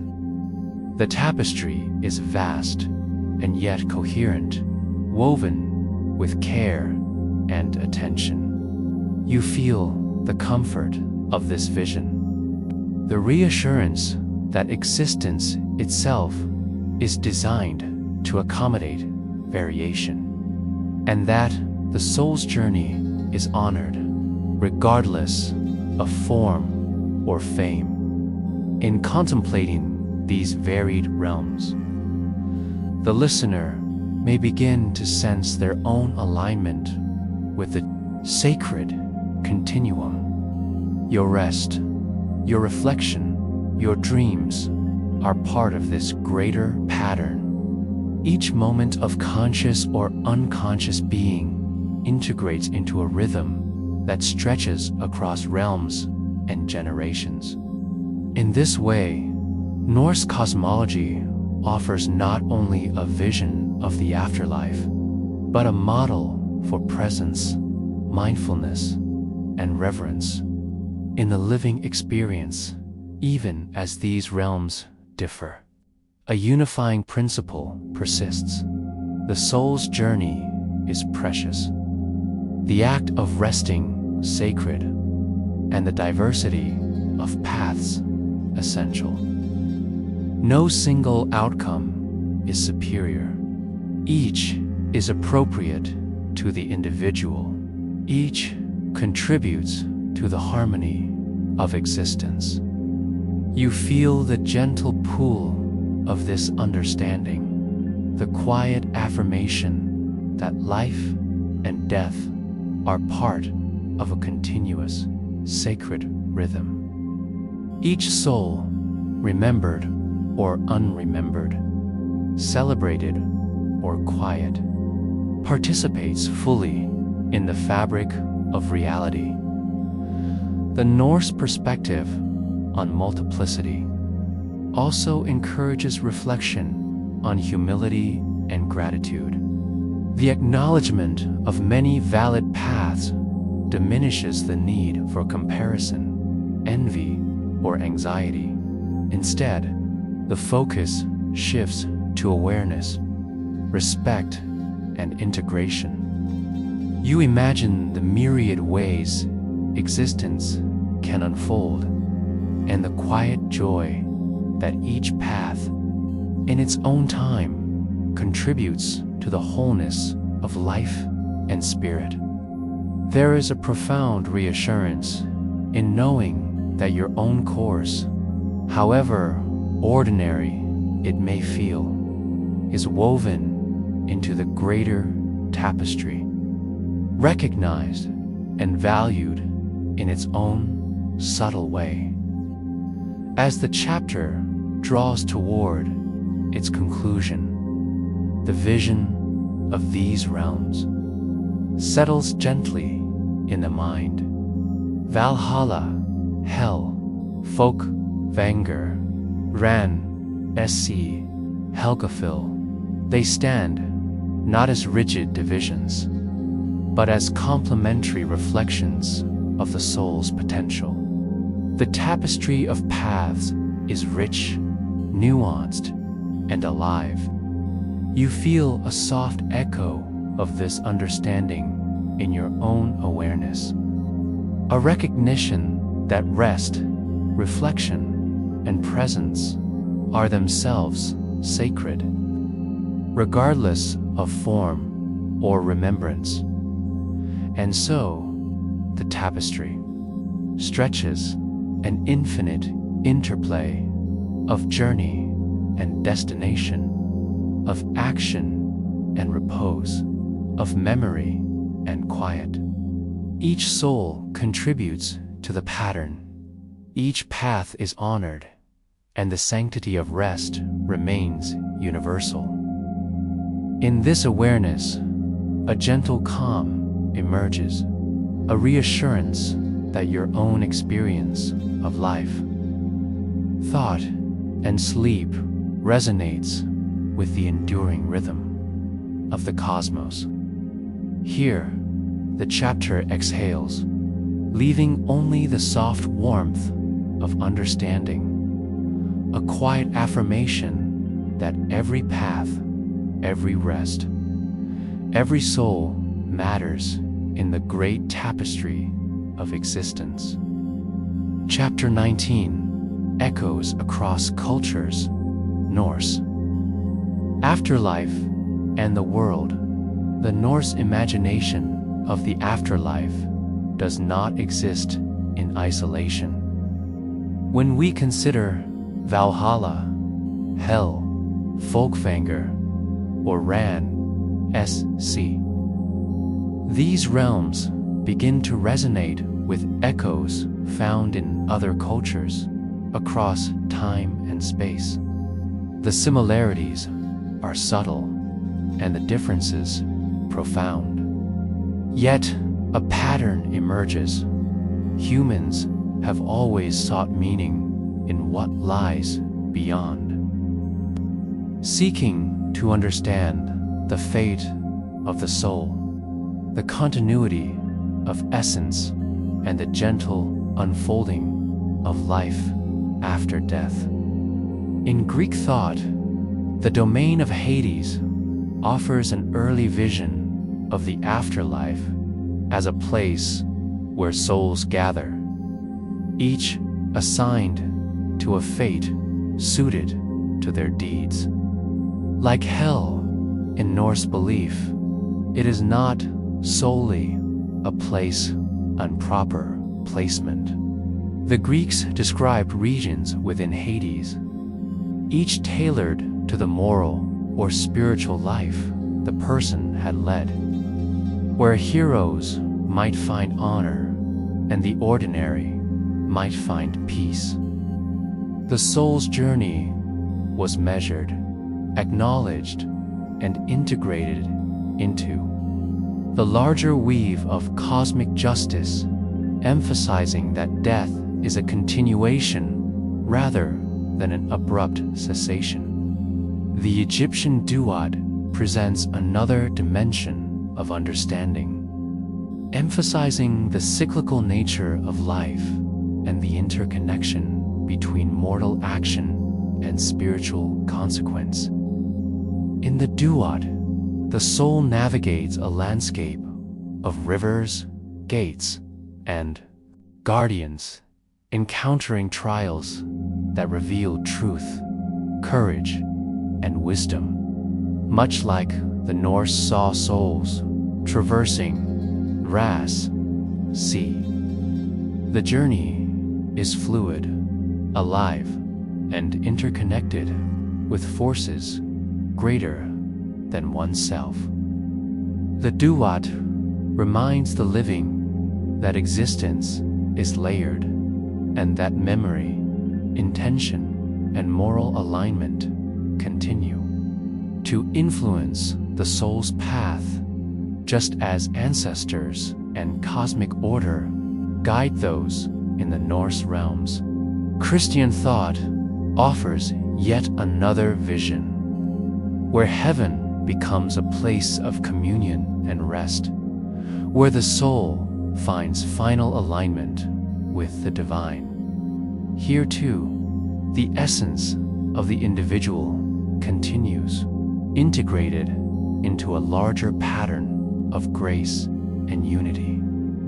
Though the imagery differs, valleys of light rather than meadows, the firmament of God rather than the northern skies, the underlying intention is familiar: to recognize the soul's continuity, to honor the journey, and to provide a framework for understanding life's impermanence in a way that offers comfort and direction. Across these cultures, a remarkable convergence appears. Death is not merely the end of life's motion, but a threshold into spaces that allow reflection, restoration, and recognition. The Norse, Greeks, Egyptians, and Christians all explore this threshold differently, yet they all convey a sense of care for the soul, a gentle scaffolding for what comes next. The imagery varies: halls, rivers, gates, heavens, but the purpose is shared. Humans seek to understand, to honor, and to find continuity in existence beyond the tangible world. In this comparison, one begins to see the universality of human longing. Across continents and centuries, societies have cultivated visions of rest that are not fear-driven, but intention-driven. The afterlife becomes a mirror, reflecting values, fears, and aspirations of the living. The Norse, with their emphasis on multiplicity of realms, contribute a unique thread. Yet their approach resonates with the Greek, the Egyptian, and the Christian in its acknowledgement of the soul's persistence, its right to find peace, and its connection to the cosmic order. The Norse focus on individuality within the collective mirrors insights found elsewhere. Just as Valhalla and Fólkvangr honor distinct forms of valor or favor, Hades distinguishes hero from ordinary citizen. The duat measures each soul's alignment, and Christian heaven recognizes the fulfillment of divine intention in each life. The principle is consistent. Each soul's experience matters. Each path is both unique and integrated into a larger harmony. There is a respect for difference and a sense of inevitable convergence into universal meaning. Even the language of these afterlives suggests care and guidance. The Norse name their realms thoughtfully, as do the Egyptians and Greeks. There is an intention behind the designation, a way to orient the living, to create patterns of understanding, and to provide structures within which souls might navigate. The guiding principles are clarity, integration, and continuity. The soul is never left unanchored. There is always a landscape, a rhythm, and a framework. No matter how fantastical the imagery may appear from the outside, considering these parallels, you may notice a soft hum of reassurance threading through human thought. Across time and culture, humans have envisioned spaces where the essence continues, where memory, action, and intention carry forward, and where rest is honored as sacred. These visions do not insist on identical experiences, but they consistently offer a promise that life's departure is met with care, structure, and purpose. Even in quiet anonymity, as in Helgafell or some sectors of Hades, there is recognition. Even in challenge or trial, as in Riot, there is guidance. There is a contemplative rhythm to this awareness. Each cultural vision, while unique, encourages reflection on one's own life, choices, and values.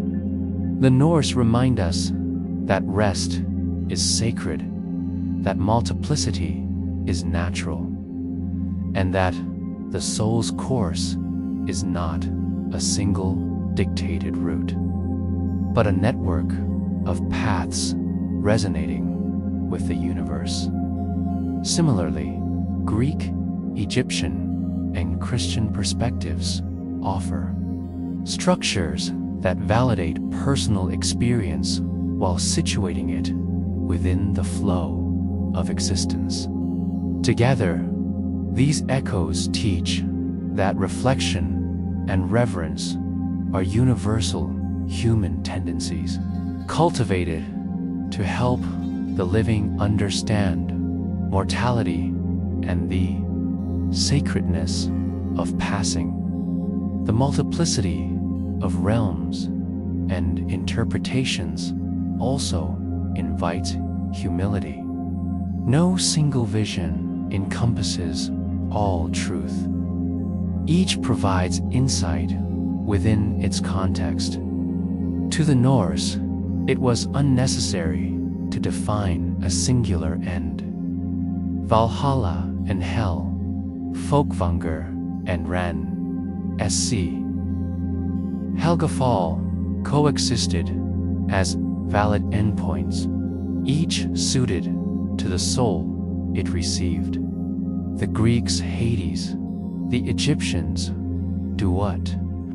The Christian Heavenage framework reflects cultural values while addressing the fundamental human need for meaning. You begin to sense that this multiplicity is itself a form of sacred wisdom, a recognition that life and death cannot be fully contained in one vision. There is also comfort in the attention to process.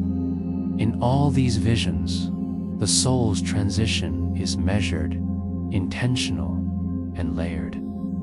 It is not an abrupt vanishing, but a movement into a different order of being. The Norse sees meadows, halls, and hills echo the Egyptian rivers and gates, the Greek courts and fields, the Christian celestial spaces.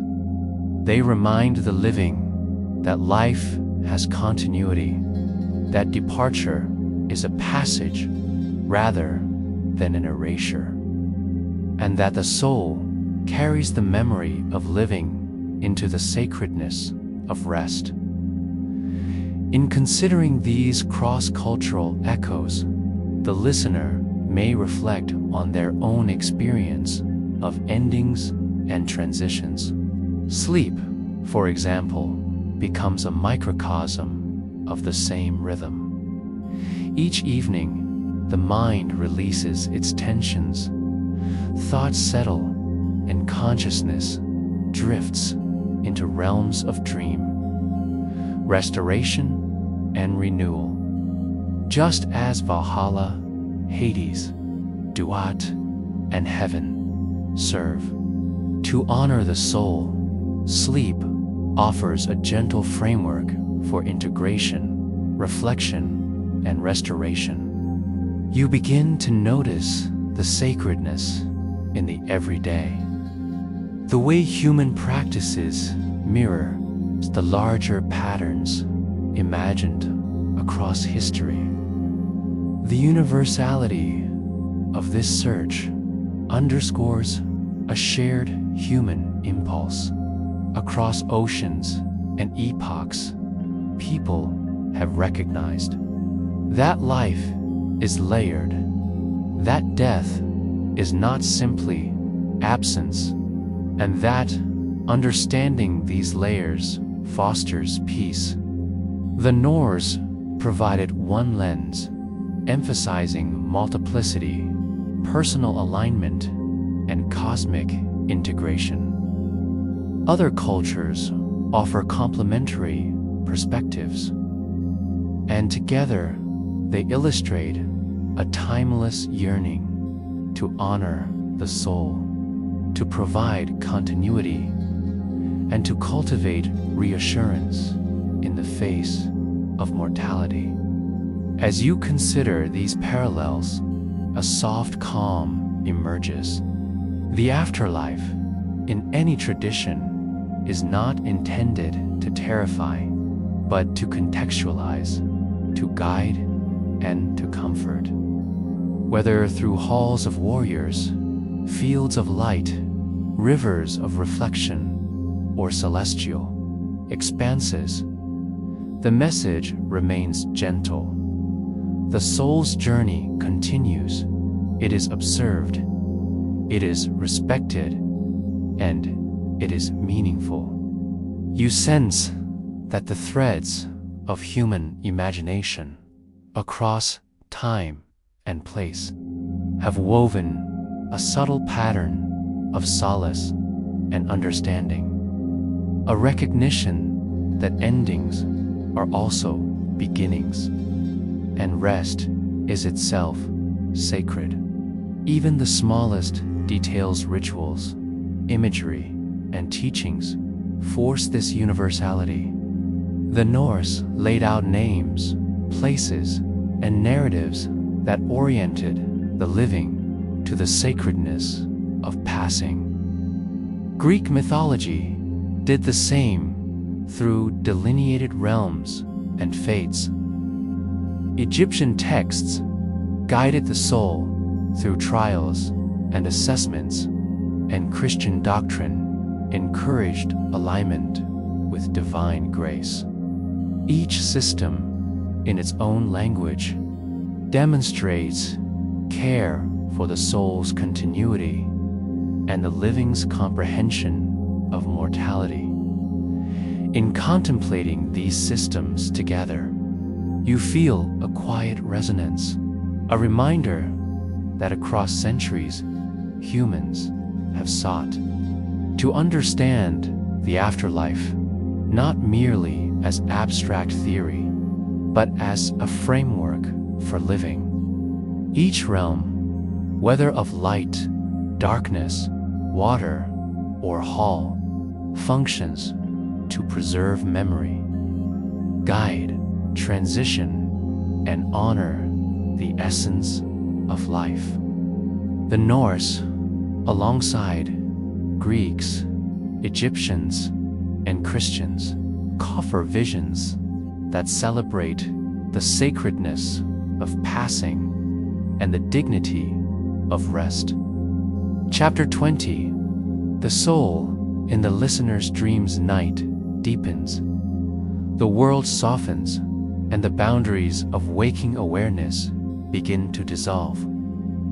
The quiet of the evening settles, not just around you, but within you, like a gentle tide moving through the contours of your mind.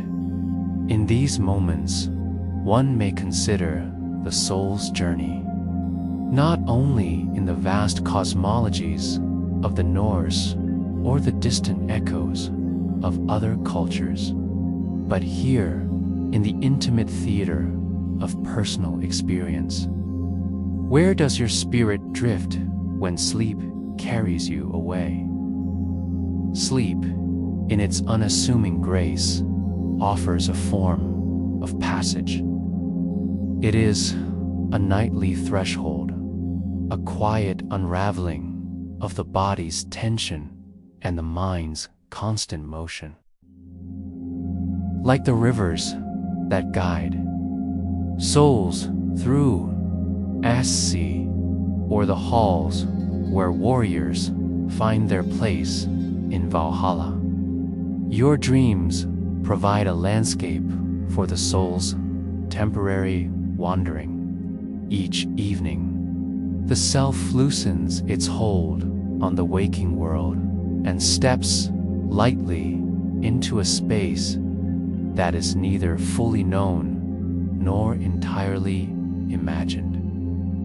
A realm of reflection, renewal, and unspoken understanding. The Norse believed that the soul is multifaceted, capable of traversing not only the physical earth, but also unseen dimensions, touching upon the divine and the ancestral. In sleep, perhaps your consciousness brushes against similar realms, moving through a latticework of memory, emotion, and insight. The quiet hum of your breath becomes a guide, as steady and invisible as the currents that carried the dead across fjords and rivers, offering a gentle structure to your own nocturnal journey. Consider the stars, the same stars that once guided the thoughts of ancient peoples. They watch over your sleep, unchanging yet infinite, connecting your mind to a rhythm older than memory. The constellations are not merely patterns, but markers of continuity, of cycles that carry life and consciousness forward. Each star seems to whisper that the journey of the soul is never singular or abrupt.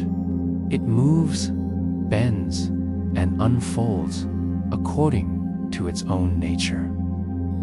Reflecting back to the dreamer, a quiet reassurance that endings are but pauses between motions, and beginnings emerge as naturally as the dawn. Within the stillness of night, your dreams become a mirror of the soul's wandering. Scenes may shift, faces may appear and dissolve, emotions rise and fall with gentle unpredictability.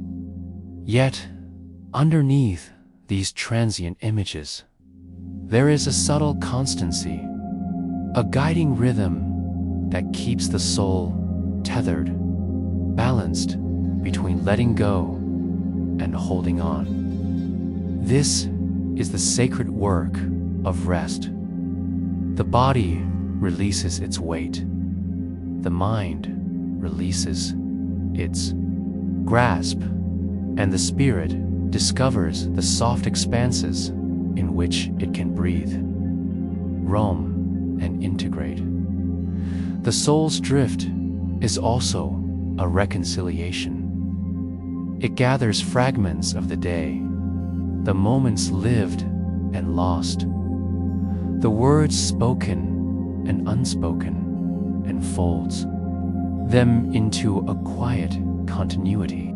Just as the Norse imagined souls passing through multiple realms, each with its own purpose and tone, so too does sleep provide layered experiences.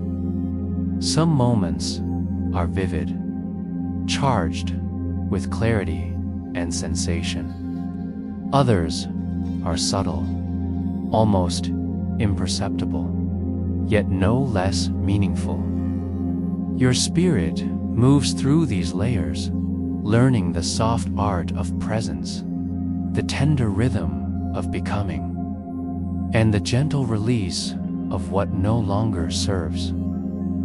There is a sacred intimacy to this process.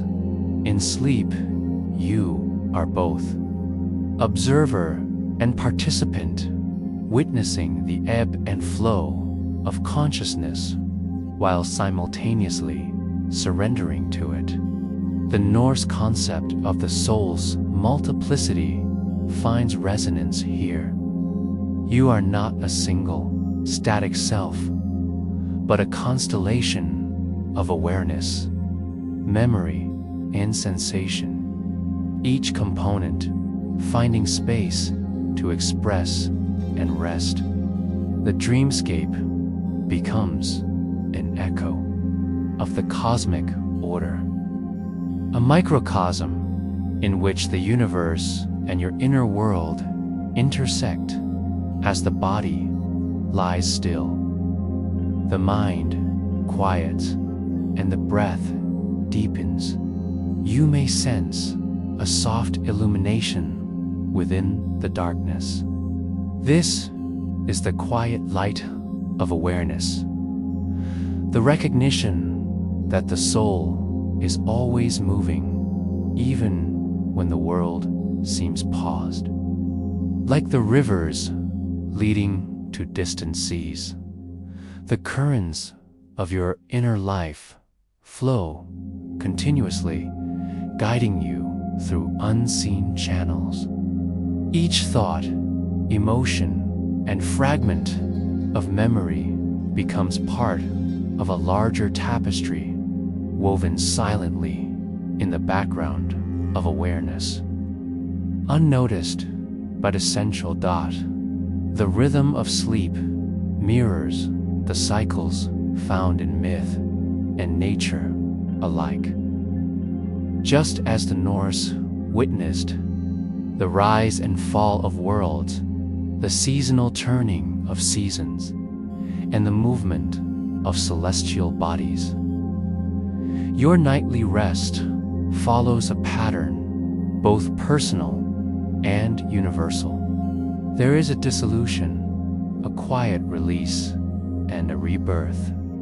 Each night, the soul practices a form of renewal, integrating experiences, softening edges, and preparing for the next day with a subtle wisdom that only rest can convey.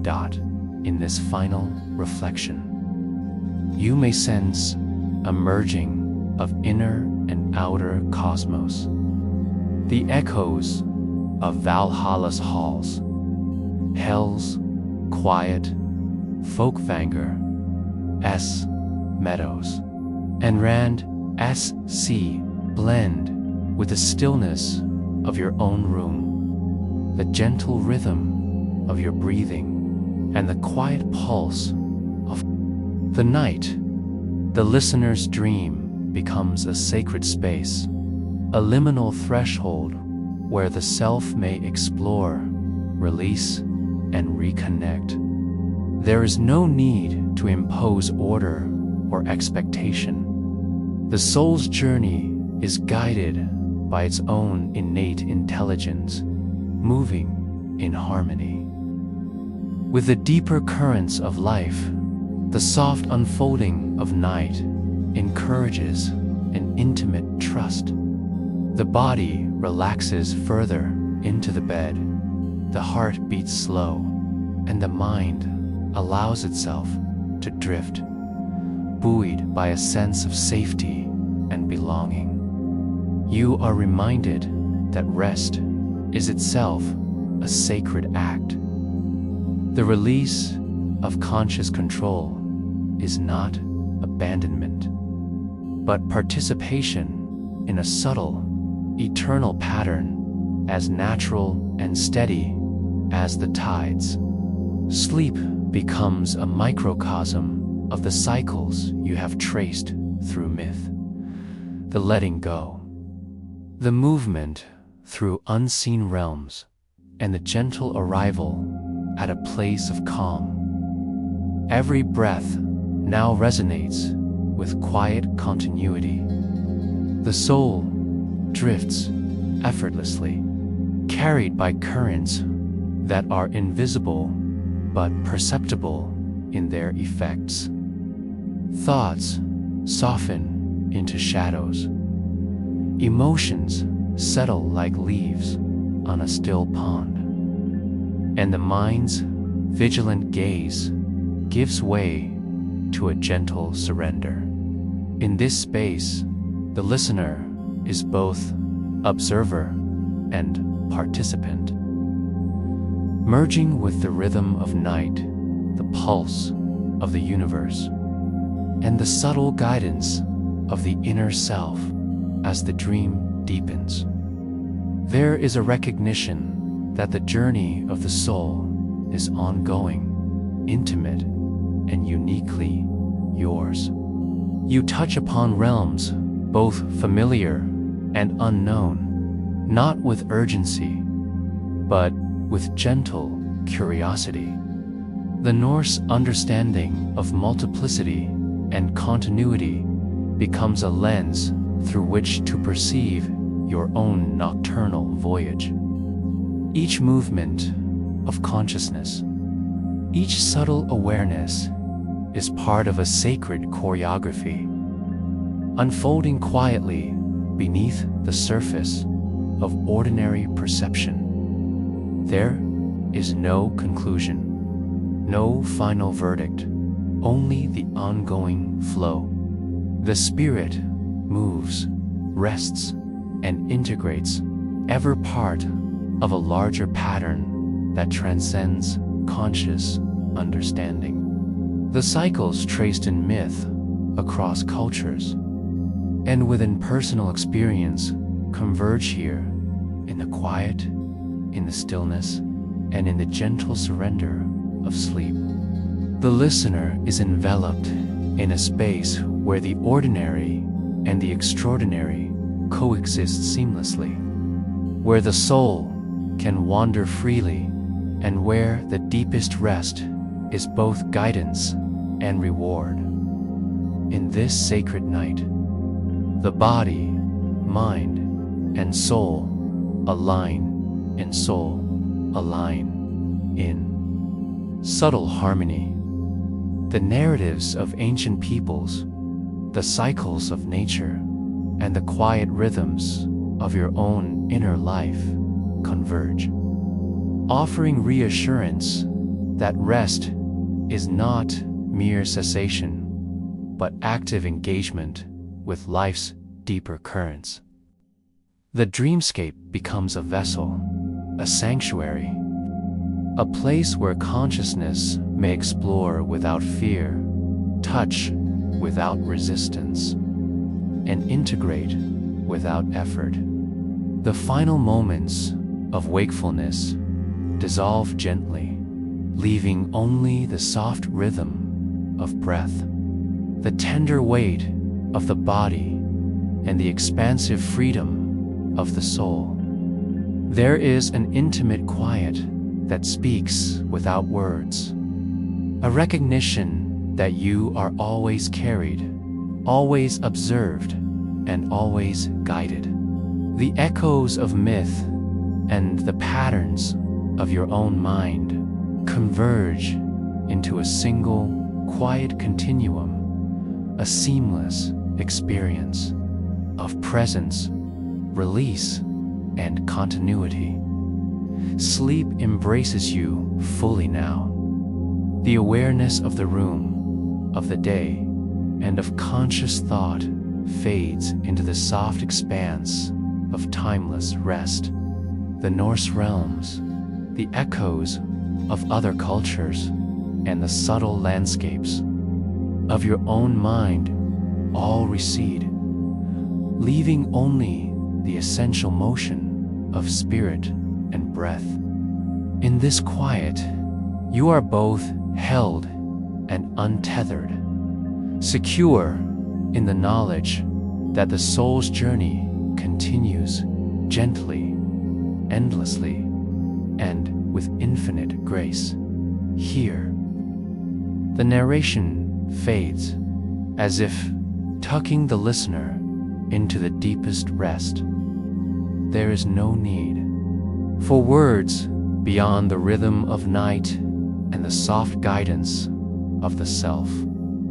The soul drifts freely, carried by currents older than memory, reaching a place that is quiet, infinite, and tenderly yours.